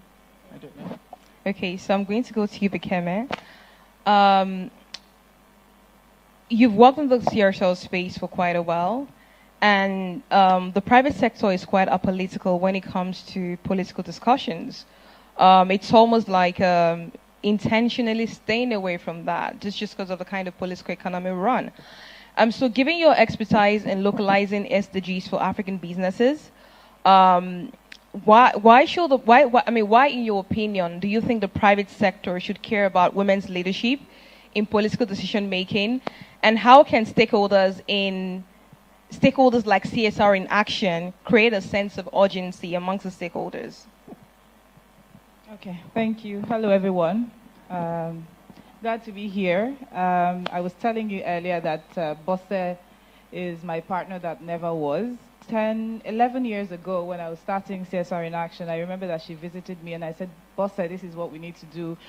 And she wasn't sure that she was ready, so I'm glad that she actually has a woman partner now that she's working with to drive this. I also was actually surprised to see, I've never been in a setting like this where I'm like one of the oldest people. I feel ancient. So usually you go to these gatherings and it's targeted at, an older demographic. And, so when I think about women issues, I think about youth as well, because somehow they do go hand in hand. When you're a woman and you're younger, you can imagine how much worse it is. So to your question, the private sector avoids anything that would that would rock their boat in any way. It's a discussion that we constantly have. It's a struggle that we constantly face. When we founded CSR in Action 11 years ago now, well, by November 11, we started it with a lot of positivity and belief that all of the funding that we needed, we have in Nigeria, but we're wrong. We do have the funding, but people are afraid to associate with something that they consider disruptive. And that's a challenge that we continue to face because, as you've pointed out, in the political milieu that we're in makes it difficult for people to stand up and speak up for something. But then on the flip side, when an organization actually stands for something, they actually are respected more, as far as I'm concerned. And that's why you see many big organizations get a lot of flack for certain inactions over the course of the years. So, for instance, the woman issue that we are currently talking about, eventually businesses get forced to do those things, or if it's the matter of the environment with oil and gas or mining firms. Once, many years ago, I spoke to the first managing director of an oil and gas firm in Nigeria. He's white. I met him then in Denmark.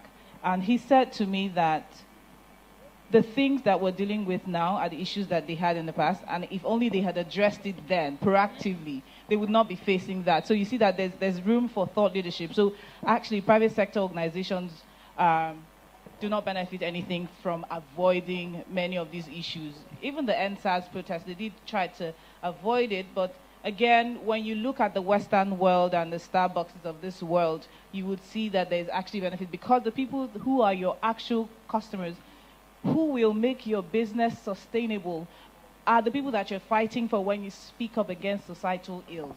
And so it's actually a long-term business strategy to think beyond that political office that is leading at that time. So what do we do at CSR in Action to tackle this? Now, at CSR in Action, our focus is on systemic change.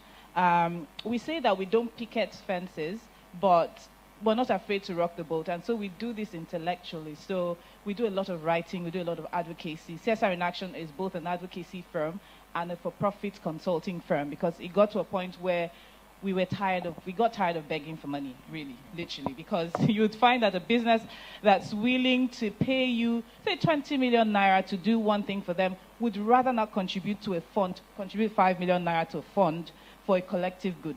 They would not do that. So we had to be astute, right? We had to be astute in the way that we thought about things, and we had to reimagine things. So when we talk about systemic change, now it's on different levels. So it's beyond the organizational policies or the government's policies. It's also about cultural change. So oftentimes organizations may react positively or seemingly do so to demands for certain things, for inclusion, gender inclusion, disability inclusion, whatever not.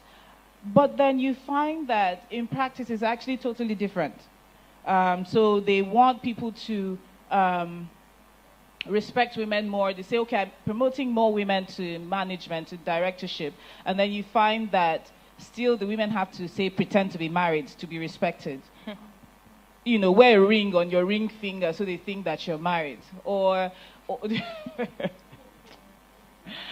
you know, and then, you know, women also then have to sort of hide ourselves. And, you know, because of what we faced over the course of the years, even for me, I've had to sort of learn to speak up and say confidently that I'm something that I am. You know, I'm afraid typically to say, okay, I run the most successful sustainability consulting firm because I think, oh, I'm being boastful, because I've been acculturated to think like that, to think that I shouldn't be a certain way, because I go to an event and the event says, oh, don't shout, madam, you're a woman. I'm like, oh, okay, sorry, but not sorry.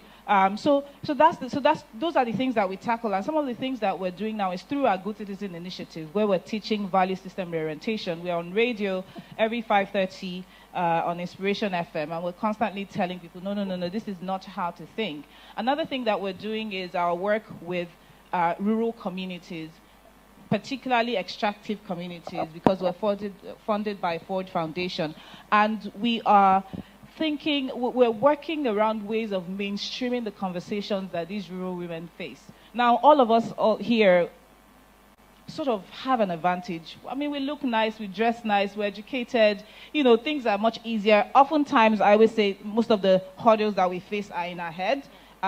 We can do most things. You know, you can walk into a place, you know what you have the content to say what you have to say, but then there are these women who are stuck in that traditional mold. And unfortunately, the custodians of culture are women. You know, we're very big on the things that we do. If you give us directives to do a certain thing, we want to follow through. And that's what they face in the communities. And so we're working to change that mindset, to let women know that they are possible. Like, anything that they want to be is possible. And we're also using, you know, innovation. So we're creating a docudrama that we believe will positively traumatize people into action. And we're not just sticking with the women. We're creating this because we think that, we know that a lot of the changes that these women need would come from us in the urban areas. The decision makers are not necessarily in those villages. And so we want to create something that would not only help them, but that would be viewed, you know, not just across the country, but could be viewed across the world. And we're also creating a radio drama to address that as well, to get them to start thinking differently and to get us outside of those rural communities to start thinking about how we could support them. We need to understand the challenges. We need to understand that governance really starts from the local government areas, the councillors, local government chairpersons, and we need to address those people, because the quality of people who come from there, the people who typically grow through the ranks and become even, to become senators, to become governors and all of that, and if they're not thinking right, both men and women, because I don't think that women can solve this alone. Men are happy and are comfortable in the situation that they're in, and if we don't work on messaging that is inclusive, that cause men to see why they should support this drive, then I think that would make our jobs even harder for ourselves. Well, thank you. That was so packed. I love what you said about creating the docu drama, and I saw Fade not to that. And it was that was really connected to our first discussion, talking about how the creative media, like, it's just sort of mirrors this, bridges the gap, and also mirrors like some of the society issues that we have, and can really help to reorientate people and regenerate mindsets as well. So I'm going to come to you, Yemo. The fintech space is growing with an increasing number of female innovators. How can we leverage this demography to organize and mobilize for women's political leadership ahead of 2023? I say that because when you look at the history of successful movements across the world right now, there's a lot of earnesting, the social capital from the fintech community, from this young crop of women who are socially conscious, who are doing business differently with a conscious, who are impact driven. But so when we come back to Nigeria right now, I think the difference and what happened, was sort of there was a social awakening during the NSAS era. And so you saw a lot of people like you and I, people, familiar faces who were not afraid to go on the street. Before if you tell me to go and protest, I'd be like, nope, that's not possible. But I think I saw myself in people. People saw themselves in other people. There was sort of it was just that multiply effect, and I think that it was said the world stood still for everyone that moment. And so for me is ahead of 2023, how do we ride on this momentum? You have a lot of women that are thriving in the space right now. It's still a huge gap. So I use the word loosely when I say a lot of women thrive in this space. Obviously, the gap is still wide, but we have more and more women taking bold steps, developing innovative products, coming up in the fintech space, also harnessing young communities as well. But ahead of 2023, because now we have more informed, more aware people, socially conscious people, this new crop of young women, what can this women, and that's what can your community do to mobilize, yourselves ahead of 2023 to really move the needle on women's political leadership? So I think there are a bunch of, I think it's a very complex question, should we say. There are a bunch of things. I think when you think of political leadership, there's people who want to run for office. There are people who want to support issues. But I think fundamentally what it comes down to is I think it becomes important for women's issues to become important. Mm-hmm. So there's if we look at elections as a whole, there's a tribal aspect to elections. We talk about, we need a northern person from there, so if you're, Edo, you need someone from this tribe or this. And then in Nigeria, there's a religious aspect to things. There's they want Christian for this. They want Muslim for this. But what we miss is there isn't much of a, gender-based,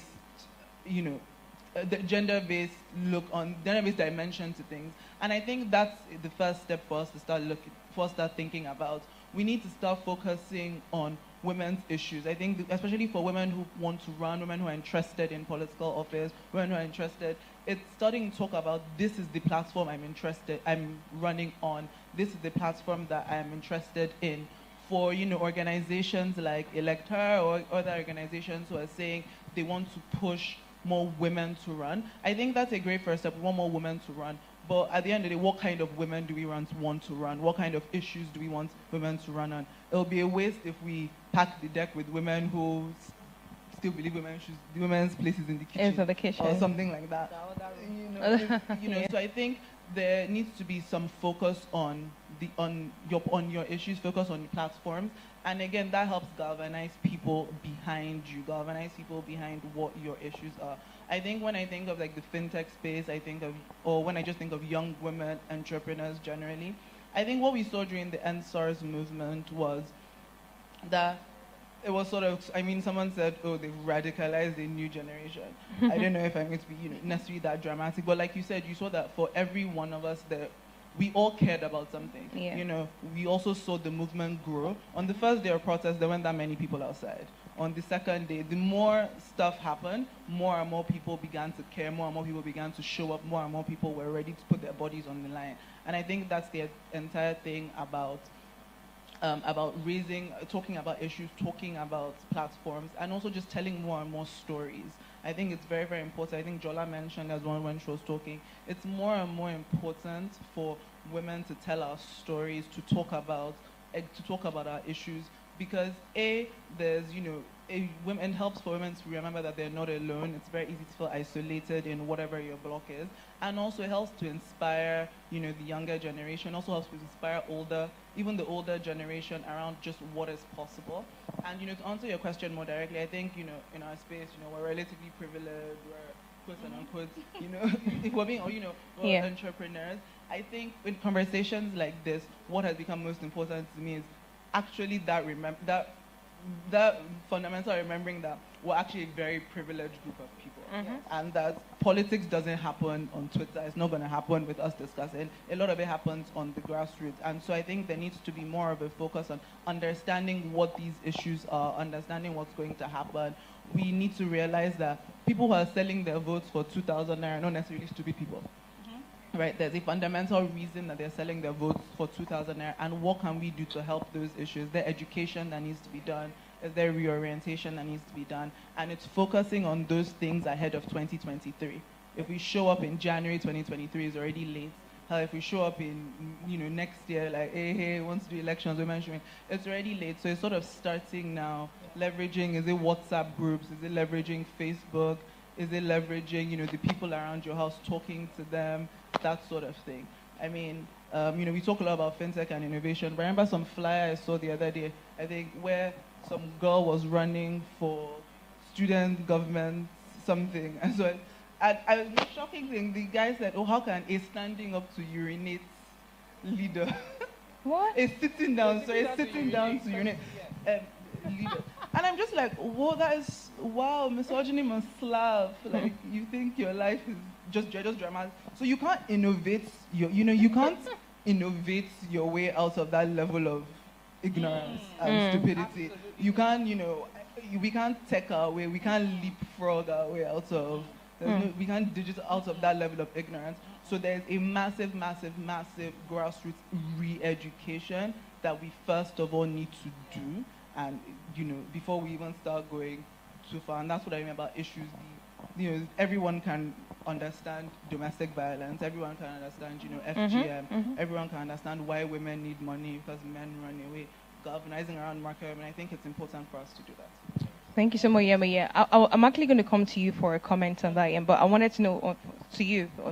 But I was going to say something. But don't you feel like we need like a hybrid model in the sense that when we talk about politics, and I think it's a common mistake with our demography, it's grassroots. So, and I mean, this is from like my perspective as well, and I'm just throwing it to you in the sense that the NSYS campaign, there was a difference. Why? Because a new crop of people that could challenge government and were informed. You can be educated, but you might not be literate, right? A new crop of people who could challenge government, who understood the issues and were demanding for answers, came up. Ideally before, people are silenced because they are down at the bottom of the pyramid. And so when they speak, no one listens to them, right? Also, they're the same crop of people that are really affected by the stomach infrastructure notion when it comes to elections. So don't you feel we're also shooting ourselves in the foot when we talk about issues like this and we're like, we need to focus on grassroots? Do you feel like we don't understand the potential of our demography? The fact that we are a lot, we're educated, we understand digital technology, we have access to a space without boundaries, digital technology and all that, we can harness and mobilize resources. And so sometimes higher authorities are scared of that. And we saw that play out, during the NSYS campaign. So I think for me is, don't you feel like we all have like unique roles that we should play, as opposed to saying that, look, we need to focus first on grassroots strategy? Shouldn't there perhaps be a hybrid approach where we're engaging the guys? Because communication is different.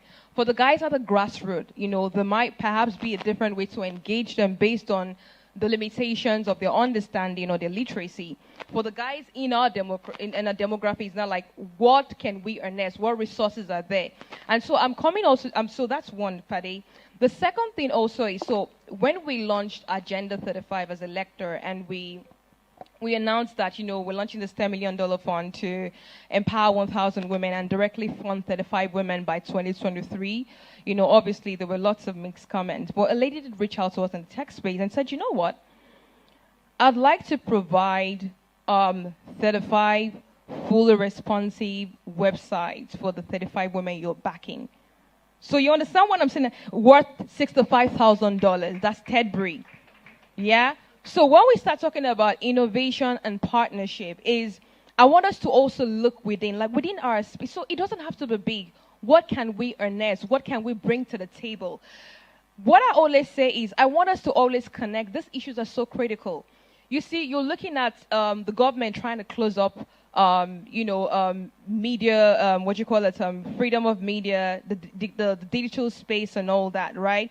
It's a crop of vicious politicians. And so don't you feel like we need to start rethinking these things? Because if we then feel like it's left to the grassroots and we don't understand the implication of the decisions on policies that affect businesses, the private sector, then we might be rethinking this differently. So Fade, I'd like to, get your comment and sort of like further context on that. Okay. So I'm just going to buttress what Yamo mentioned, and then I'll try and get to your point. So just some fun facts. There's less than 1% of African women globally that are in STEM. Full stop. So when it comes to representation, we are nowhere on the map. Taking it even further, I'm sure a lot of you have seen The Social Network on Netflix. When Facebook, Instagram, Twitter, they were all being designed, the UI, UX, and the product managers were all male. So even WhatsApp, how we as women interact and see the social world on a day-to-day basis has been informed and developed through the lens of a man. Now, we all know there's a direct correlation between the rate of teenage suicide and the amelioration of social media usage. And it got me thinking, what if a woman was the one that actually designed the interface of Facebook? Would we have the like buttons? Would we base our validation on just being liked? Now, that's even in the Western world. African women in the tech space, where is our vision? How does the world see the lens of the world through our own eyes? How do we project that? So for us, this is basically going back into the tech space and politics, I think that what needs to really happen, first of all, is we need to go into the mindset of education. Education needs to be reoriented, because the way that people learning and understanding are two different things. So right now, a lot of the times, the young girls that I mentor, they will automatically say, computer science, computer engineering, data analytics, that's a male subject. And if they even go to their parents and say they want to study this, go and do home ec or do mass comm, because they believe that that is the space that they can operate and function in and thrive in. So women don't even see themselves as being able to have a voice or even be educated to be able to have a space in politics. Because once again, politics is seen as a male domain. So for that disparity to close, we actually need to reorient the way education is disseminated throughout Nigeria as a whole. We actually need to take apart the curriculum, shred it, burn it, and start afresh. And once we can then have, by the age of 6, if a young girl believes that she's got the same opportunities as her male counterpart, that's already a step in the positive direction, because she can see representation in Kamala Harris as the VP. So can I be the VP? We've got a new president in Tanzania who by default is now the president, but that's also representation. So that's why it's really important that women like ourselves in tech, men might be doing a million one things, and they might even do one thing, but they make big noise about it.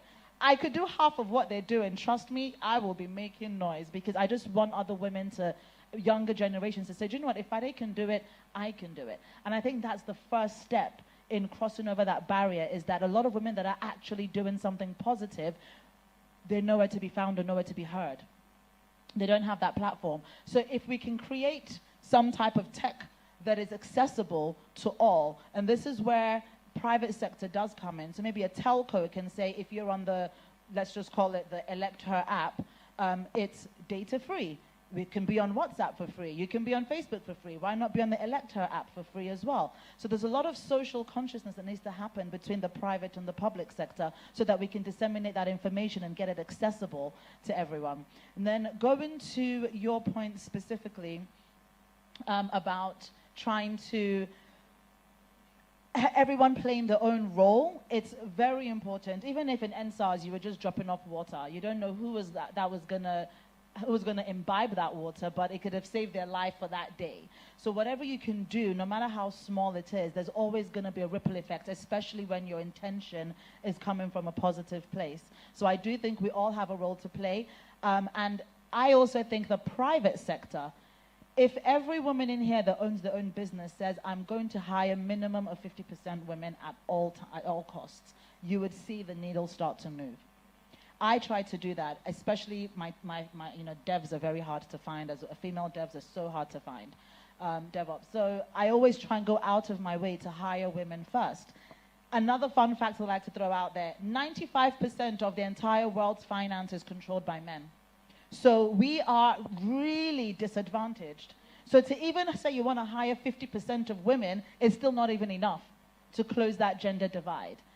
So we have to think of ways that, yes, in tech, we can access and speak to as many groups as possible, the many socioeconomic groups, but then we also have to remember that smartphone adoption in Nigeria alone is less than 20%.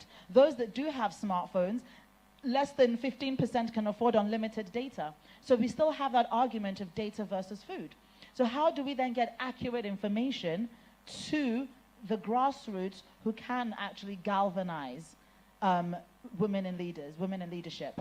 It's a very complicated situation. There's so many layers to it. But once again, I just encourage people to support women in whichever way that you can, employ women as much as you can, educate as much as you can, and whatever groups that you believe in are actually playing an important role, such as ElectHER, then support in any way that you can. And I do believe crowdfunding is a good way to go, is a good start. I think just quickly what I wanted to just say is that what I was saying earlier wasn't that we should focus on the grassroots alone, because like Fade said, we all have a part to play. Yeah. I think what I was saying is I feel like it's most important to focus on the issues or the policies or whatever it is you support. I don't think it's enough to say, we want 35 women. It's the whole thing about what kind of women, what kind of issues, what kind of policies are we saying we want to support and we want to put forward. And I think that then makes it easier for multiple groups of women in multiple places to come together and galvanize behind a certain candidate or certain types of issues. I think, especially where we are, women's issues are relatively, they're not the same because women aren't a monolith, but they're similar. If we start focusing on stuff like safety, if we say focus on pay gaps, focus on, someone mentioned women having to go off to do school runs. At every strata of society, there are women that can galvanize behind various issues. Women in tech, poor women, and I think that helps. It's almost an efficient way to get different groups of people working together towards the same goal. Because, like you mentioned, during NSARS, what I think helped, what we found was that what was helpful was a lot different people across various socioeconomic backgrounds were working together towards this goal, towards this common goal. And like Fade said, 95% of money is controlled by men. So they're also going to need to come in and donate. Absolutely. We're not going to be able to fund this whole thing ourselves. Absolutely. And that's going to be part of it. Absolutely. Okay, so let me come to you, Vakeme. Yes. Wow. Okay. So, although we're not where we need to be, but women are rising to top leadership positions across business and the private sector. So how can and why should this demography mobilize for increased women's representation and leadership in political decision making? The reason I ask is, so just tying that back into what, I mean, to Yama's comment and Fadi's comment as well, about how the space is even so closed up for the women in tech, and how you said 95% of finance is controlled by men, right? But even within the, let me say, the 5% or the 1% that we have, understand the peculiarity of the systemic issues that we face. How can women then start thinking about, sort of like my sister's keeper, sort of have that mindset and start mobilizing themselves? How would you approach it from a sustainability angle? Thank you. Didn't die. Okay, so before I go into that, I also wanted to just touch a bit on that, your question about the importance of the middle class or upper class in, political discourse. And, firstly, we have to, the middle class / upper class is the most apolitical group in the country. Most people are totally unconcerned. I know that many of my friends wonder why I bother myself with the things that I do. And, even though we're very important, some points have been made as to why it's important that we should be involved in this discourse, because, we have resources that could aid the cause. You have to realize that the majority of our population, though, is the grassroots. So even if you mobilized all of us to come out to vote, by the time they go to, the rural communities and all of those places and galvanize the numbers, then we have nothing to show for it. So so if you think about the fact that over 40% of our population lives below the poverty line, then you see what we're talking about. There's a reason why a lot of the politicians go to the grassroots to give them the 2K that she talked about. Jesus, if you're a Christian, Jesus was popular because he used 2 bread and 5 fish to feed how many thousand, right? So people were happy. They ate for free. But he was unpopular because he also preached sustainability, because the Jews thought he was coming to redeem them, to save them immediately. But he was talking about behavioral change that they weren't ready for. So it's like that. So it addresses the question that you asked. The things that we want to do will take time. It would not happen immediately, but we can be strategic about the things that we do. And, I was having a discussion recently with someone, and he says, you know what, independent candidacy would evidently help. I know that at some point it was raised in the NAS. I don't know what happened with that. But, by the time, even if you wanted to go that route, you would realize that you would need at least 20% from local governments to, or 2% at least to sign from each local government to actually endorse you. So you still need those people. You still need the numbers that we're talking about to get you in where you need to get yourself. When we talk about women supporting women, again, firstly, I think that women need to be giving a new vision. If we think about how most women think, what you've said about 50% women representation in your business is something that I've tried before, and it didn't work. It's very hard. I did manage to recruit some women, but in no time they fell off the radar. They couldn't deal with, running a business, being in a high-powered business is not easy, but, it's something that has to be done. Oftentimes I'm not sleeping more than a few hours a week sometimes to be able to do what I need to do, right? But that's also why we need women in positions of authority. Data has proven that, when you have women in power, we come with a different skill set than men. And we manage through relational or relationship management. So our style is different. It's not about sending down edicts like my brother Trump. It's more like, we want to engage, we want to know how people feel. And in today's world, it's not perceived to be strength to be like that, but it's changing as well. Because that's what you need, again, for sustainability. If you want your business to grow in the long term, you have to have people that believe in your vision and people that you treat right, because even if they don't say it, everybody wants to be treated right. Everybody wants to know that they have the opportunity for feedback, which is why I always say to people, I'd rather any day be a big fish in a small pond than a small fish in a large pond, like in an ocean, So I think that if we don't stop thinking about just being recognized as, change makers or being at the fore of it, because what has happened is, you then have a small crop of women who are recognized for their leadership, and they're basking in the glory of it. And it shouldn't be like that. It's actually harder when you are in that space by yourself. It's much harder.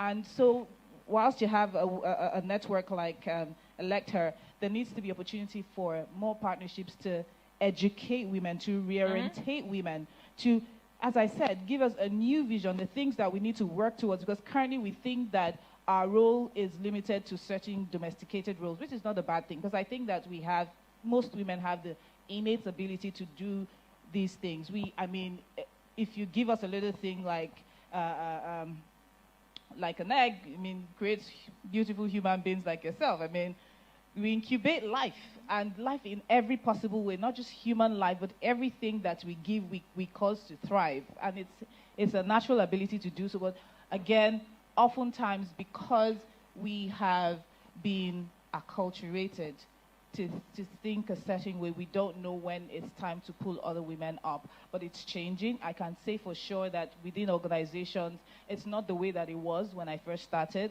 I can assure you that now the business that I get from businesses is actually given to me by women. I actually am happy when I see a woman leader to talk to, because I know that she will give me that business because she thinks I can do the job, not because she thinks that I'm her body or that, she wants something from me.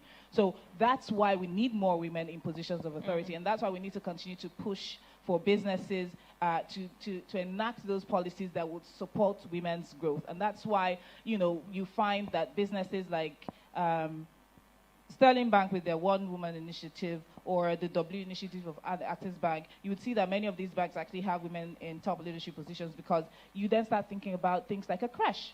Because yes, I want to be a high-powered woman, but where do I put my infant if I have a baby? In the past, I would not see women come to a conference like this with a pregnancy. It used to be unusual.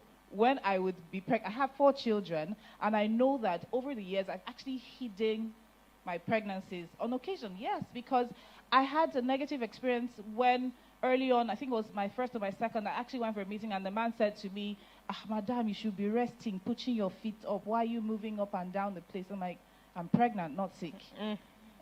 You understand? So, but when you have more women in decision making, then we have representation. Then we're able to get even more benefits for sustained development, really. Thank you. I think that was very important to note. So early in the conversation, or I think the previous session, I think that was AGS Tribe's session, when just talking about some of the peculiar challenges they were facing. You'd realize that people were so active because there were relatable challenges, and that's because there were also common challenges people could relate to them. And so I just wanted to buttress that, that the more we have women in this space, the more we open up the space for more women, the more we create safe spaces and productive and progressive spaces for much more women as well. So, I mean, definitely. Yeah. The countries that fared better were women-led. Absolutely. So yeah, it's clear that when you have, even in the Fortune 500 companies, when you see the organizations that are led by women, they perform better. The banks here that have women, chairpersons, you can see, growth in their performance. Human-centric approach to decision making. There's a difference. So absolutely. There is actually, I think that's what we need to do more.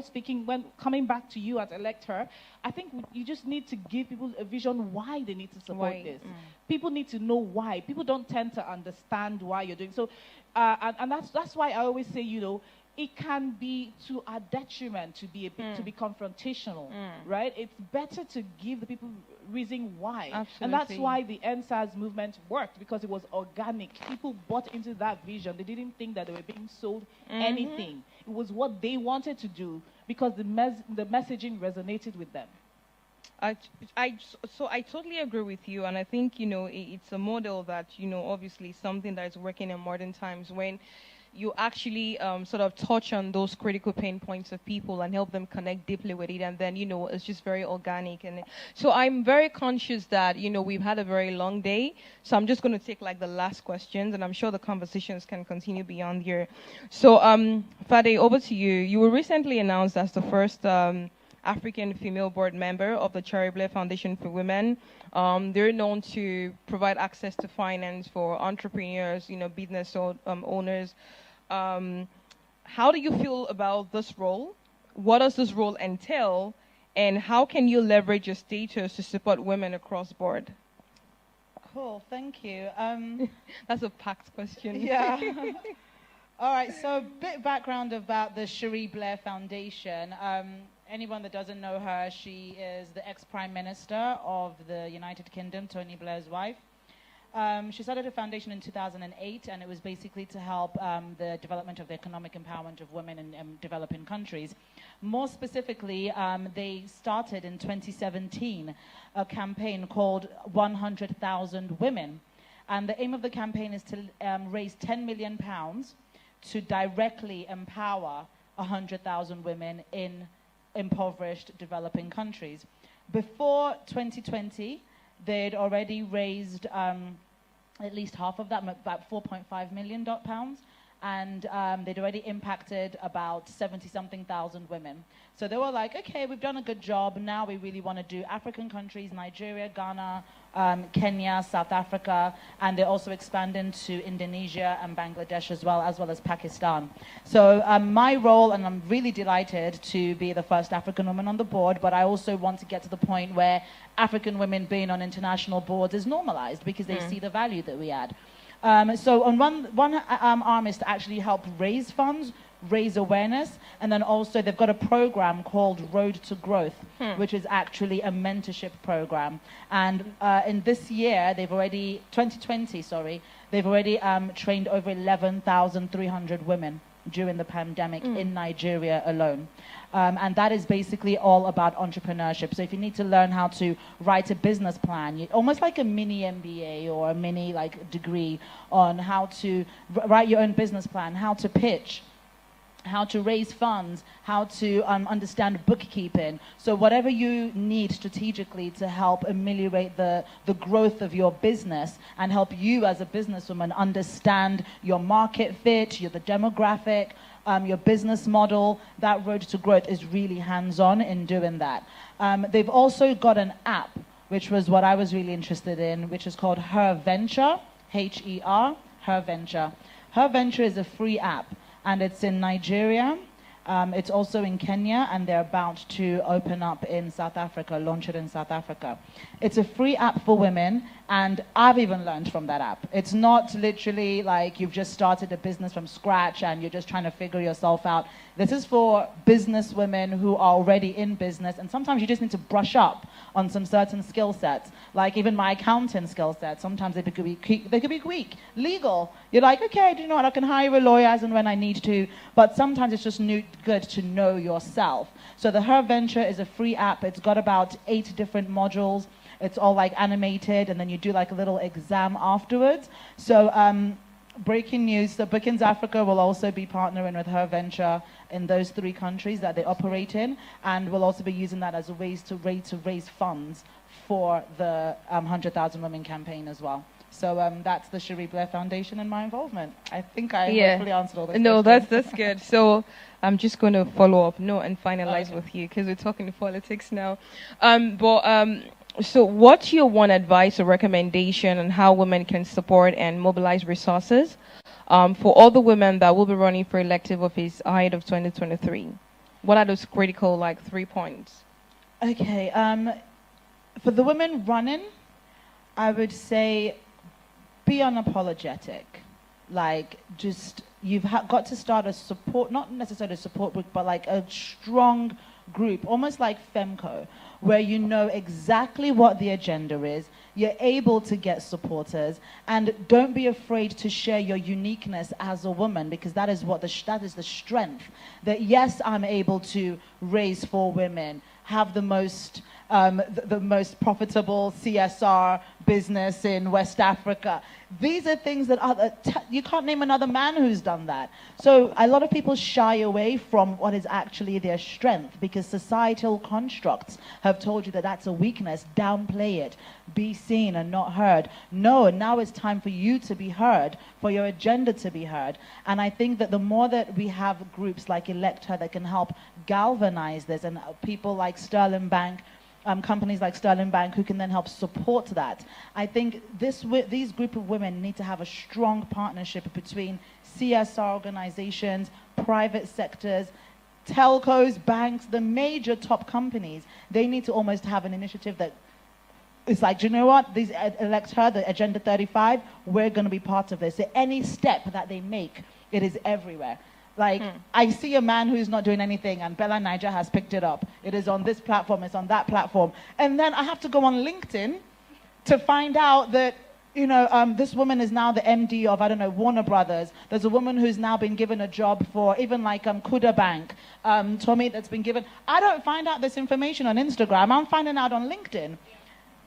And I'm like, that's why every Wednesday, as the little that I can do, every Wednesday on my Instagram story, I'll put up, here's what women are doing around the world, especially in Africa. So I'm highlighting what women are doing, because I'm realizing I'm only getting this pocket of information in where it's seen corporate, where they feel confident to share that information. But on the regular social media platforms where everybody's taking bikini shots and whatever, they feel like it's not relevant. No. In every single space that you are in, you should shout from the rooftop. And that's my bit. Thanks. So, you know, I made a comment earlier. I was just telling Fadi, I said, Father, you sound like a minister. You should go open a church. Who agrees? Okay, thank you for that, Fadi. That was very profound. And, you know, you're very right. We need that multi-stakeholder collaboration. We need to be very unapologetic about who we are, what we stand for, what we bring to the table. But then that also comes with, you know, that supportive infrastructure and that network as well, which is very crucial. So thank you for that. I'm going to, you know, so final words from you also, Yamo. So broadly speaking and looking beyond financial capital mobilization, which, you know, we've spoken about, just given your role in fintech, how do we begin to leverage digital innovation to harness social and human capital for women seeking to run for elective office in 2023? So you'll realize that during the course of this conversation, I've been so focused on 2023. The reason is because it's so near, and that's the next general election. That's sort of like the opportunity for us to really do something different, because then if nothing really happens in 2023, we're going to have to wait another 4 years again. And then we're going to be grumpy, we're going to complain, and then the boys club are going to take over, and then we're going to have this vicious cycle over and over again. So now, because we're much more aware, NSAS, so I said last year was an expose for the world.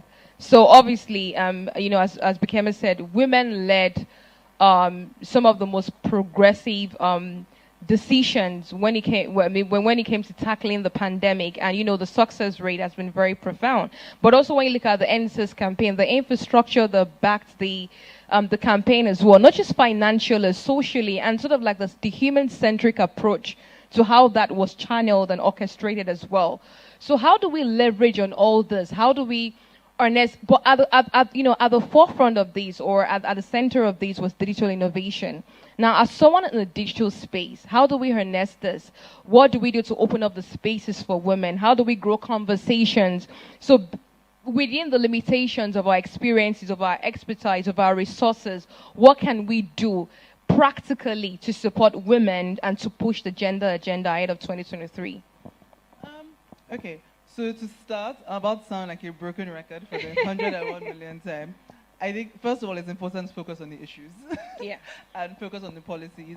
I think women, you know, people that are running, whatever it is that you want to support, whoever you are, there must be a gender-based issue that you care about. Absolutely. If you don't care about domestic violence, care about the fact that women aren't paid enough, care about whatever the issue is.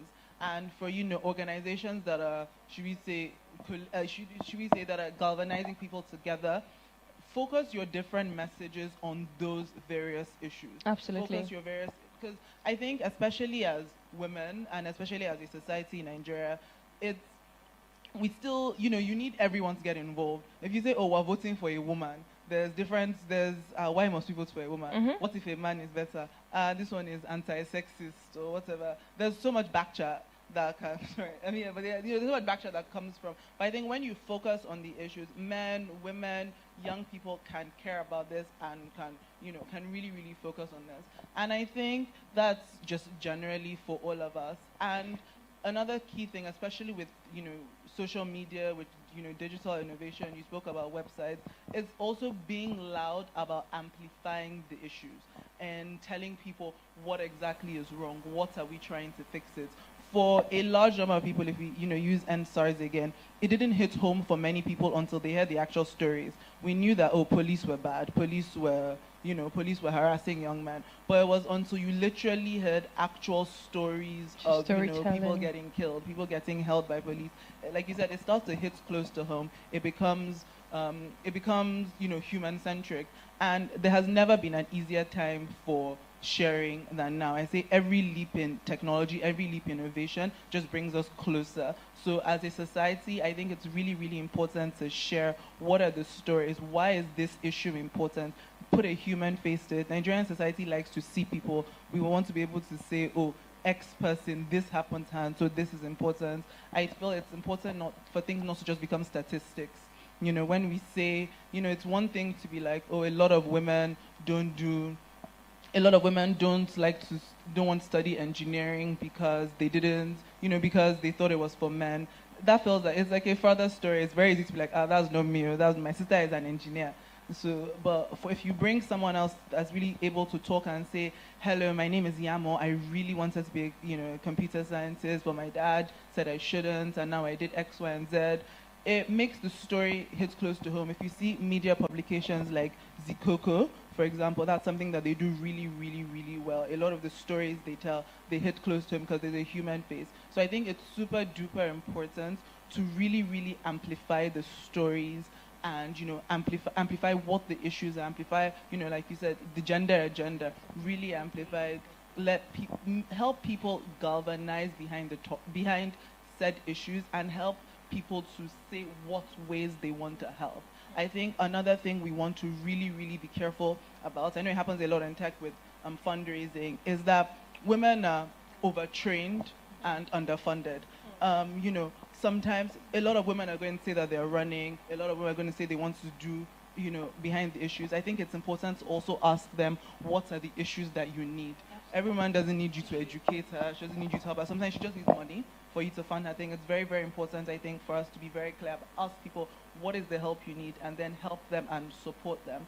And I think finally, in this digital age, it's very, very easy to reach people. If we focus on issues again, a lot of companies, larger organizations, I think you can probably speak more on that around, larger organizations have things that they're focused on, have things that they want to help.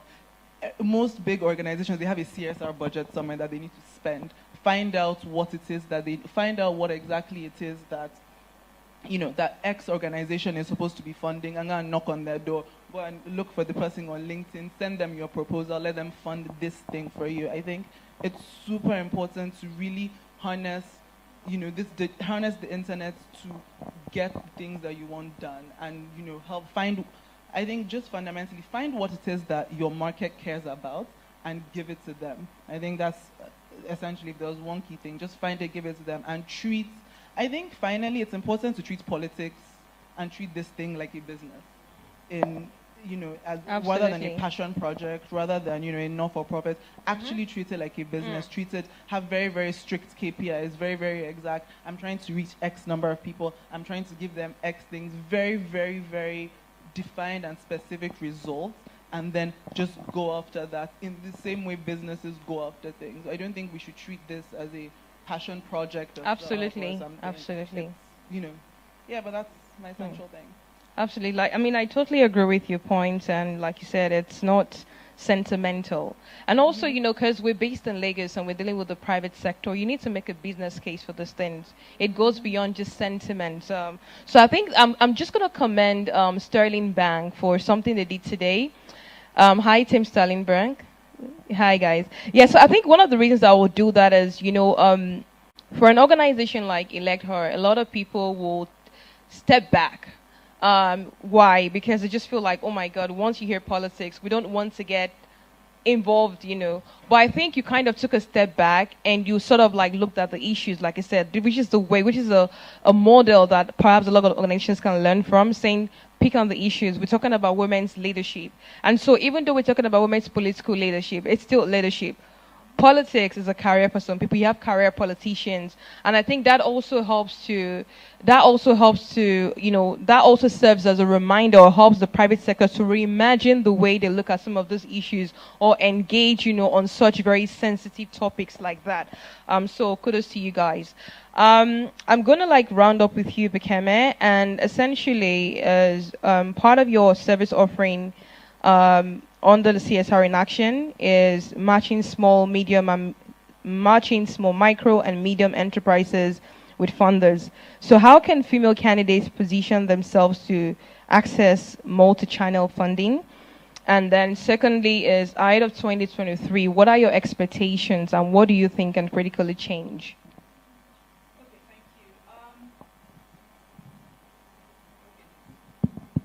This battery just... It needs some time. Okay, so when we started CSR in Action, that was what we wanted to do. That didn't quite work out as we expected it to work out, and we started following the money, as I said earlier, because we saw that we had a vision that seemed to be a sole vision. It didn't seem like we had a lot of people supporting that vision of wanting to support others, and like you just pointed out, a lot of the things that we do as women, we pursue as passion projects, and we don't oftentimes want to talk about money. It's something that I've struggled with over the years. I grew up with a mother who said that, as a woman, even though she was quite high up, she just never thought that a woman should own a home, should buy a house and own the house. She was exposed and everything, but again, she had culture sort of limiting her ambition for herself. So I don't know about funding being sought in any particular way, because it's available everywhere. We have a report called the Corporate Sustainable Investor Report, which shows clearly the focus areas of the different businesses across the different sectors. So that's where we landed at. We started this encyclopedic document that basically tells you this business is in this sector and is interested in this. And if you're a smart business person, then you find ways of sort of engaging with what they're doing, because you need to do your research and understand exactly what is needed. And if you work with many of the big multilateral organizations, the UN entities of this world, the UNDPs and the rest of them, and I bet even your Sherry Blair Foundation, if you come to such organizations without clearly aligning your vision with what they're doing, then it's a long thing. You're wasting your time a lot. So they're like government establishments. They're already clear on their strategic direction, and you have to be able to plug into that. You can't come with your own singular vision, right? And say, oh, I want you to do this. No. You should have done your research to find out exactly what they're looking for. And that way they're happy to support what you're doing. So it's the same for business. You have to do that. And then, I think that for women in general, I think that, now is our time. I think women really, really, really need to step up to the plate. Personally, I know that I would not do well in politics. I'm much too forthright. I will go and insult my constituents, and then they'll be like, look at this one. I'll go and tell them the truth. Oh, Nigerian youth, I say, hey, madam, please excuse us, But I joined, when I was asked to join an initiative, Leaf Initiative, that was founded by Shimite Bello. She used to be Shimite Cartoon, a woman who's keenly interested in women affairs and in politics, because right now she's heading one of the SME agencies in Delta State.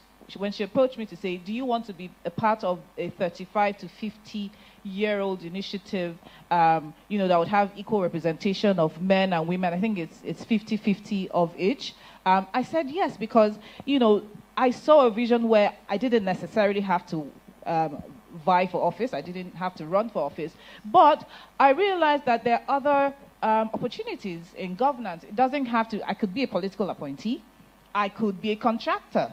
Why shouldn't I be the person who gets the 5 billion naira roads contract?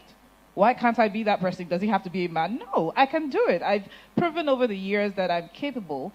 So I'm open to those opportunities. So I think that, that's what we need to do more. And we need to show more women in that space. And that's one of the things that Lead Initiative does. It opens us up to women and other leadership. So in some cases, okay, we want to show why women need to be there, need to be represented, and they bring women councillors and the like. So I think that you should be thinking of funding one of those who want to run for office, one of the women who want to run for office under the LEAF initiative, because I mean, as the SDGs round up, Goal 17 is partnership of the goals, and I don't think that a lot of progress can be made if people continue to work in silos. Thank you so much, and that's a very good way to wrap up the conversation. Thank you so much for the very insightful discussion, ladies.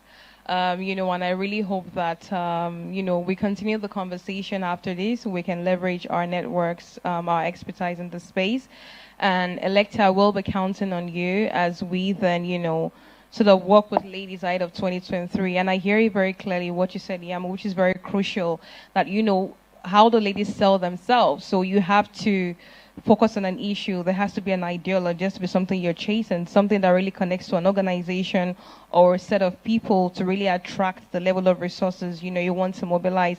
And I think that's what happens with American politics as well. I think it's something that we can all learn from. So thank you all so much. It's been a long afternoon, and this is the wrap to the final final panel session. Thank you, guys.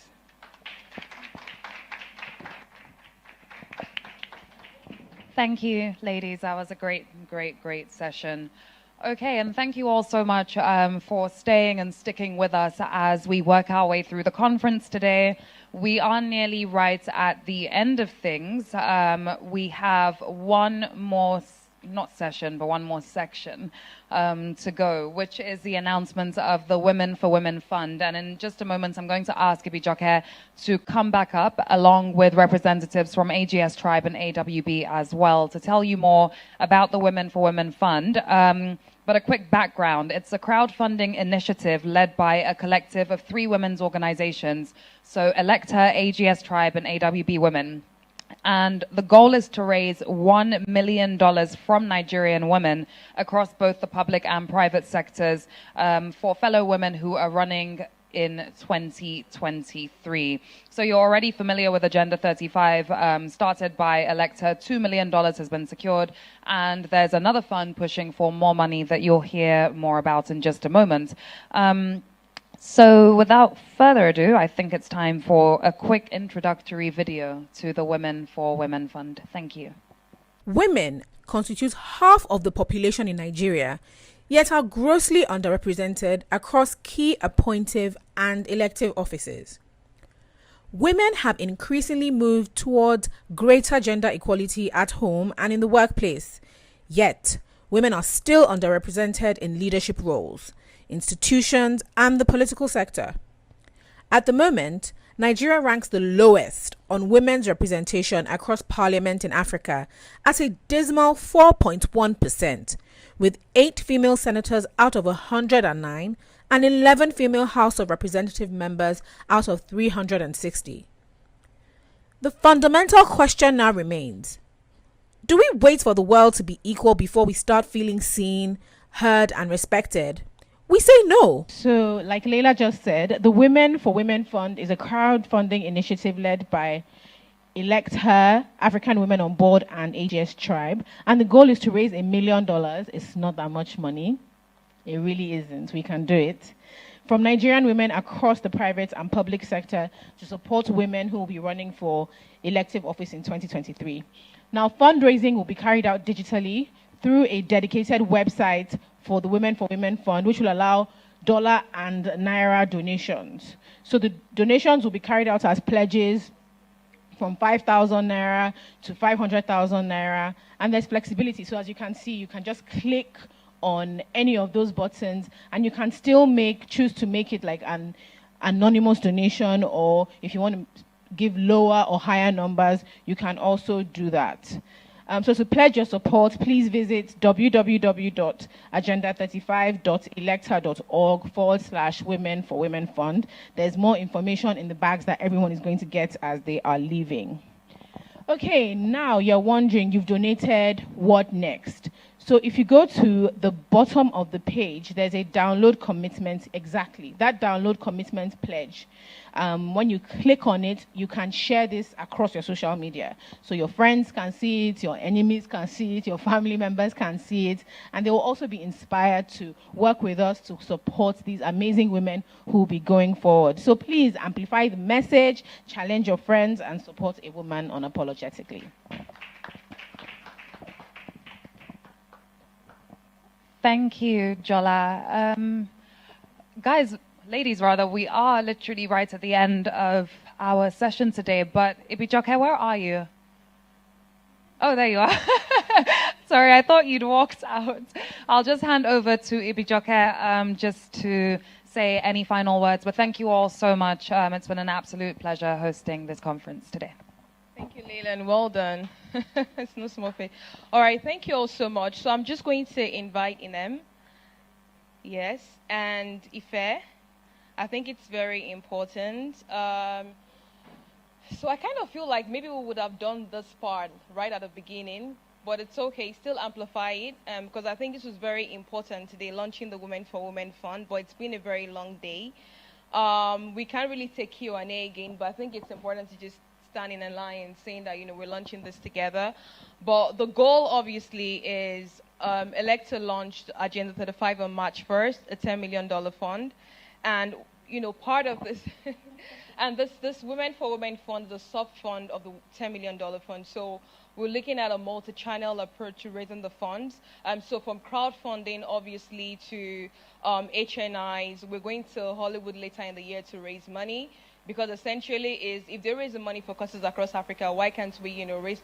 We have a lot of Nigerian or Hollywood celebrities of African descent, right? Who are living, who are part of the creative sector in Hollywood. So the goal is to go raise money from them. But essentially, this particular fund is just a strong narrative. It's not about excluding men, but it's saying that we want to put our money where our mouth is. So if as women, we're really committed to really moving the needle and saying we want to really push on the narrative, and ahead of 2023, we want to mobilize for women. So I think that setting a $1 million goal is not a lot, and I think it's something we can do. And I want to encourage everyone. I want to encourage everyone to please visit the platform, share with your friends, share across your platforms. For those watching online, I think it's very fundamental, and you realize how much little could go and how it could touch lives and the multiplier effect as well. If I'm going to... Yes? Oh my God. Okay, so you put me on the spot. I didn't know I was going to say anything. Yeah, I'm really, really excited about this fund. I'm really excited about women, getting into elective office. I honestly believe that once women are there, a lot of things will change. And we've spoken about all the different things, the importance of, how, you cannot leave half of the world's population not doing anything and stuff like that. So we all know the importance. So please, let's all put our money where our mouth is. Let's tell our friends, our colleagues, and we all have friends in politics. Let's just get the support that we need. Men can also contribute to the fund, right? Exactly. So it's not... Yeah, so tell everybody because we need 2023 is almost here, so we need that money now. We need it today. We need to start preparing. We need to even start letting women know that okay, we're here to support you. Don't be scared. Even if you don't have money, we can give you what you need. Let's start getting all our papers, our ducks in a row, and all of that. So thank you very much for coming, and I hope you guys all get involved, and some people here also run for office. Thank you. Nem? Okay, I'll just say that we're very honored to be a part of the team, and to say that we've had very amazing conversations here today. We've talked the talk. It is time to do the work. I always say that strategy ideation is so much easier. When it comes to implementation, that's when we need to move. And it's so exciting to see that everyone can be a part of this. No matter how small the money you think you have is, you can be a part of this. Just get involved. And I believe that together we can get this done. So thank you to everyone for coming out tonight. Today. Thank you for coming out. All right, thank you so much, everyone, and have yourselves a beautiful, lovely, and I will give Ife to say something. Sorry, before we go, I'm saying it after because it's supposed to be off the record and everything. It's so funny how Inem and I are here on stage today. Back in the day, maybe 10, 12 years ago, we used to organize parties together. And it's funny how now we're now doing this. So now we've gone past the party stage. We can still do party, but we've gone past that party stage, and we're actually doing things for impact. We're doing stuff that can actually transform, society and everything. So I'm so happy that we've actually reconnected on this kind of, level. And I'm sure that we did the party and we did it well. So we'll do this one well too. Amen. Go, girl. All right, I think that's a very lovely narrative to end the evening. On this note, I'm dropping my mic and I'm going to have a glass of wine. Thank you, ladies.